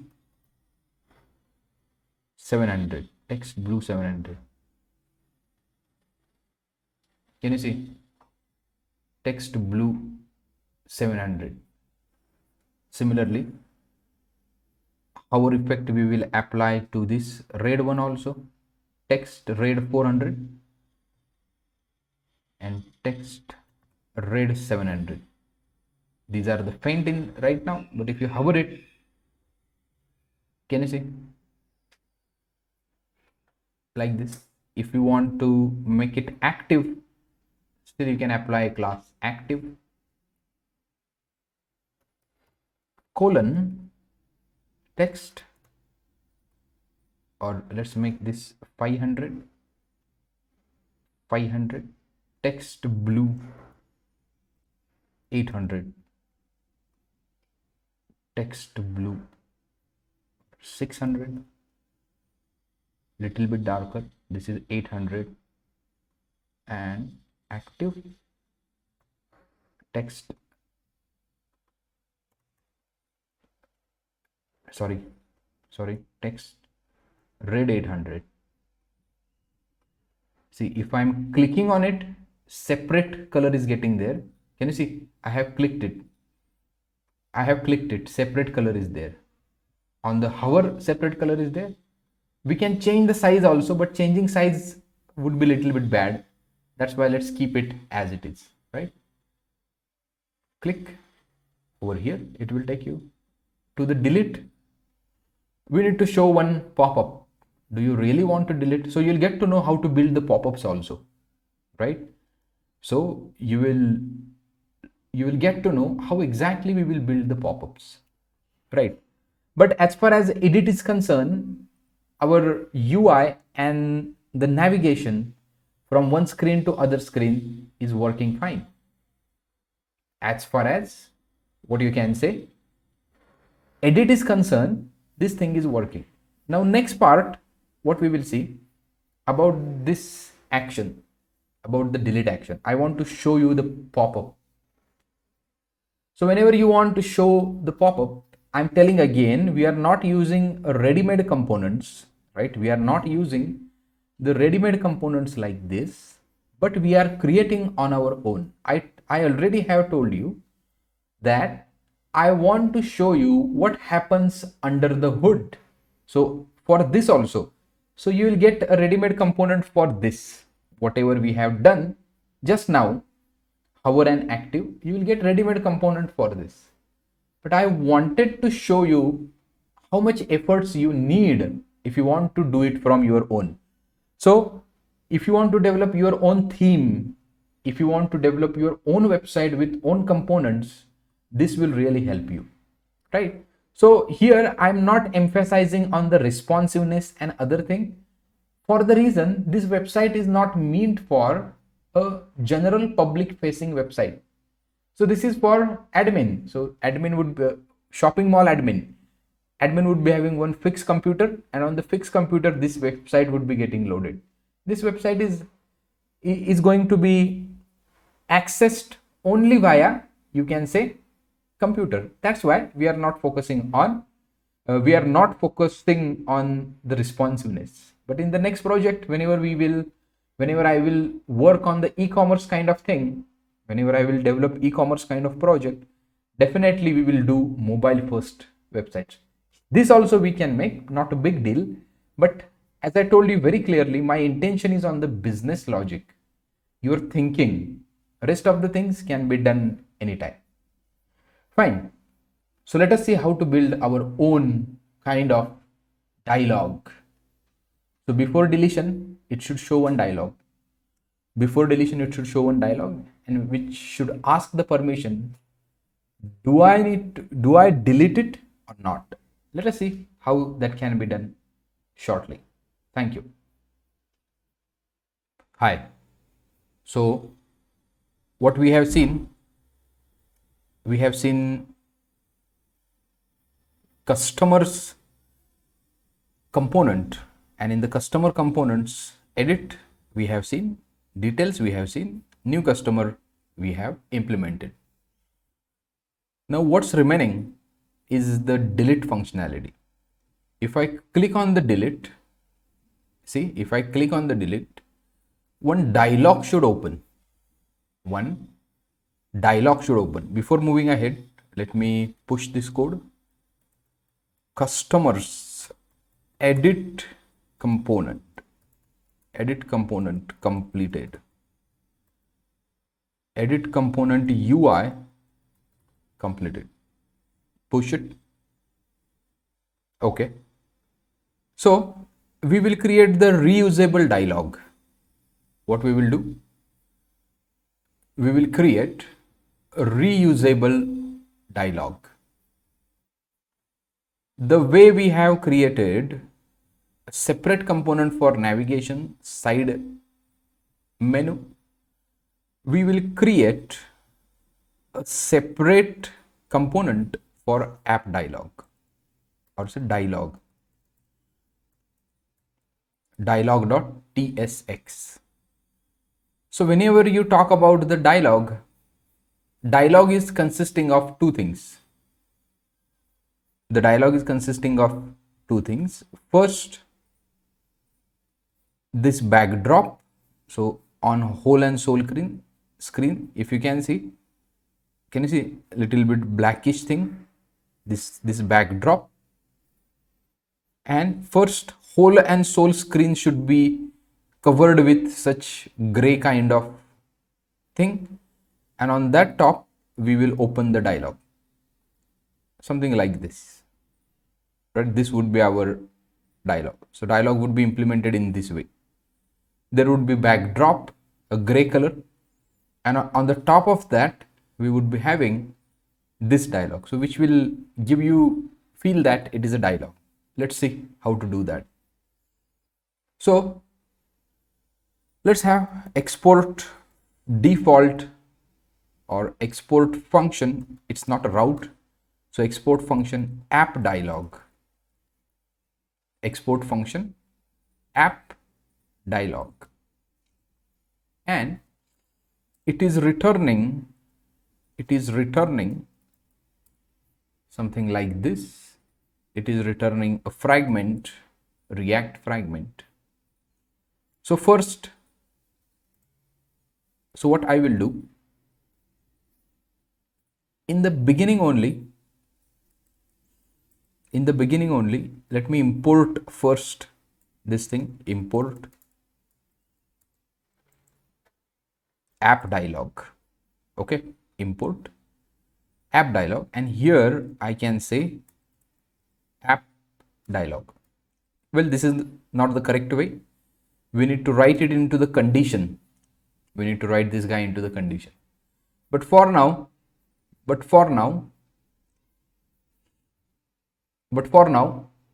us consider. So presently nothing is happening over here. If you can see, presently nothing is happening over here, but soon we will start writing the code. It will happen, because just empty fragment it is returning. Inside that, first create the backdrop div, right? This div would be having a class. Let's add a class, fixed position. Can you see position fixed?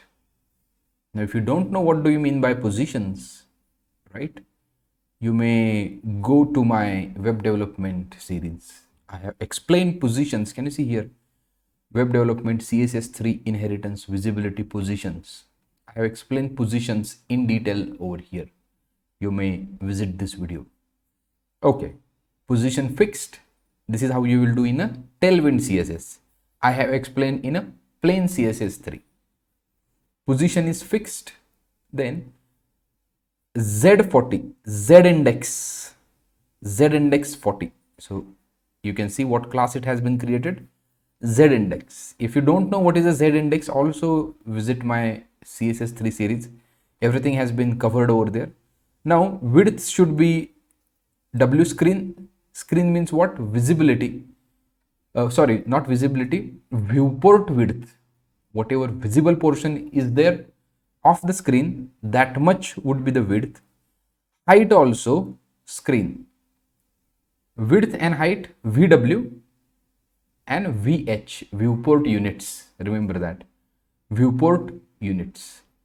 Now here we can say BG gray, BG gray 900, this one.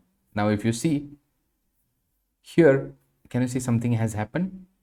Let's change the opacity. Let's add the opacity. BG opacity 60%. BG, can you see a backdrop has been created? Backdrop has been created, right?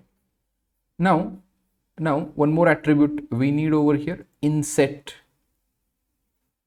0. Can you see? If you see over here, if I remove the inset 0, see what happens. Remove the inset 0, only this portion where it has been loaded, that would be covered with this div. But I want to cover full web page. That's why inset 0. Now what is the inset 0? Can you see inset 0px? So inset is also one of the CSS property. Can you see now? Full page is getting covered with this backdrop, this BG color and BG opacity, right? And this is the end of the div. So one portion of the dialog we have created, that is nothing but this backdrop. Now we need to add our buttons and other things into this white box. We need to add those things into the white box. Remember that dialogs are readily available in the tailwind. If you go to the components, here you will find ready-made dialogs, but I don't want to use those ready-made dialogs. I don't want to use that ready-made dialogs. I want to, alerts over here, see here, that are available readily. I want to create it on my own, or you can say the models. If you go here, can you see a backdrop is there, and in front of that little white box is there, and that white box is having these two buttons. We can implement this. Something like this we are going to implement. Okay. So div we have. Now position fixed, this also class name. Position is fixed. Okay. Now exactly at the center, top 1 by 2. From the top 1 by 2. Left 1 by 2. This is also, here we can either give percentage value, pixel value, or can you see top 50%, 1 by 2 means what? Top 50% and left 50%. Top 50%, left 50%. Getting my point? And let's give some width W96. W96. If you see the W96, can you see 24 rem, that is 384 pixels. Okay, then background white, BG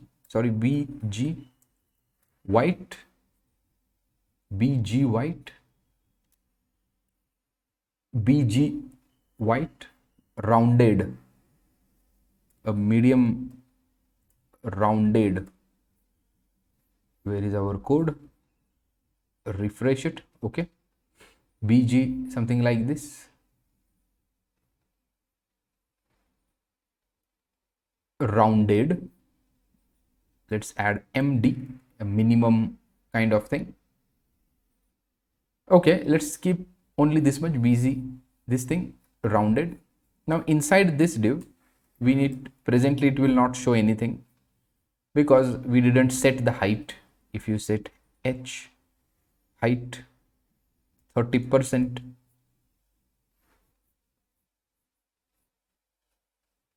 okay, let's try to add some content over here. Let's remove this height. BG white is there, rounded MD. Let's try to add H1, and here we can say, title. This is title. Class name text to Excel, title to Excel. This is BG is not showing. Yeah, I got the reason what is happening. Can you tell me right now? Tell me in the comment box. I have missed something. If you have worked with the CSS before, you will get the idea immediately. Write it into the comment box. What is happening exactly over here? Why that white color is not showing? A reason, let me tell you, is a Z index. Right? Can you see? Still it will not show. You need to have Z index bigger than that. You need to have a Z index bigger than that. Sorry. You need to have a Z index of this guy bigger than Z index of this guy. And that's why it was not working. So I missed the Z index. Okay, fine. So BG white, and like this we have added. Now what we need, one more div over here. We would be needing message. We would be needing the message, class name,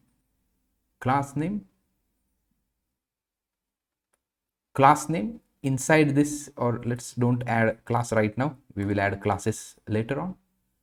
And here we can say, hi, this is message. Hi, this is message. Then we need one more div for buttons, input type button, say okay, and another input type close, another input type close. Can you see buttons over here, input type close and buttons over here. So we need to give some classes, class name, text indigo, a color indigo 500, class name, text color is this. Then we need to have a border, border indigo, border also same color as button, border indigo 500. See, can you see border is there, then hover bg indigo 500. Can you see it is happening like this? Now on the hover, text color need to be changed, hover text color white, right, text white. Can you see hover, text becomes white, and exactly reverse things are happening. Okay, text white. And active, you might skip the active, means when you select it, active bg indigo 600, bg indigo 600 means when you click, can you see it becomes a little more darker? That's what the bg indigo is. Now same thing we will do for other button also, like this. Can you see this is working? Now let's add some padding so that it would be having little bit more accurate. px for py2, x means what? Along the x-axis. Look what class has been generated, padding left, padding right. What do you mean by py? Padding top, padding bottom. So that class has been generated. Okay, can you see the button? It is looking like this. Well, this also, just refresh it. Yeah, this also. Now if you want this button to be more decorative, let's make it rounded. Let's make it what? Rounded, full rounded.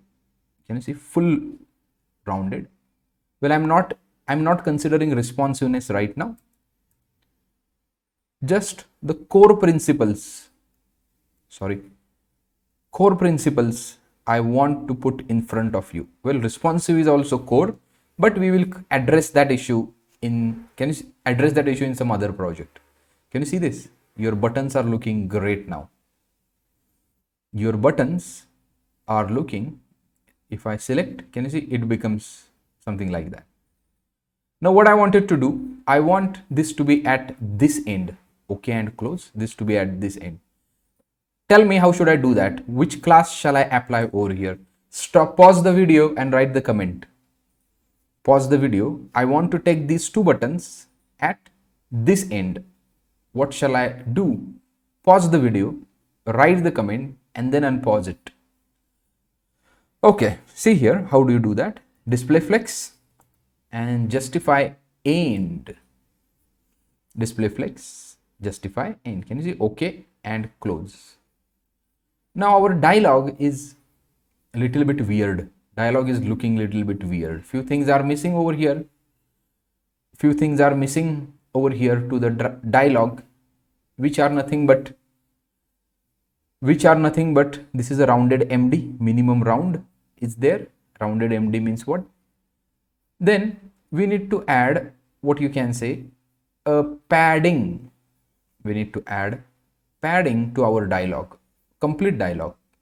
We need to add padding to complete dialog. So where is our div? Here is the div, and to that div we can say px8. Can you see from both sides? Now from the top and bottom py 6, py 6. See, your dialog is taking the shape, right? Now space y, let's have space y and 5. See which class it will generate. Can you see? It will generate, it will add some space over here. If you see margin top, margin bottom only, things are margin top and margin bottom only, right? But so write in the comment box what you will call this thing as and what you will call this thing as, right? Not hidden, not hidden. And what do you mean by this tilde sign in between? Tilde sign in between. If you don't know this thing, go to my videos and you can see the videos on combinators and the pseudo classes, right? If you don't know what exactly this is, if you don't know what exactly happening over here, what do you mean by this CSS? What do you mean by this colon not? What do you mean by this greater sign? What do you mean by this tilde? And again not and hidden. What do you mean by this thing exactly, right? If you don't know what is a calc function, what's the var over here? Okay, so here they have declared one variable. Can you see? And that variable is accessed over here. 1 minus this variable. Can you see? And 1 minus this variable. That is the variable declaration in the CSS3. But what do you mean by this greater than sign, colon not, hidden, tilde? If you don't know all these things, just visit this video, CSS3 combinators and the pseudo classes, and 18th video, CSS3 pseudo classes. You will get to know exactly what do you mean by combinators. It is one of the combinator. I want you to research from this video and this video. Okay. But it is adding some space. If you see margin top, margin bottom. If you remove this thing, look at the code. If you remove this thing, can you see a little bit smaller dialog? If you add this thing, it will add little space. Can you see? It will add space between the elements. It will add space between the elements. Okay. Okay, fine. Space Y, it will add space vertically. It will add space vertically. And they have used combinators, right? Combinators. Okay. So here we have this thing. So one more thing I will add, drop shadow LG. Drop shadow LG. So what do you mean by drop shadow? Just go here and check the class. Go here. Drop shadow. So they have created simple shadow. Nothing fancy over here. They simply have created what? A shadow. Nothing fancy. They just have created a shadow. So shadow is the way we create shadows in CSS3, in the same fashion we have created shadow over here. Okay, you may skip that variable, you may skip that part also. If you observe, there is a little shadow has been added around the corners, little shadow has been added. Okay, now now now top 1 by 2, top 1 by 2 and left something like that. So here simply we can say width, what if we make 100%? Oh, sorry, that width 96 is this much, but this, can you see there is a scroll bar, and that's why it is not exactly at the center. Because of this vertical and horizontal scroll, this is not exactly at the center. So we can say top 40% over here, top 40%, and instead of left, this make 40% over here, kind of center. Still it is not at that center, so let's make 35.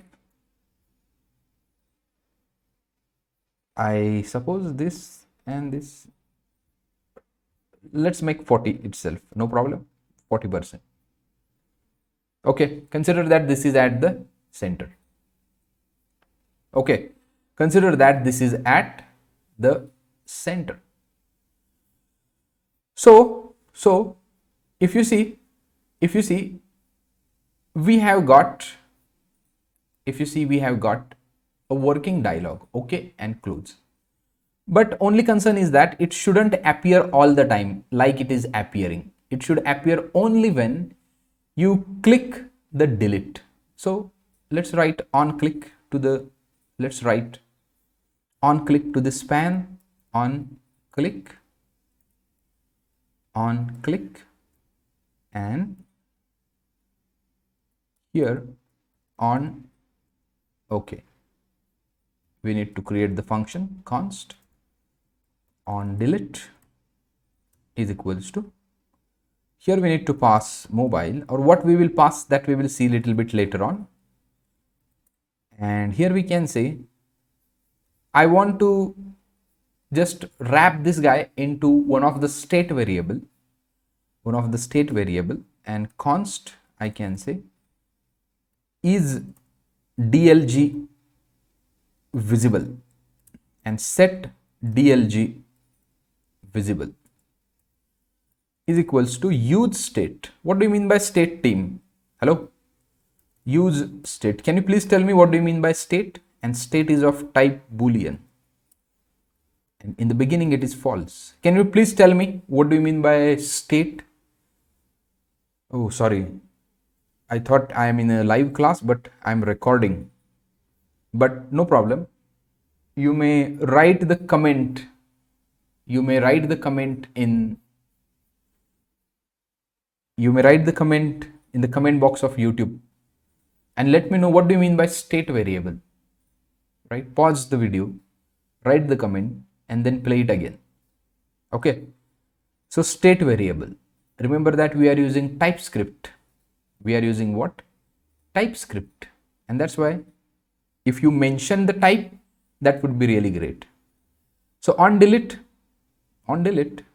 you just need to make set dlg vs true, and simply here you can call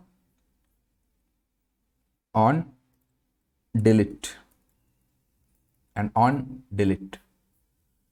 Just refresh it. Still it is not working because you didn't add the conditional coding. React says that if you want to execute this code conditionally, is dlg vs and right, if this is true, then and only then show me this dialog, otherwise not. Can you see?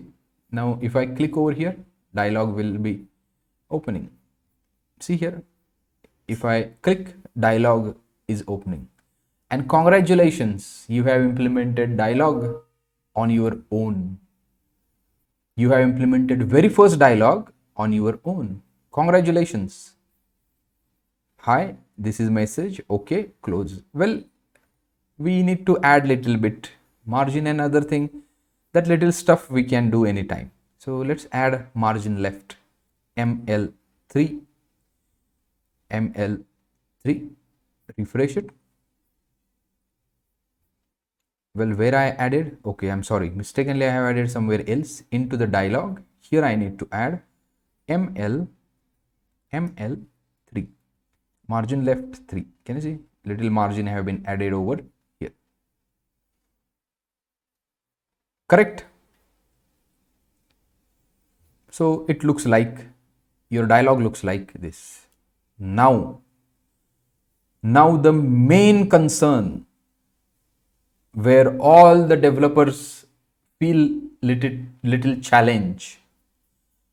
State variable is in another component. So this variable is responsible for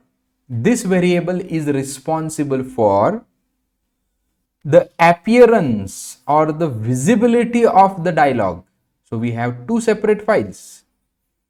We have dialog.tsx and we have dashboard_customers.tsx.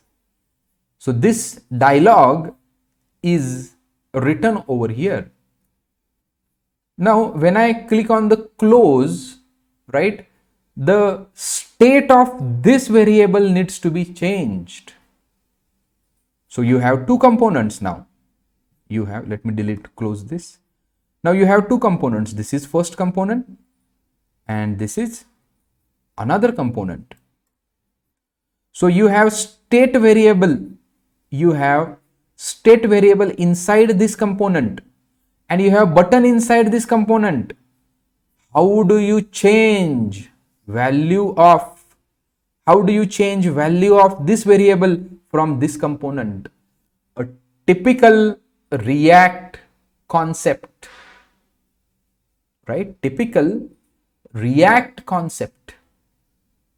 So if you have worked with the React before, you will understand it very clearly. Passing the props to the children. What is the concept? So this is our dialog, right? And this is your upper component, customers component. Here is a button. Here is a button. Here is a state variable. On the click of this button, variable inside another component needs to be changed. How do you handle it? React says that, boss, you need to pass the props. So this can be done in the multiple ways. First thing you can pass the props to the child component. Means you can pass this onDelete method to this app dialog, first way. Second way, the contextual API. You need to use what? Contextual API. Use context, right? You need to use what? You need to create the context. Into that context, you need to define one method. And you need to use context in app dialog also. You need to use context in customers also, right? In what? Customers also. Second way, I told you two ways. First, passing this method directly to this. Then creating the context and accessing by means of the use context. And third way, a Redux. Third way is what? Redux. So I have implemented all of these. If you can, I don't know where, yeah, Redux here. If you can check this video, Redux, basic to advanced, everything have been covered in the Redux. Same scenario, I don't remember, 10 months ago I have recorded this video. What I have done exactly, I don't remember right now, but you may check this video, Redux. Okay. And in some other project, I don't remember that video I uploaded or not, or I have covered in a batch, but use of the context API also have been covered. You can check. If not, I can write it, no problem. I can create the one video one more time, no problem. Fine. So this is the typical React concern. So it can be solved in a three ways. First, directly passing method, passing props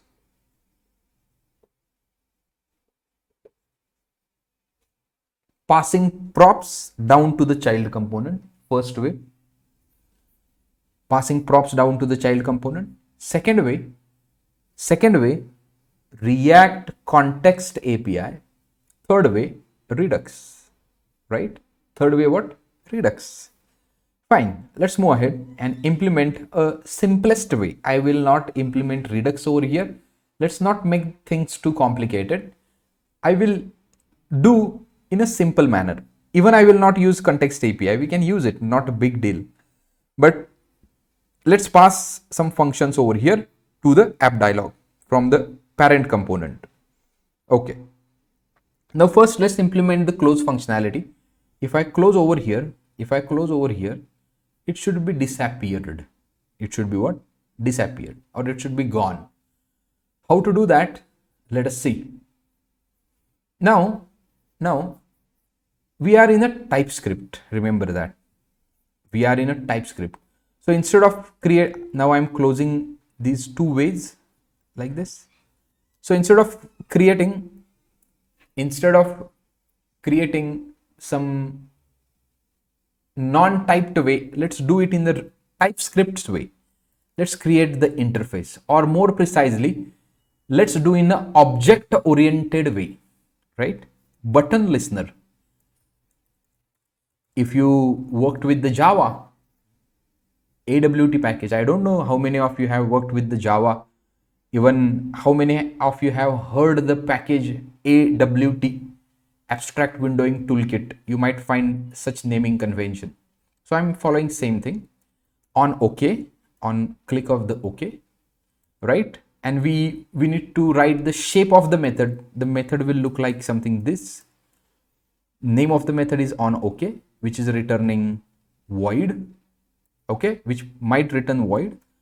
On close, here you can say on close would be the method, and shape of the method would be like this. Shape, people say prototype, or they say declaration, whatever.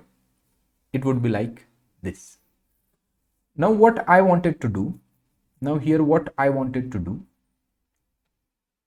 two method passing down to the child. So here we can say we just work with the destructured manner, destructuring of the object, concept of ES6, and here you can say a button listener. So two methods would be there, on OK, on close, right? On OK, on close. So to the on click, let's write in the beginning. It's, well, technically you should write at the end. On click is equals to, on click is equals to on OK, and here on click is equals to on close, right? So you are passing methods from parent to the child. Now see, there is an error. This guy says that, well, I don't know. What about the two props you are about to pass? Can you please pass the props? Two props. What about those props you are passing? So we need to pass the props over here. Okay. Now see, simply you can say on OK. Presently we will not do anything. Or if you want to make that thing optional, just write a question mark over here.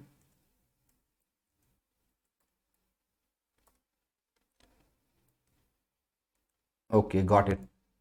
No problem. Just pass it. Just a minute. On OK. And go here. Just pass both the implementation on close. And here I can say, just you need to set the variable. Set variable false. And same thing we will do right now, because presently we don't have any action. On OK. And here we can say it should be function. Remember that it should be function. It should be function. Set dlgvs false. Presently we will do something like this. Now why is the error?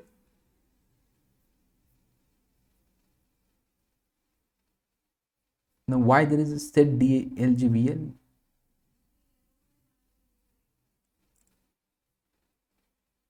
Okay, we are not returning it. Brackets are playing vital role. Let's add bracket here and add bracket here. Still this is wrong. Still this is wrong, for the reason we need to add one more bracket, otherwise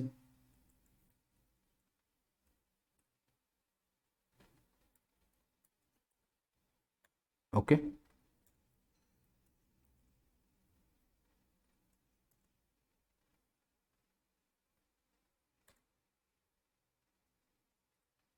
So here it should return set dlg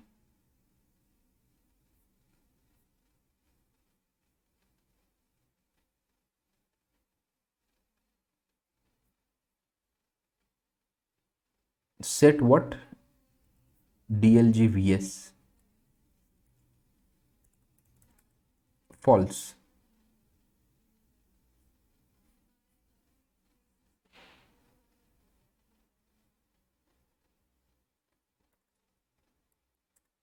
What's the problem?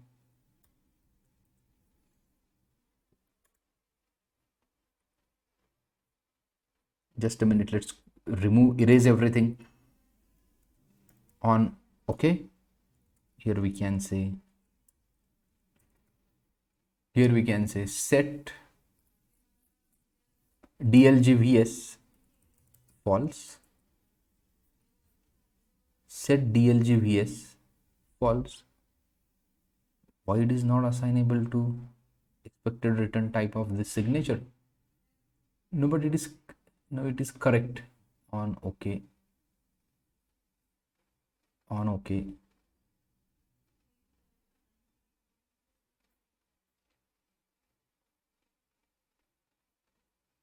What is there? Void. Okay. It should return void. The function. So this function we are passing, and this function should return void. It is saying like that. On close. Again a function, and that function set dlgvs false.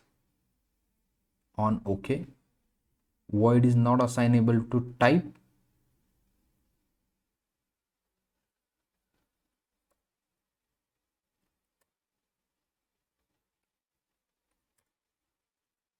No, this is incorrect. Void is not assignable to the type. Okay, just a minute. On click on OK. Okay, on click on OK. Button listener. Button listener.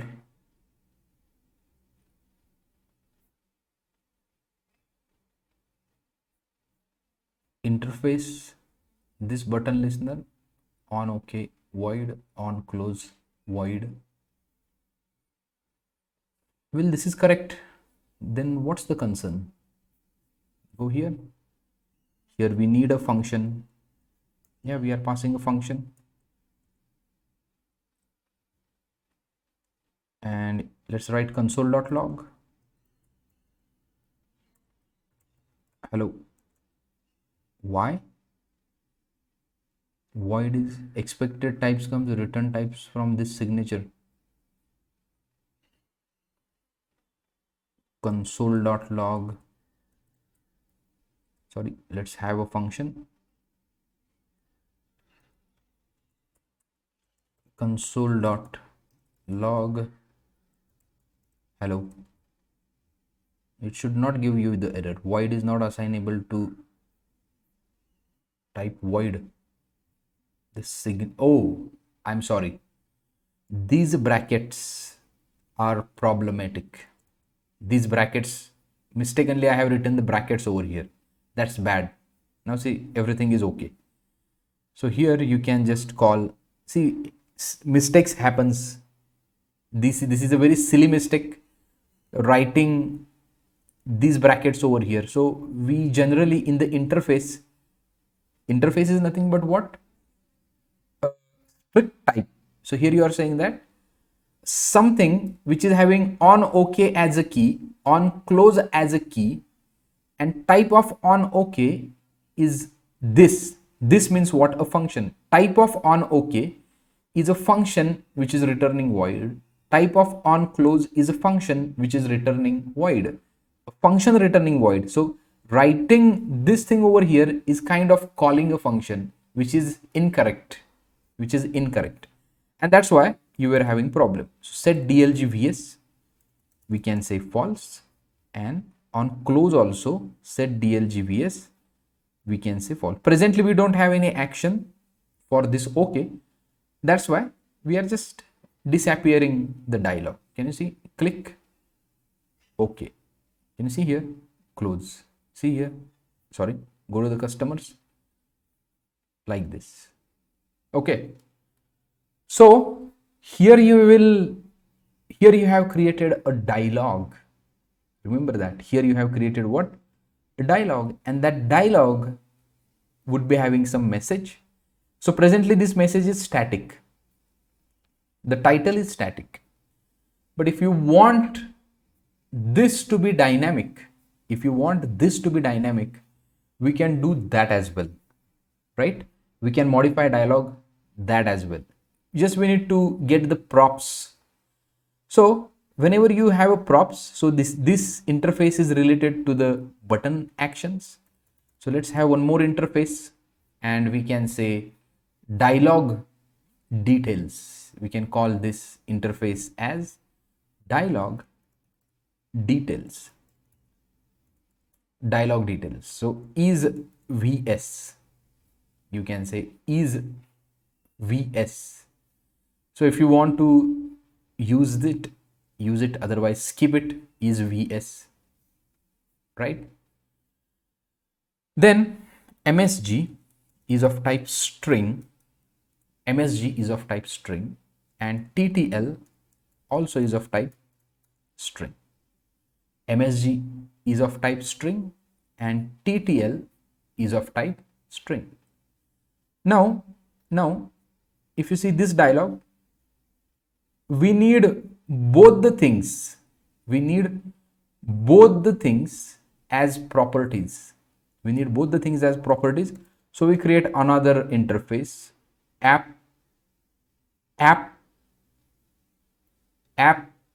dlg props, which would be extending to both button listener and dialog details, right? And here instead of this we would be having app dlg props, and in here we would be needing msg and we would be needing ttl.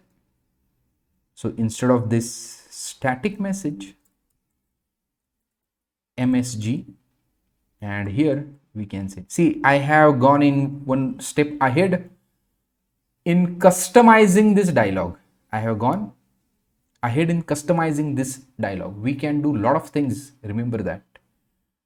Okay, let's add first. Now how do you pass it? Let us see on OK and this thing. So what we will do, let's do it in a multi-line way. I will add a bracket here, one more bracket here, hit the enter, right? Hit the enter here, hit the enter here, on close, Okay, then msg is equals to, here we can say, do you want to close it, do you want to delete, then title or ttl you can say confirmation, and what confirmation. See, now can you see confirmation, do you want to delete it? Well, let's decorate this and this. To excel we have given, let's change the font symbioid, say semi bold, sorry, text red 600 text red 600. So here this also class name we can say py margin over here, then border at the top, border t, border at the bottom, border b, and color of the border gray 300, color of the text blue 700, text blue 700. Can you see little border up and down and something like this? Okay, and close.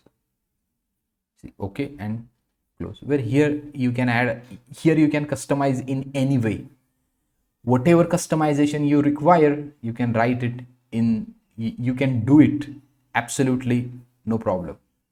But important thing is that passing the context, sorry, we didn't use the context, passing the props to the dialog, and the way we have made the customization, here we have made the customization using the props, right? And this is the first problem. Whenever you are going to optimize this thing, this will create a problem, and you need to use something called as use callback. Well, let's not discuss that this time, but whenever you need to optimize this component, you need to work also. But just revise the video and see, we have used a typical TypeScript concept, interfaces, object oriented principles. We have tried to create this component typically in the object oriented way, a very professional way, right? Fine. So we have created this dialog. Okay, if you want to add a few more things to this dialog, we can add, can you see the dialog is immediately coming? We might try to add some animation kind of thing. We might try to add some animations. So here is linear. So here we can say is, we'll try it, is linear for all types of transitions, transition all, and duration 300. So if you want to know more about the animations, right, I have covered animations somewhere here, specificity, responsive, media queries, combinators. Well, somewhere here, somewhere I have covered the animation, media queries, yeah, animation and the transition. You may check this video. So fundamentals, whatever I'm using over here, are covered in this video. Okay, similarly, let's translate. Similarly, let's apply these animation related properties here to this div also, to this div also, and just make it 150, and minus translate, let's apply the translation, minus translate x1 by 2, x1 by 2, and minus translate y. Let's copy this. This is for the x and this is for the y. See, it would be transforming. Now what will happen? Let's go here.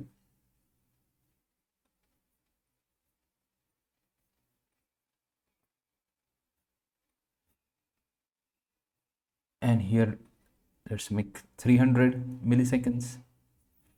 Let's translate x instead of this 40%, and here also we can say 40%.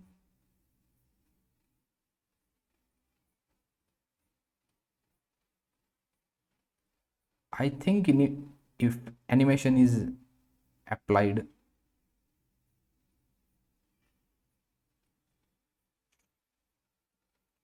okay, fine, but I don't know what's happening. Let's remove it.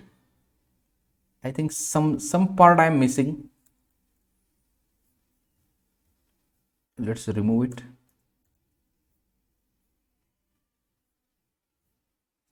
But okay, trigger point I am not giving, that's why it is not happening. But fine, you can add the animation by applying those properties. I will keep it for your reference. If you want to try, you can try, right? If you want to try, you can try.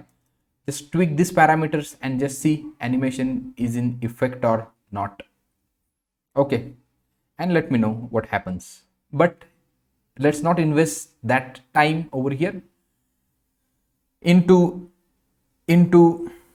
animating the dialogue, but we can do that. Definitely we can do that, not a big deal.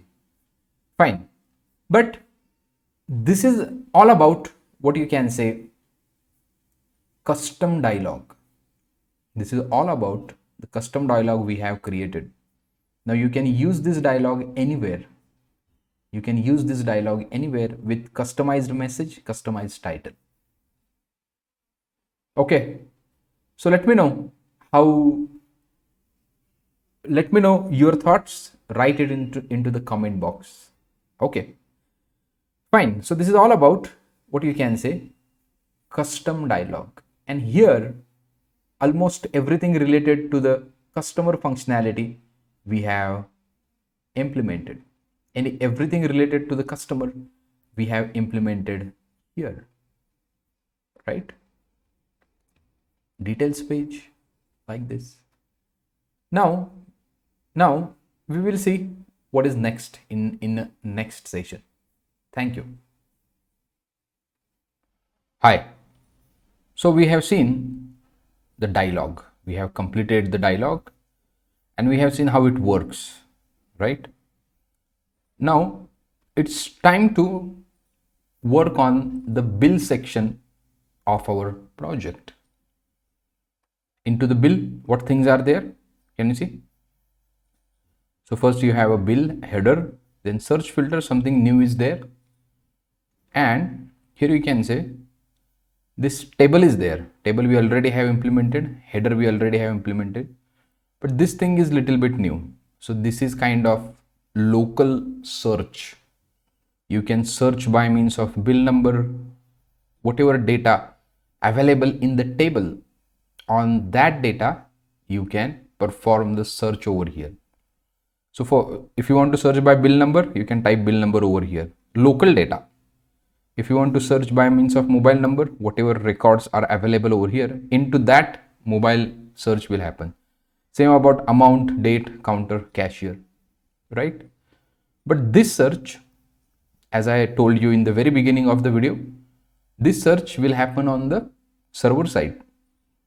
Server will fetch all the details. Server will fetch all the details over here, right? So you can search by means of mobile, you can search by means of bill number, date, counter, cashier, and if you perform the click operation on the search button, it will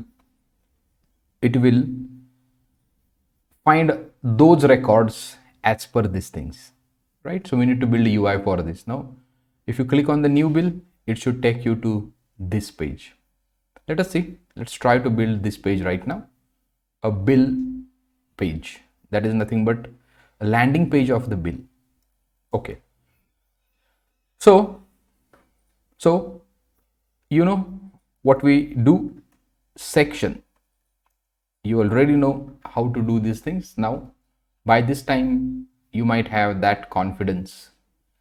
Section, then class, we can say, then class, here container, and h 100%. Parent is having height, so h 100% will work properly. So you need to have divs inside this div, then inside this it would be having this h1 div and h1. Now it is having, what you can say, one link also that will take you to the new page. So we can have something called as a span, and into the span we can say new bill, or simply new, that is enough. So here we can say bills. If you go here, can you see bills and new has been added. So this class name text for Excel, text for Excel, and now I want this to be at this end and I want new to be at this end. Pause the video, write the comment. How do you do this thing? By now you should be familiar with all these things. Alignments, positioning, by now you should be familiar with. So bills and new over here. Of course, if you have thought about this, you will create flex. You will create what? Flex. You are correct. If you have written this answer, you are correct. Then justify between. Can you see? Bills is here, new is here. Okay. So new should be a link, so that we can navigate, and link must be from link tag. Link must be from link. Okay. Can you see link? Let's copy this from other. So we need this import, right? We might not need use navigate, but we need link for sure. So link is a tag or React component created by Remix team, and here we can say to, and to what? To / new bill. Let us see this is working or not. Let's do the underline here.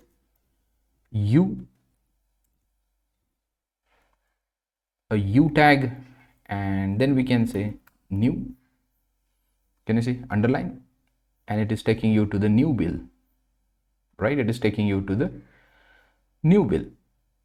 Now what we need, let's have a margin ML5, MT5, ML5, MT5, and let's have class name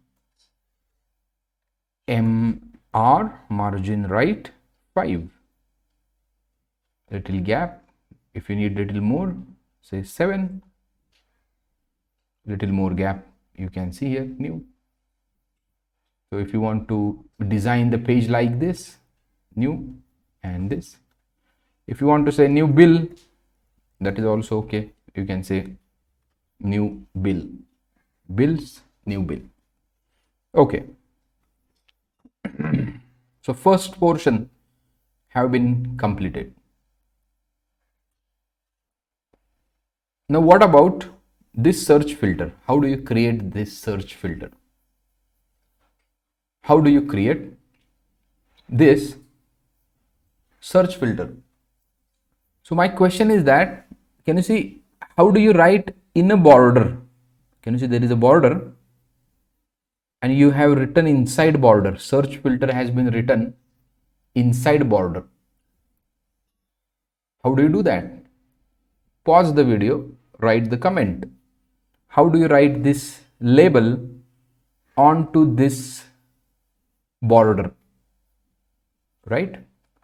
Write the thing. Fine. So there is one tag, HTML tag, field set and legend. Field set and legend. Legend means name, search filter, and to the field set we can apply some border, class name border, and into this we need a form. We need a form because this data would be sent to the server. This data would be sent to the server. Can you see something is happening over here inside this form, right? Again we have mobile, bill number, date. So I have missed one part over here. Above the text box we need to write mobile, right? We already have done this thing. And how do you do that? A div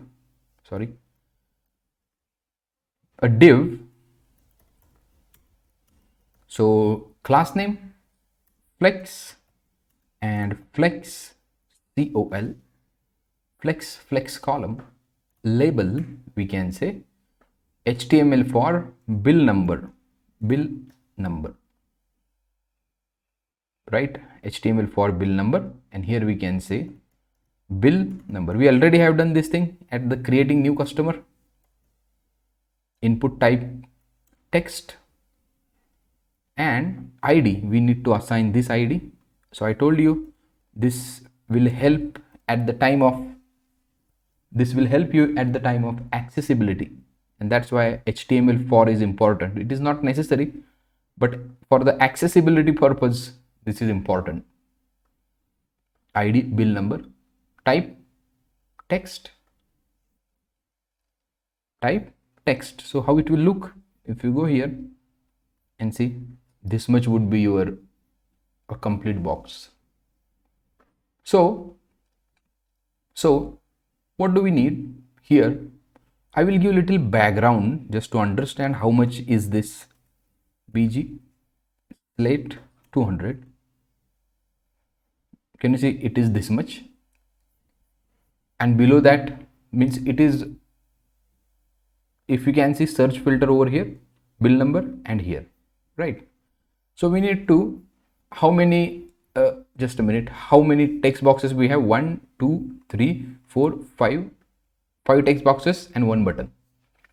Means we can create a grid of 3 by 6, right? We can create a grid of 3 by 2, 3 columns, 2 rows. So how do you do that?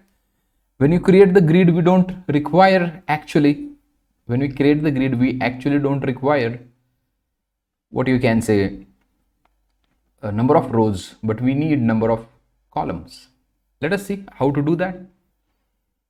So to this form, let's apply a class name, and we can say grid. Let's say grid, and grid columns 3, grid calls 3, and grid gap 5, and let's give some height. Say height 10%. How much? 10%. Height is applied or not? 10%. H 100% we have written, say 15%. Why H 15%? Oh,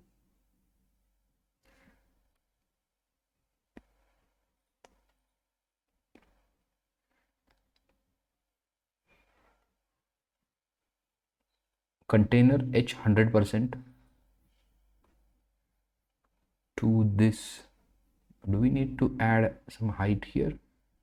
Let's try to add height here. Yeah, you need to give height to the field set, right? If you don't give it, that is also okay. 10% would be smaller. We can say 20%. This much is the field set. Okay, margin from all, margin from left and right side, say 5. Left and right side margin 5. Okay, we got the margin.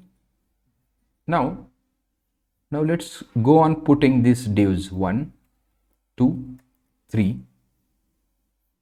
1 2 3 grid gap is getting applied, and 4 and a button. Input type button, value you can say search,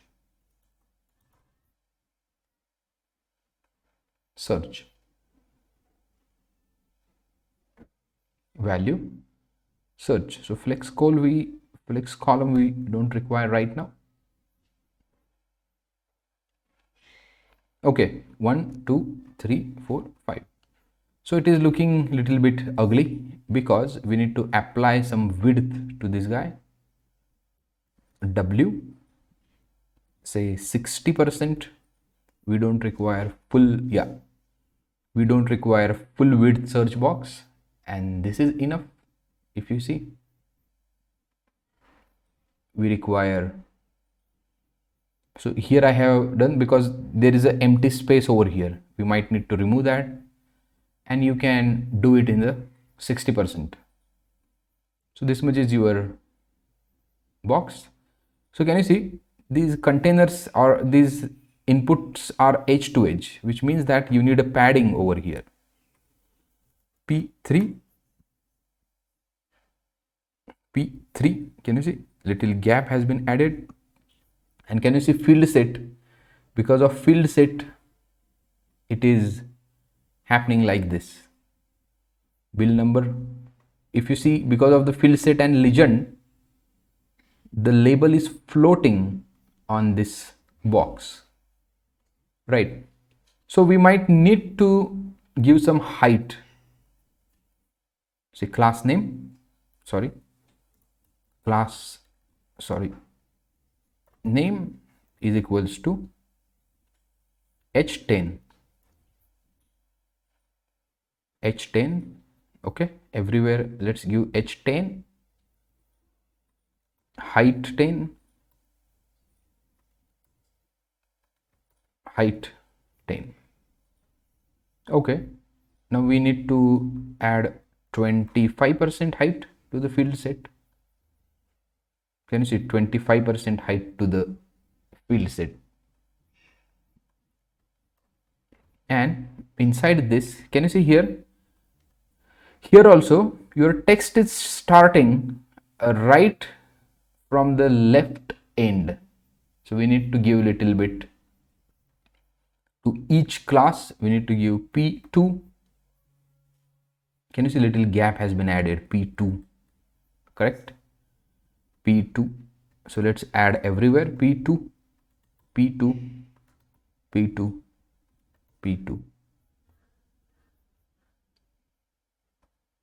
everywhere we have added p2. Remember that we have copy pasted, and it's a bad habit of copy pasting. Bill number, after the bill number, first is bill number, second is mobile, we can say. So instead of this mobile,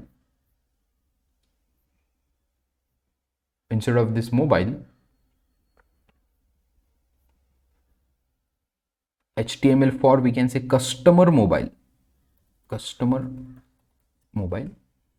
So ID also should be customer mobile. This is the customer mobile. Add the placeholder also. Here we can say placeholder bill number. This is the placeholder, right? Mobile placeholder mobile. Here mobile bill number, bill date. Here bill date, bill date, bill date. Input type date. Input type what? Date. Placeholder.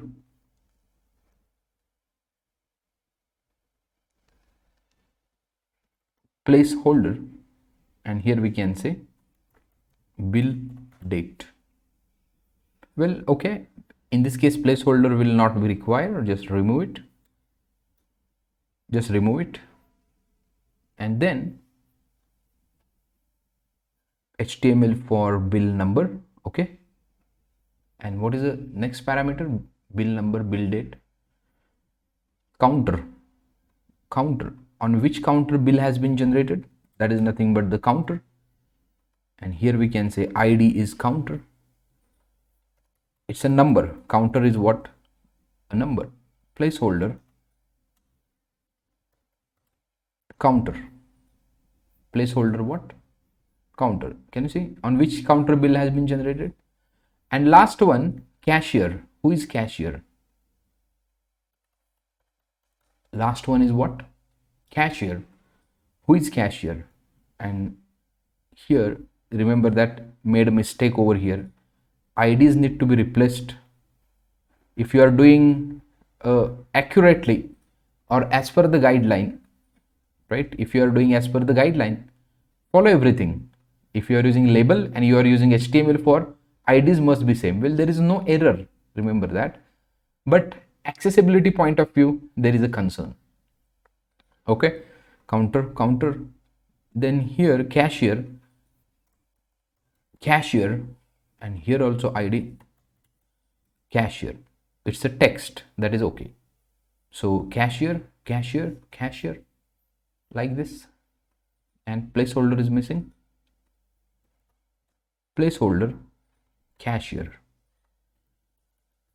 this cashier. Okay, I think server has stopped. Do it again. Npm run dev, start the server in a dev mode, refresh it. Localhost 3000. Go to the dashboard, / dashboard. In the bill, yeah, can you see cashier is there? Cashier is there.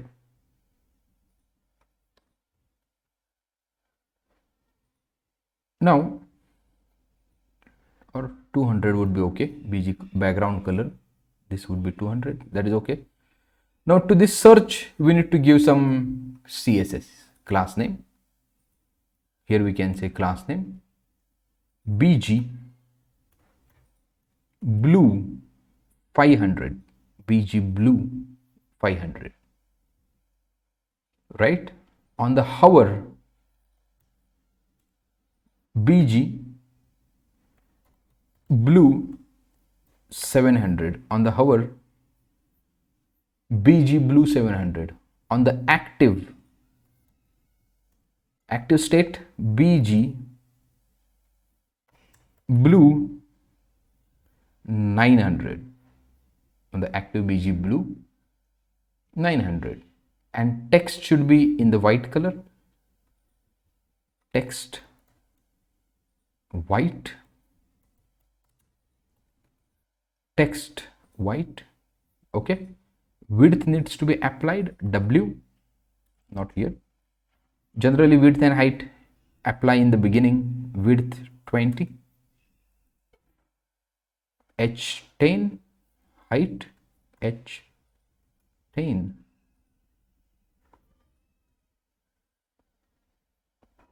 Okay, let me see how much is this container. How much is this container?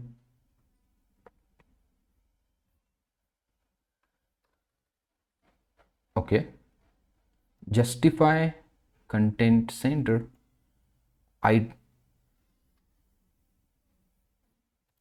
Items align center or items center. Okay,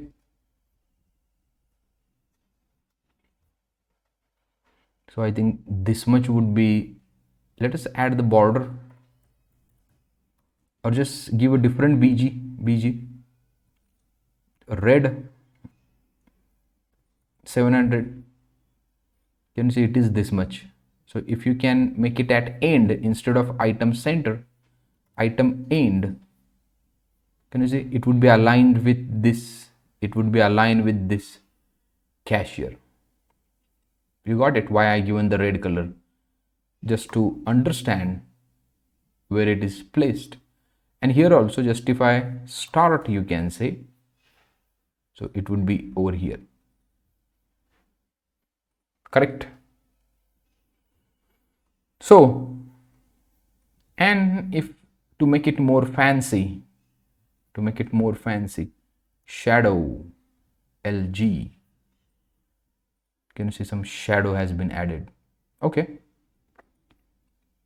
some shadow has been added. So this search filter we have, let's give little margin top 5, little margin from the top 5, and let's apply class to this also. Class name text, class name text 0.8 rem. I want little smaller, 0.7. Okay, 0.7 is too small, way smaller. You can just say 8. Okay, fine. Search filter, this is the search filter and all these names are there. Got it? So we have created first section. Also we have created this part. From this thing we have created the header. From this we have created this part. Now table is remaining, right? Now what is remaining? Table. So in the customers section, let's go to the customers. We already have created table. I will copy that table as it is.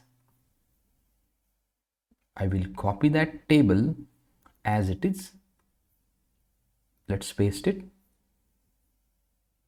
Okay, let's remove unwanted things. Do we have action in this?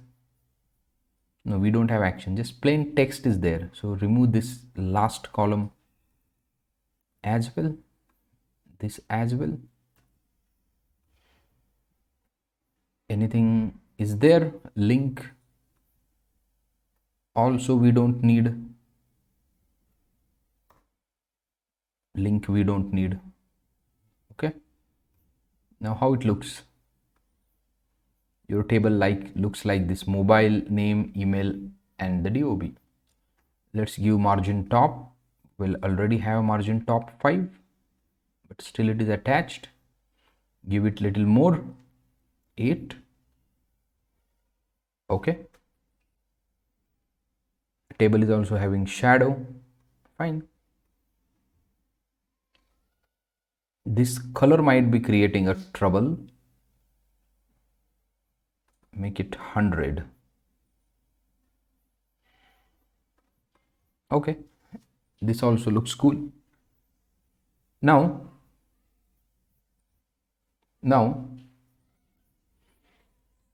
next part is to add search boxes above these names. How to do that? Well, let's collapse this. Let's collapse this. And here we can add one more. In a T head, we have this thing. In the T head, we have this thing. And let's add one more column and see what happens. One more, sorry, not column, one more row I'm adding. Can you see 2 rows has been added? So thing is easy actually. Instead of this span and other thing, remove the span, and here you can say input type text, and here you can say, here also input type text, here also we can say input type text and text. So how many columns we need? 1 2, let's go to the 1 2 3 4 5 6 columns we would be needing. 1 2 3 4, these are 5 columns. One more column we would be needing. Here also one more column we would be needing, and here also one more value we would be needing. 1 1 2 3 4 5 6. Okay, now let's remove the bg color for this search bars. Okay, bg color have been removed. Table width should be 100%. Let's make 100%. Width must be 100%. Okay, can you see some problem over this text box? Let's resolve that problem. Let's remove this width. Okay, now what we will do, let's go on adding required columns. So first what you would be needing is a bill number. Serial number is there. After that, placeholder, serial number, sorry, bill number. This is a bill number. Then what is this? Solve one issue at a time, or handle one issue at a time. Mobile,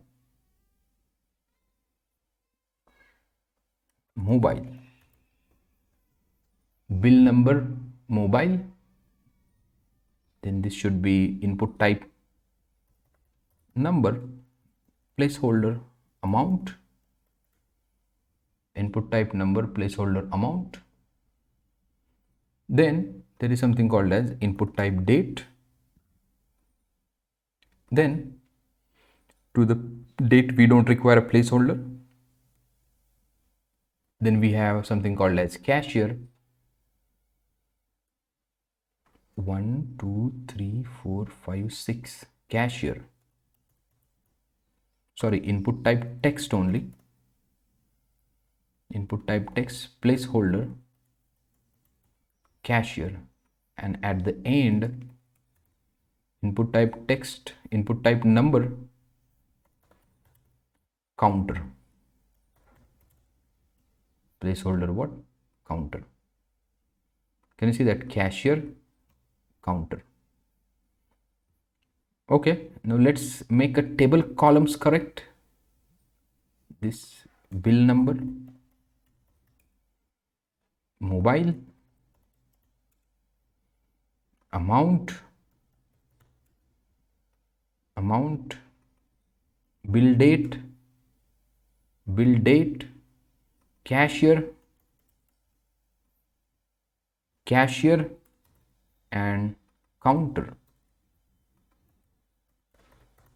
cashier and counter, right? Cashier and counter. So here bill number we can add bill 001, bill 001, mobile something like this, amount we can say 200, date is correct here, cashier say AAA is the cashier. Sorry, why date has been changed? Oh, here date is this 2020 0101, counter first counter. Okay, now set the width for this 5%, 20, just make everything 15%, not that bigger we require. Can you see this is 15%, this is 15%, this is 15%, here also 15% we need, 7 columns are there, 15%, 15%, 15%. Can you see 15%, this is 15, 15, 15, or amount should be more lesser. You can say 10% amount. Date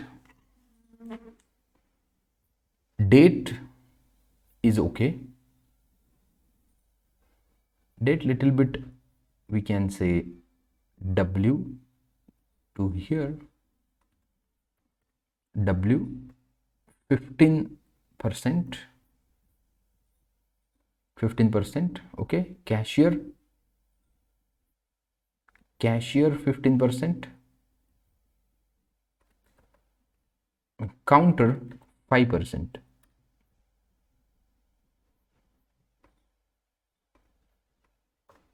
Just refresh it, counter 5%, and here also we need to apply date 15%, cashier 15%. Where is the amount? Amount is here. This is the amount. You can say 10% amount. This and this should be same. Remember that you have two heads. So width of this. So whatever width you apply for the particular column, for example, if you apply 10% over here, this should be also 10%. Okay, that's what I'm doing over here. This amount is first, second, and third column. Amount is first, second, and fourth column. 1, 2, 3, 4. Amount is fourth column. 1, 2, 3, 4.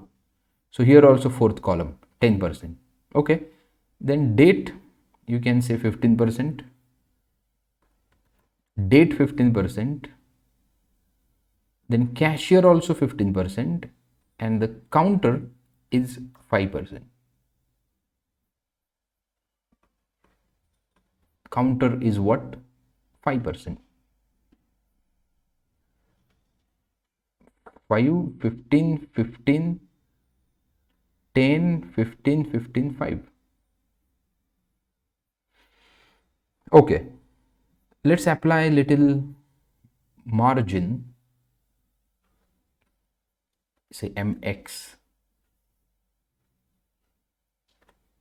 What happened?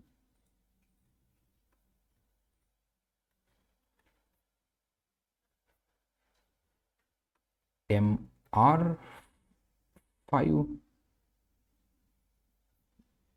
will become okay. I got the thing what has happened.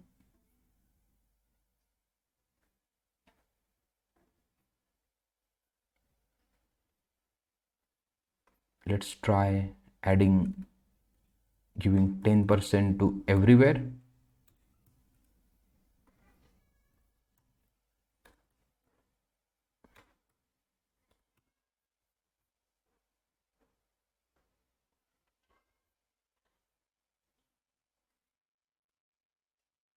table fixed.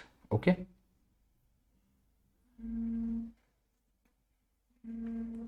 there are a lot of, what you can say, lot of columns, and columns are going beyond the screen.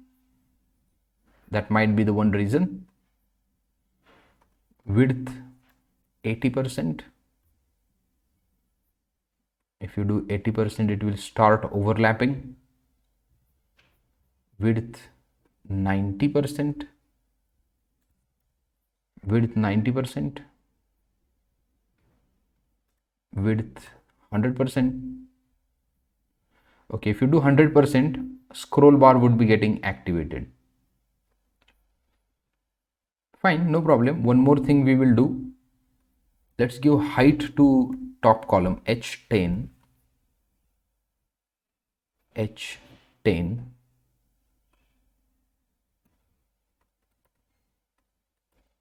Just to head columns, we need to give height.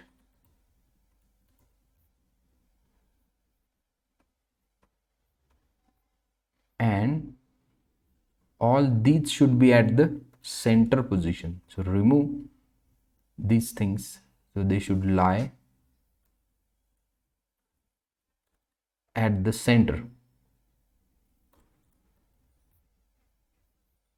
You can see they are at the center now.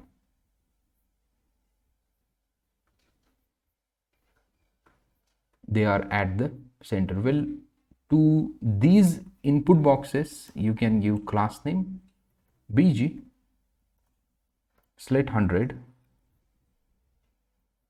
Can you see now? You will get to know. What if H10 we give, and this height 15.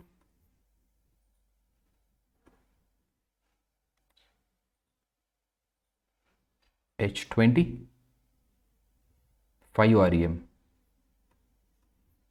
Yeah, this much bigger section would be here. If you see, no problem. H20 H20 H20 20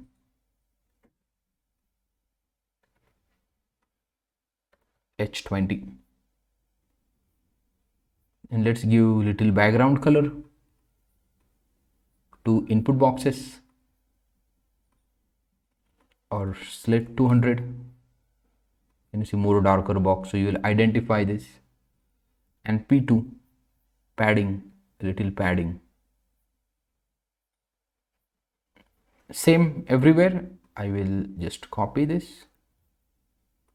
See, we could have copy pasted a ready-made table, but you couldn't understand a pain of implementation, right? Just apply M3, sorry, P3. Okay, can you see now? After adding the padding, what has happened? When you add the padding, these are edge to edge. They have attached. Okay. We can work on the UI part, no problem. Or let's remove the padding. Let's remove the padding here.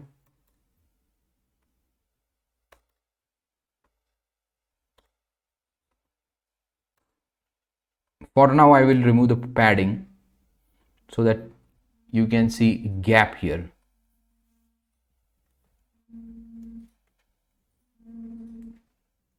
Yeah, it would be something like this. We can improvise that, no problem. But your screen will look like this. Have you implemented everything? Yeah. Excluding pagination, you have implemented everything. So this is how you have implemented the bill. So we have required 43 minutes to implement this part. Remember that. So I'm doing this thing from last 43 minutes. So estimation, whenever your manager asks how much time you will require, just don't say 5 minutes. It is not the 5 minutes of the work or 10 minutes of the work or the 15 minutes of the work. Still improvisation is pending. But a first layer or the first hand is done in the 40, you can consider approximately 45 minutes. Estimation, when you do the effort estimation, this experience comes into the picture. Fine. So this is how your bill screen will look like. So let's implement next part, that is new bill, shortly. Thank you. Hi. In this session, we will see new bill generation. In the last session, we have seen bills page. What you can say, this bills page or landing page for the bill. Now, whenever we are going to click here, new bill has to be generated, right? Or you should be navigated to the new bills page. What's the UI for new bill page? This is the thing. Let me explain the UI. So first you are going to enter the mobile number. If this mobile number is already available in DB, then and only then below these things needs to be given to you, right? Otherwise if mobile number is not available, we should get one message that this mobile number is not available, means the customer is not created for this mobile number. So we need to create first customer and then we need to generate bill for that customer. That is how that's how process is. Now let us see how to generate these things or how to build these things. So this is our code for bills. If you go to here, this is the header as we already do. Then date, today's date, who is the cashier and what is the counter. Who is the cashier generating the bill and what is the counter on which this bill is getting generated. And this is the mobile for which bill is getting generated, right? So new bill and this thing. Now whenever you go over here, you click on the new bill or you can go to the new bill from here, right? Let us see how to implement this part. So we have new bill. Can you see creating new bill? So as you know, this is a section. Let's add it to the section. Let's add it to the section. And then, just a minute, and then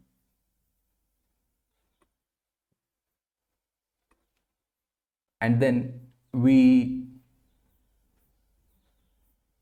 need to have the h1. Let's have this h1, wrap it into div h1.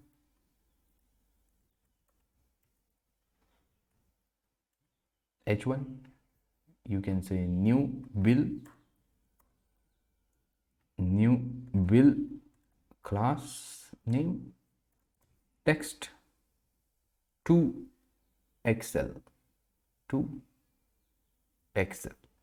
or sorry, we are using for Excel,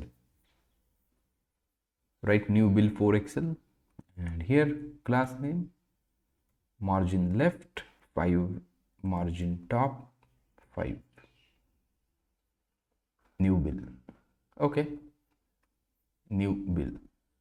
Then we have another div. Now if you see this UI, so we already have built this thing, what you can say, a label and the text box and the search we need to build. But this form of our input box we already have created. So how do you place one thing over here and one thing over here? What do you do that? So for this, right, we need to use the display flex and display flex. So this is one div, this is another div. Justify between. See here, class display flex. Okay, we are using tailwind css. It's a utility based framework. Tailwind css is the utility based framework, and tailwind allows you to create the classes just by writing few keywords like the flex. Internally, dot flex class would be getting created, which would be having display flex. Okay, so we have one more div. So we are talking about this section. Inside this div we would be having, so you can consider we are working on this section. This can be a div, and inside this section, let's make class name. Okay, I have forgotten to give container class. Container, so it will apply these many types of properties as per the width. Media queries are getting created. Dot container means, and width is 100%. So here h needs to be 100%. H needs to be 100%. We can just verify this. bg read 400. This is working or not? Can you see? bg read 400. Height is getting applied properly. Remove the bg red color. Now this is also working. So display flex. So okay, this is wrong. Bracket is missing. Okay. So here what I need to do, w 30%, and I will give bg read 400. bg read 400. Okay, bg read 400. So concern over here, we don't have anything into, no, just a minute, not to this, but to this we need to apply bg read 400. Okay, there is no content. Let's add some content. Hi, width is not getting applied. Let's say w 100%. Now still not. Okay, and to this we can say w 30%. Now, yeah, see here, w 30%. Width is getting applied over here. So in this section, this is our section. Can you see? It is this section and this is another section. Let's write another section also. Div. Here we can say class name w 40%. Okay, I'm wrong. Just write this. And bg read this thing, and here I can say hi also.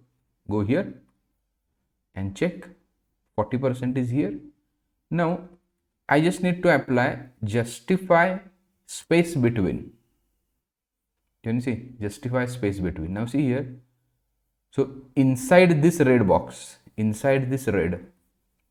this much code will go, and inside this red, this color will go. This code, this piece of data will go. Okay. Now inside this red, again we need to have one div and class name flex and flex column, flex column label and input box, correct? Please let me know in the comment section, are we doing good? Input box, input text, and here we can say id, mobile or customer mobile. Here we can say id customer mobile, and here we can say, so this label is for what? This label is for this customer mobile. Here we can say mobile placeholder mobile. Let's go here.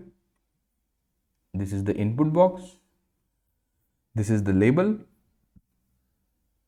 this is the input box, this is the label. Now we need to have one button also, input type button, value search, value would be what? Search, value would be search. Now it is not looking, first remove this red color, because we got to know we are on a correct track, we are on a correct track. And few things related to the styling we need to work on, that is nothing but here background, class name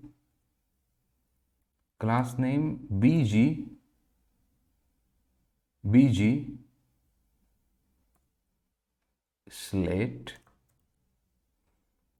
200. Okay, this is the input box, bg slate 200, and little height we need to apply. We can say h10 height, okay, h10, and width if you want to apply w10, okay, too smaller, w20. Here we can say 30% more, 40%, okay, more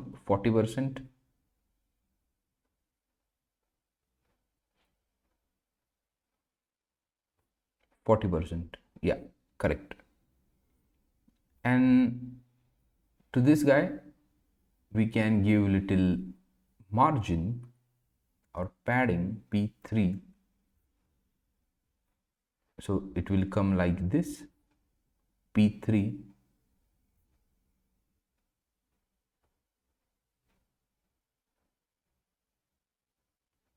okay.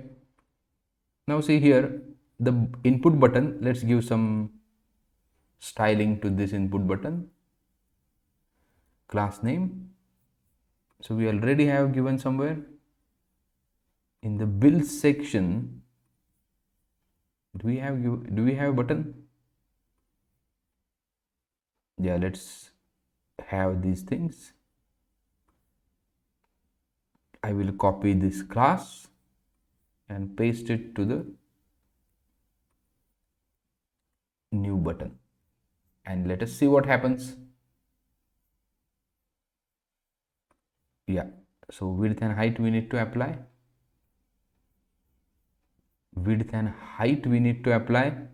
so here under the bills, can you see this w20 h10, w20 h10, right? And this search button needs to be here. So problem is that this is the wrapping div, right? This is the wrapping div which is wrapping both of these, but this div, remember that this div is having this div and this input. It is not a flex, just write a flex over here and here you can see something like this. Okay, now I want to take this to be at the bottom. So justify items center, justify items center. Okay, justify items center and align items end. Can you see this is over here? So you may like to increase the width or just remove this width 40% over here. Let it come automatically.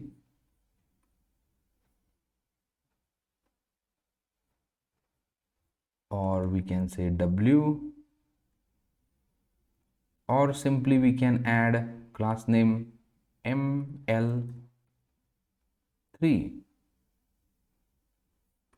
right? ML3. So if you see this part, now this part, just can you see it should start from here. It should start from here, but it is starting from somewhere here. So instead of this, we can say start. And here ML, not this guy, ML5, margin left 5. And some padding is getting added. Let's remove that padding. Yeah, can you see now it is correctly starting from new bill. Margin top also we would be needing, margin top 5. Can you see now it is looking like that whatever is expected. It is looking like that whatever is expected over here. Right now these things, date, cashier, counter. So how do you implement? And that will go inside this div, date, cashier, counter. Inside this, let's have inside this, how do you do that? Let's have few things, right? So first make it flex and flex column. This would be the flex and flex column. Okay, and just go on writing the paragraphs. Just go on writing the paragraph. Or these can be the span elements, span. Or what we can do, div, and inside span, and here we can say date,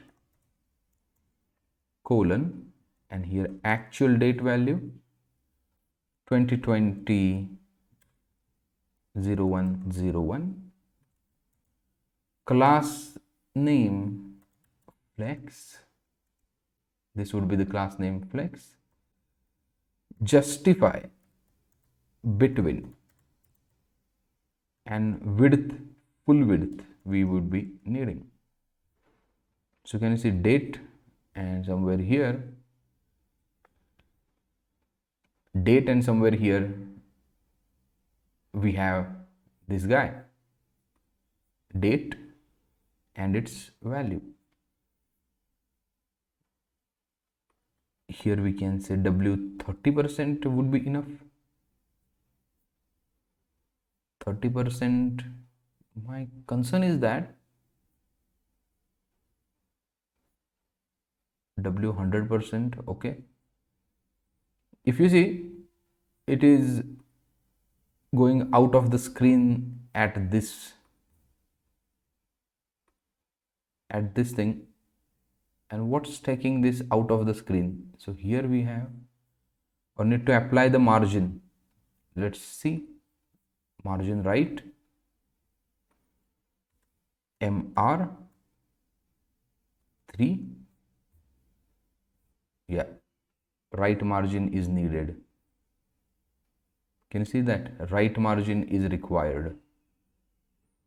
Few more, MR5.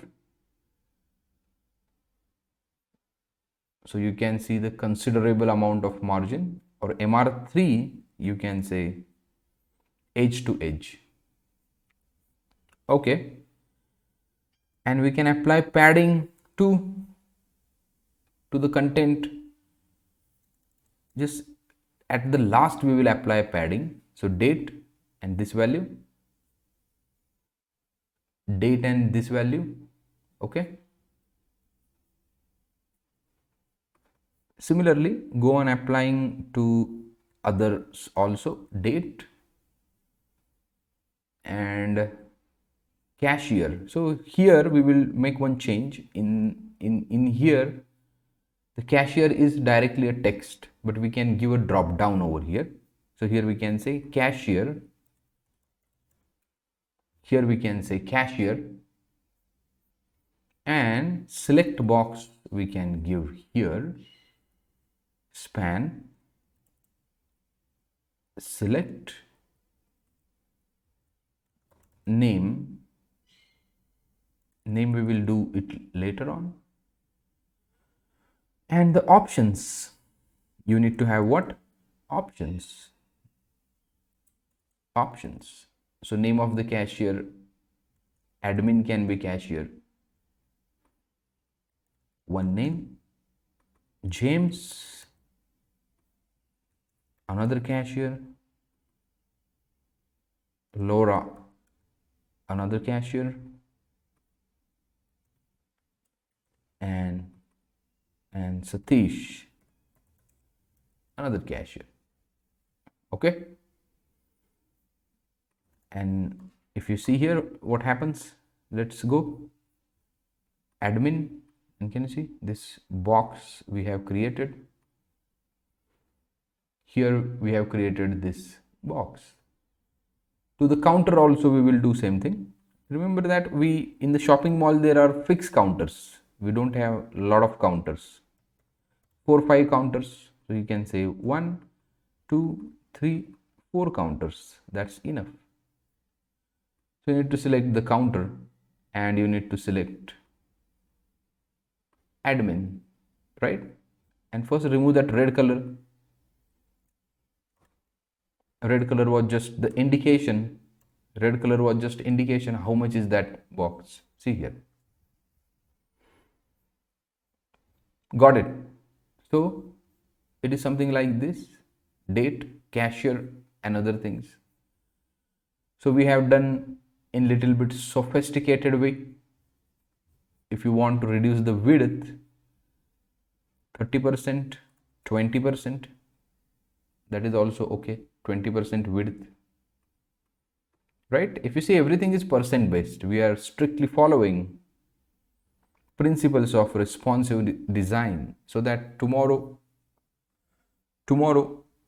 if client asks us to make it responsive, it won't go difficult to you. But the alignment of this and this is not matching. So what you can do, items end, flex column, items end. I think alignment is okay now. So this is one section of generation of the bill. Where this part will allow you to search the mobile numbers. If the particular mobile number is available, we need to load this table. Right? If you want to add that horizontal line, here, how do you add it? You can write, remember that this is your header, this is that bar, and here you can say horizontal rule. Can you see one line has been added? Just say class name empty or margin 5 from all 4 sides. Line we have, right?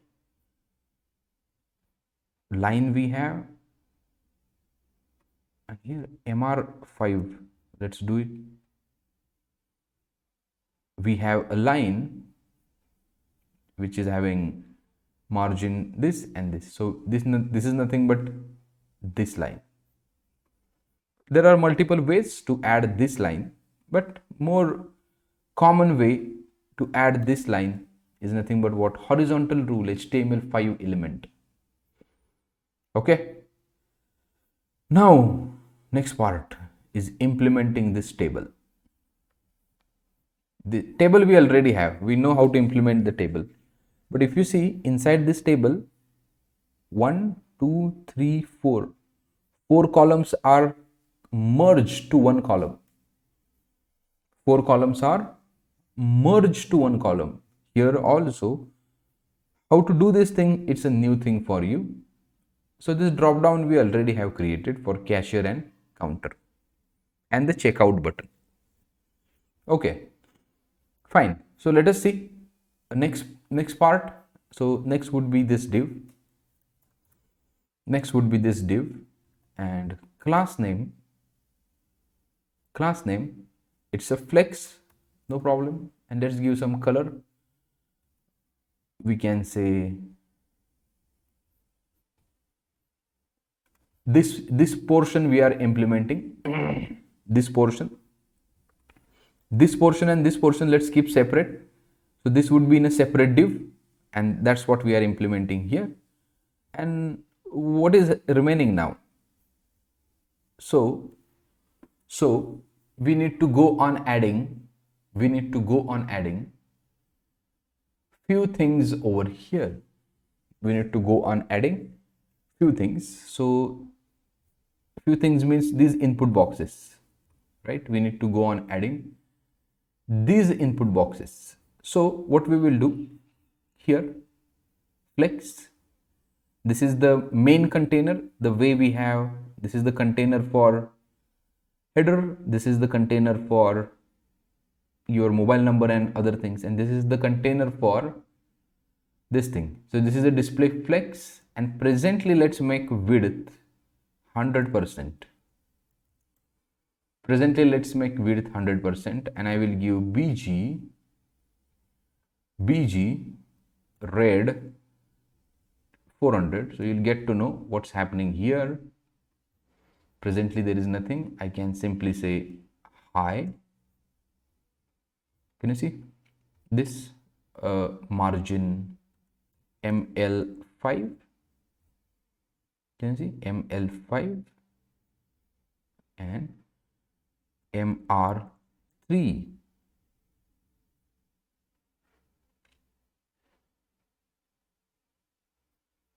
Or MR5, margin right 5.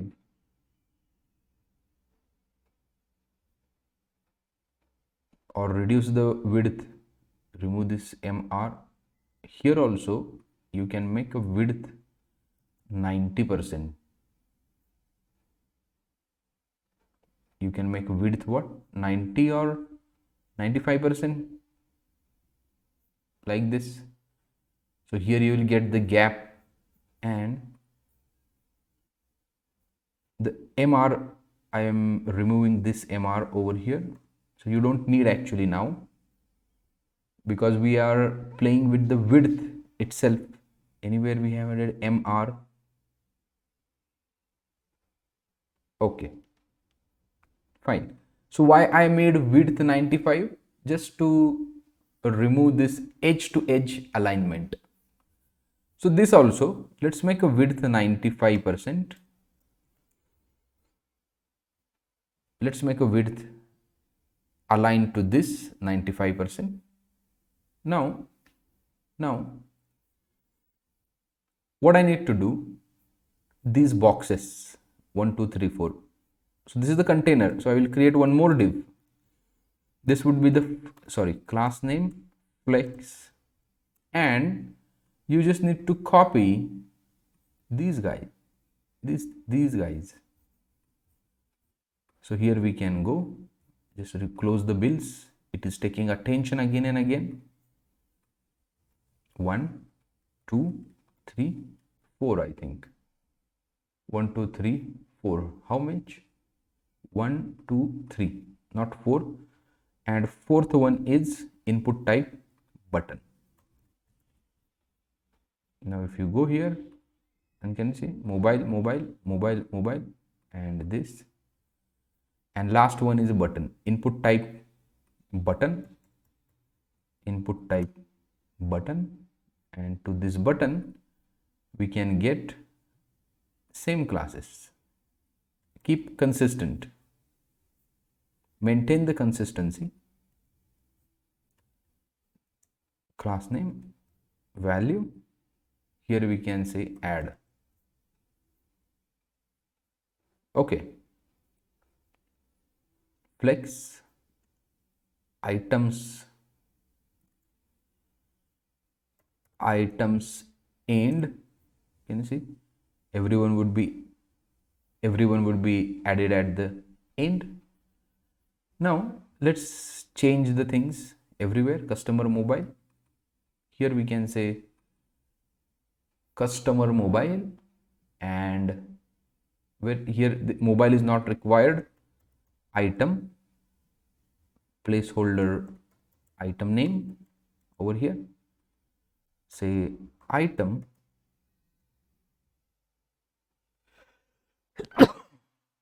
so here item id, item name, this is also item name,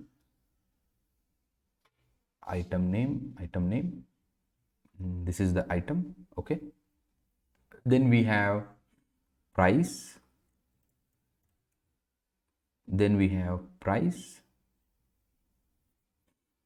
so here we can say price,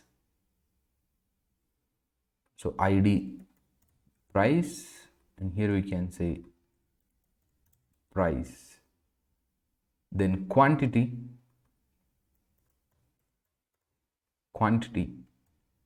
then here also id as quantity,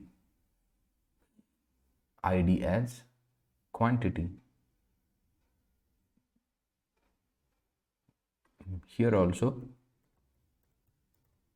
quantity, can you see price, quantity. Now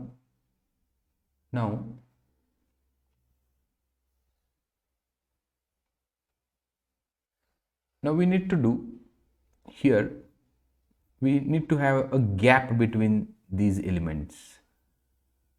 Okay, just ml3, remove this. We need organic gap. Now what do you mean by organic gap? The gap which is given to you by your layout. So here you can go and justify between organic gap, just refresh it, justify between, just format the document, this is one,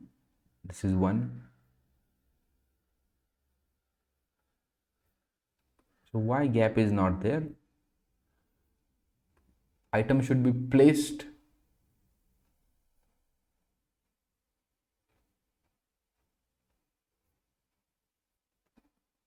justify between items end,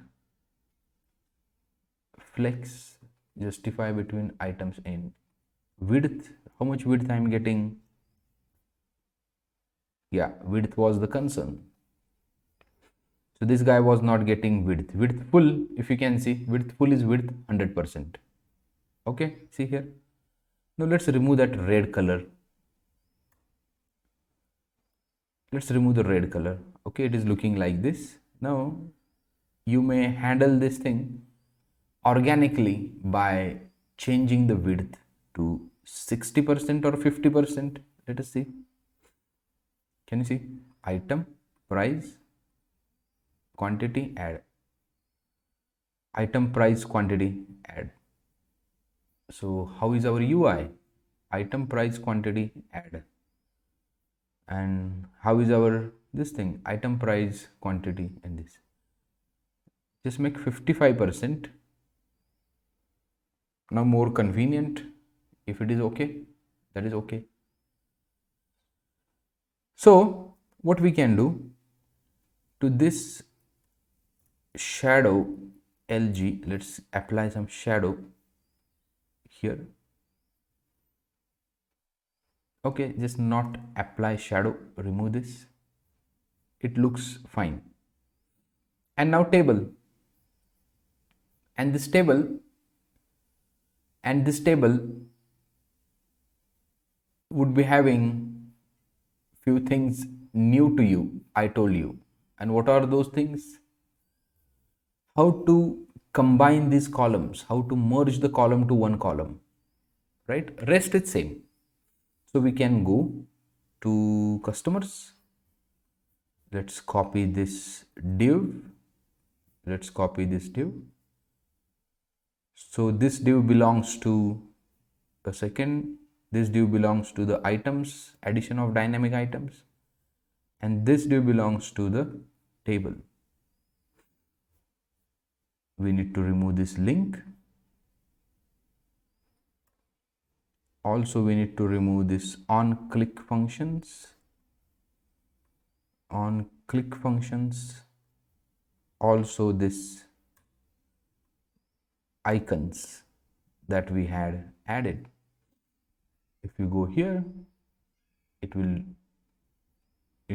show you something like this. But what things we would be needing in this table? Serial number, item, price, quantity, total, and action.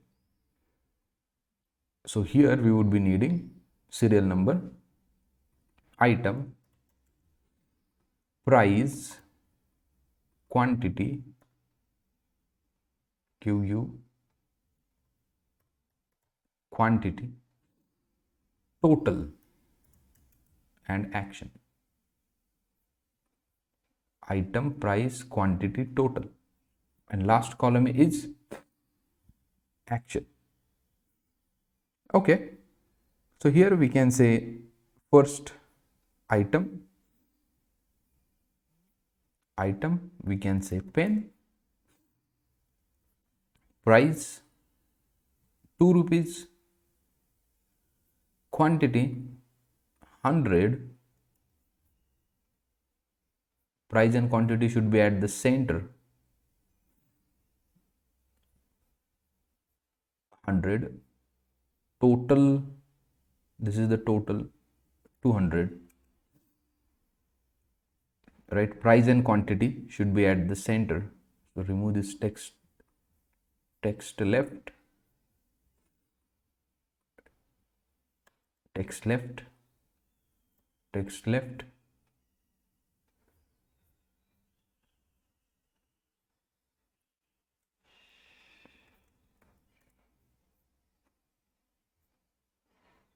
Okay, so we can add text center to the price, and here text center to the quantity. So 2 rupees, 100 quantity, total is 200. Action, there is a delete icon. So import, we already have delete icon, import from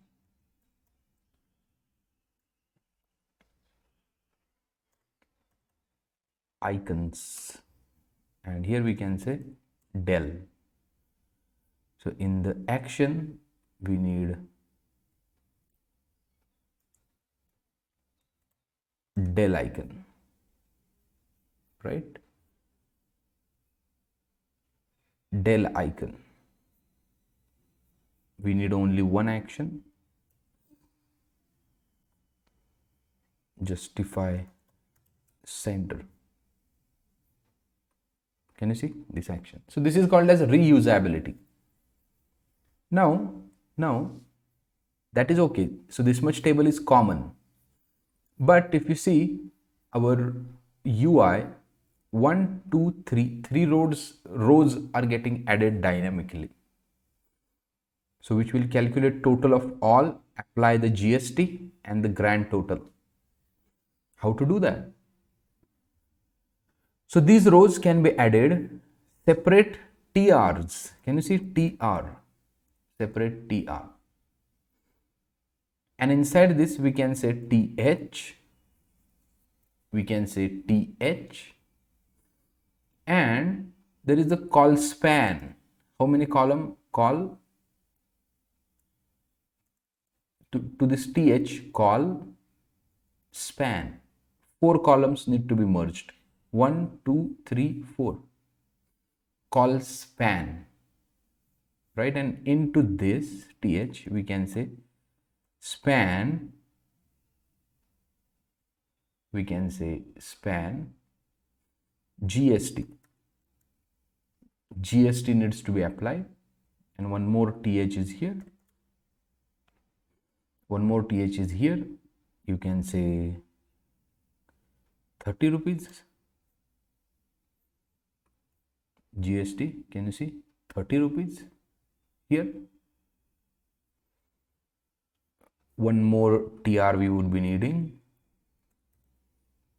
sorry, one more tr would be needing.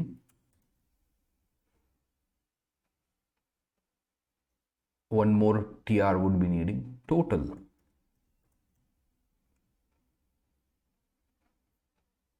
Okay, just a minute, let's check the UI.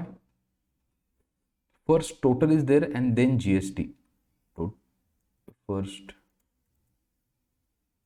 total is there, then gst and grand total. See here, total gst grand total, correct. Now so few classes need to be applied, so first to this row I need to apply the class bg slate 200, right? This much bg slate 200.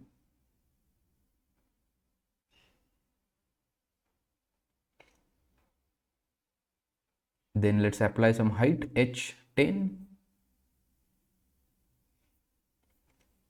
Same goes with other rows also here.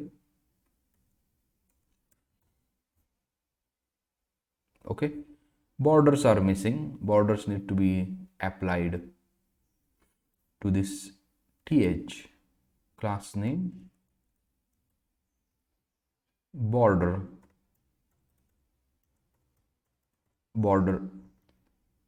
black. Okay, to the gst black is too much darker, gray 600, it's still too much darker, 300 too much faint, 400. Yeah,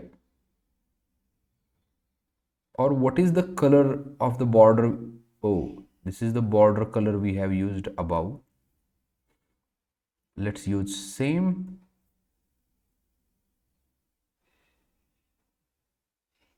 Let's use same bg slate 100. Here also 100.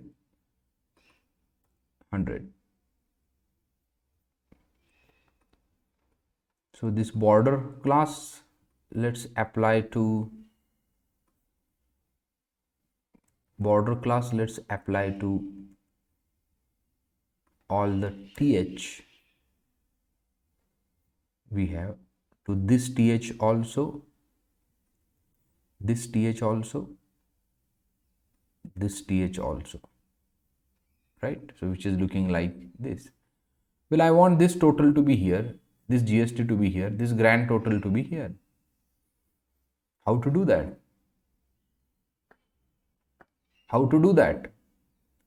So you are in a th, there is a class called as text write, text write, and let us see this works or not. Yeah, working. Text write here, no, that is at the center, no problem.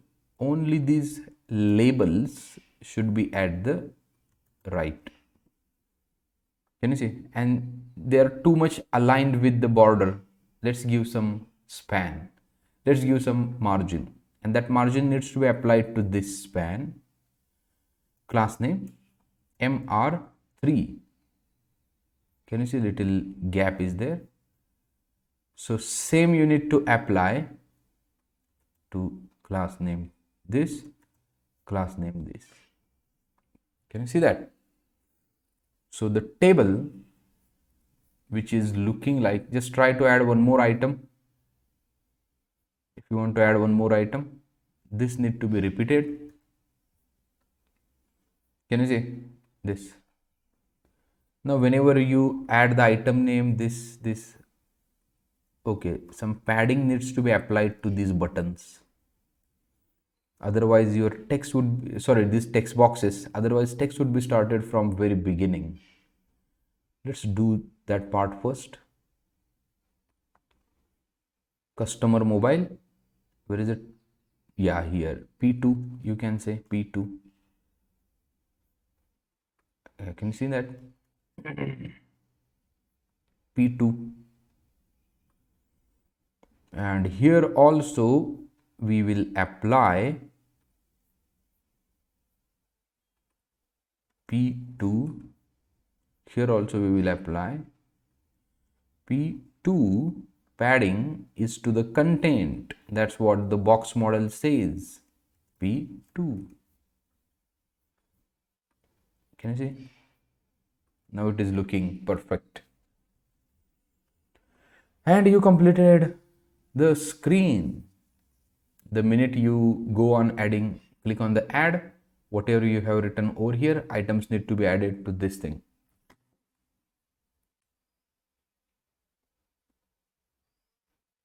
Right? You can delete it. You can delete it. Item with the same name cannot be added again and again. Okay. So this is how your this new build screen will work. So to implement this screen, we had required 45 minutes. Right? I'm doing this thing from the scratch. That's why this much time is required. I hope you have understood this, how we have implemented this. So what's remaining now? New bill. If I click on this bill details page need to be loaded. Bill details page needs to be loaded. Let's work on this. Thank you. In the next session. Thank you. Hi. Let us work on build details page. Well, before moving ahead, let me show you one thing, or let me tell you one thing in advance. So let's go to the new bill. So presently we have considered these items, these prices just as a text. If you see here, just as what? This is a text. Collapse it. So this is the text 1, 2. But in the future, whenever we submit the form, at that time we need to convert this to the input boxes. We will do that later on. But just a notification I have given you. We'll see that later on. Let's work on build details page. Now if you look at the build details page, this section we already have built, right? Where we have already built this section. If you see, the left part, the right part we already have built. Now you just need to remove this guy, and instead of this you need to add this portion over here, right? And the table also we already have built. So this page will not take much time. Let's try to implement it. So new bills already there, and bill details. Where is the bill details? Yeah, here. Bill details. So as usual, section. Here also section. class name container and h 100%, height should be 100%. Just to check this thing is working or not, let's give some border and build details. So presently we cannot go to the build details directly, so here we can say build details like this. Can you see this is working? Height is getting applied properly and we are correct. Just remove this color. Now as usual, this is a div, so we already have created this div. You can copy this div as it is and here you can paste it, and here you can what? Paste it like this. So what is the output of this? New bill, right? What is there? Just a div, class name ml5 mt5 text4excel, new div. Format the document. Now second section. What is the second section? This one. This we already have built in the new bill. If you see this, it is nothing but that section. If you remember, this was red, this was red. The concern over here is that into this, let's copy this as it is and paste it. Then you will get to know what we need to change, right? So this we need to change. These things now we don't require. This should be simply text, right? And this thing we don't need. So here we can say span cashier, we can say admin,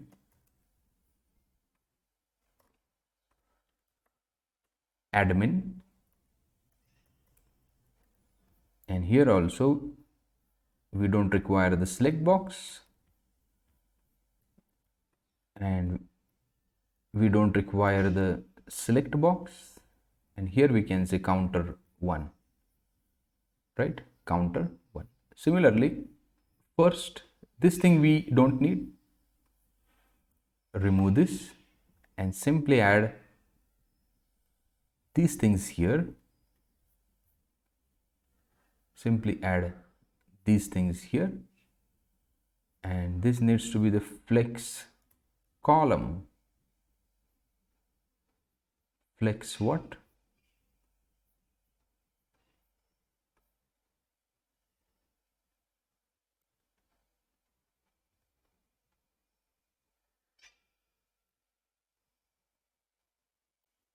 Okay, justify end. This should be the flex column, and then copy all these things and paste it here. Why?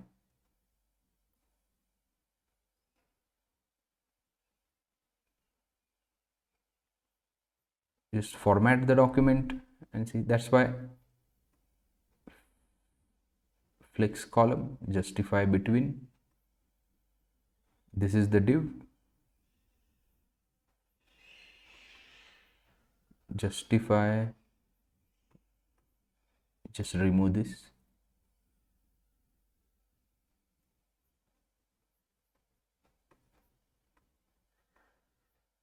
Okay, just give bg red 200 and let us see how much is this. Okay, what is the difference between this and this? Items and width is there. Let's make 15% of the width. There is no concern of the 15% flex column. Oh, here flex call, class name is different. Yeah, spelling mistake. Remember that spelling mistake. I just have applied the COL, but actual class name is flex column. You may reduce the width, say to the 15%, right? You may reduce the width to the 15%. and overall width also you may reduce if you want, 90% width. Okay, so here if you see this section you have written, but here first it should be mobile, sorry, bill number,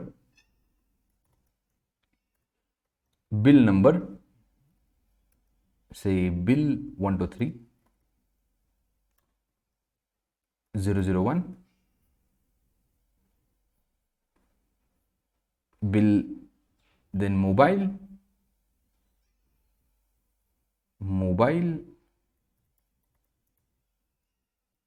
and here we can say 90897867, something like this, and then the payment mode,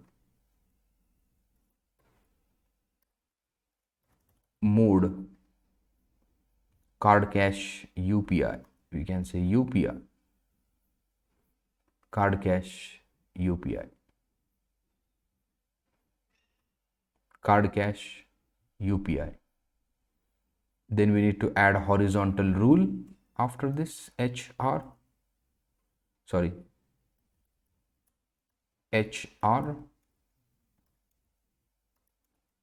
like this, margin top, M5 from all four sides, sorry, class name M5. This would be something like this, new bill, sorry, no, this is not a new bill, bill details. If you see bill details is having some ID over here. This is the bill number, and to this bill number details are presented over here. Right, now what is remaining? The table, whatever table we have created here, same like table we need. So I will just copy all these things and till this div and simply paste it here. Del is not defined. Well, here we don't need action, remember that. This is simply details page, we don't need action here, right? We don't need action column. So item, price, quantity, total. Well, item name can be 30%, price can be 20,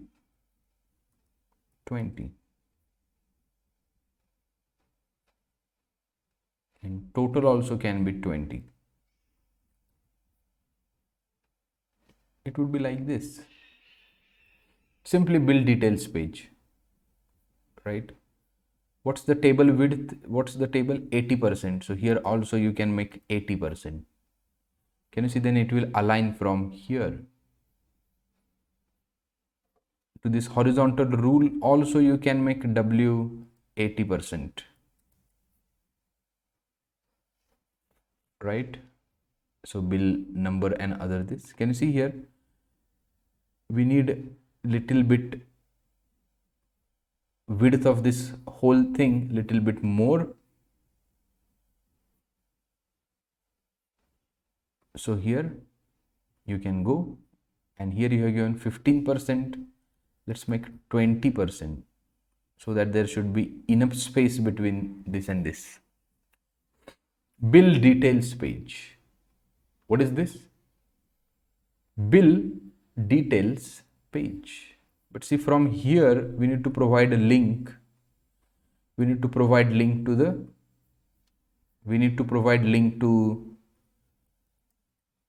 U underline.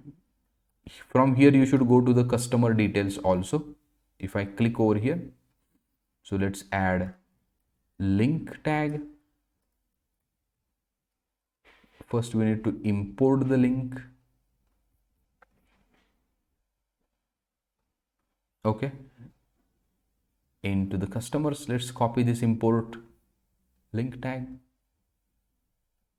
bill details, this is the link tag, and here we can say link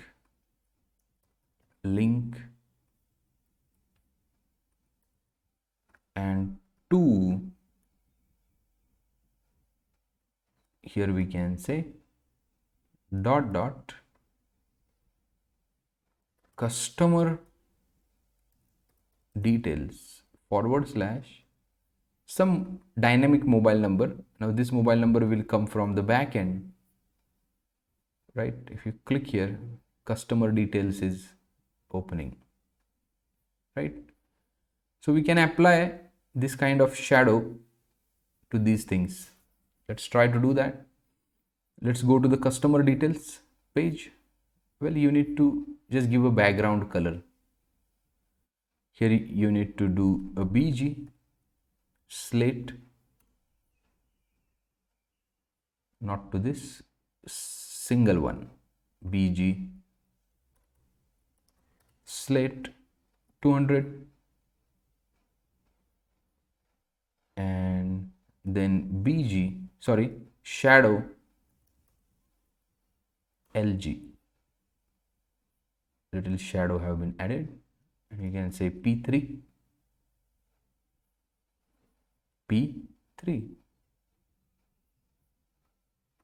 100. Okay, same to this you can apply, same to this you can apply, right? This and this. Okay, might be overlapping. Let's increase the width to 20%. Date is this, something like this. Well, same thing you can do in the new bill section also, right? In the new bill section also,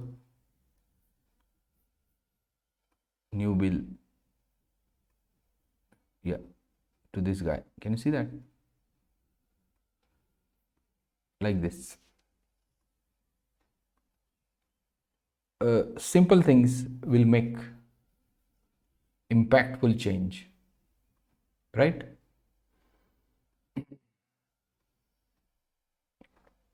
Fine. So this is all about bill details page. This is the bill details page. And let us see everything is correct or not. Yeah, bill details. Okay, so here we need to add a link. Go to the bills page, and here we need to add a link. So here we can say link, and here you can add this, and then we can say to bill, in the backticks, to bill details, and here we can say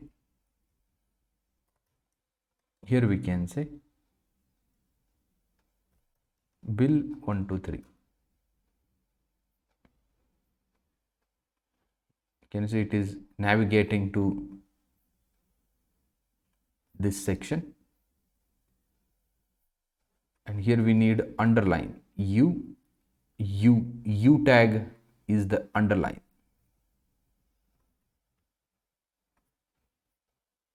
Can you see that? Bill 123. From here it goes to the customer details as well. I hope you got this thing. If you have any questions, write it in the comment box. If you have understood the code, write it into the comment box. Okay. Thank you. Stay connected for next things. Thank you. I hope, let's cross verify everything has been done. Everything has been done. Thank you.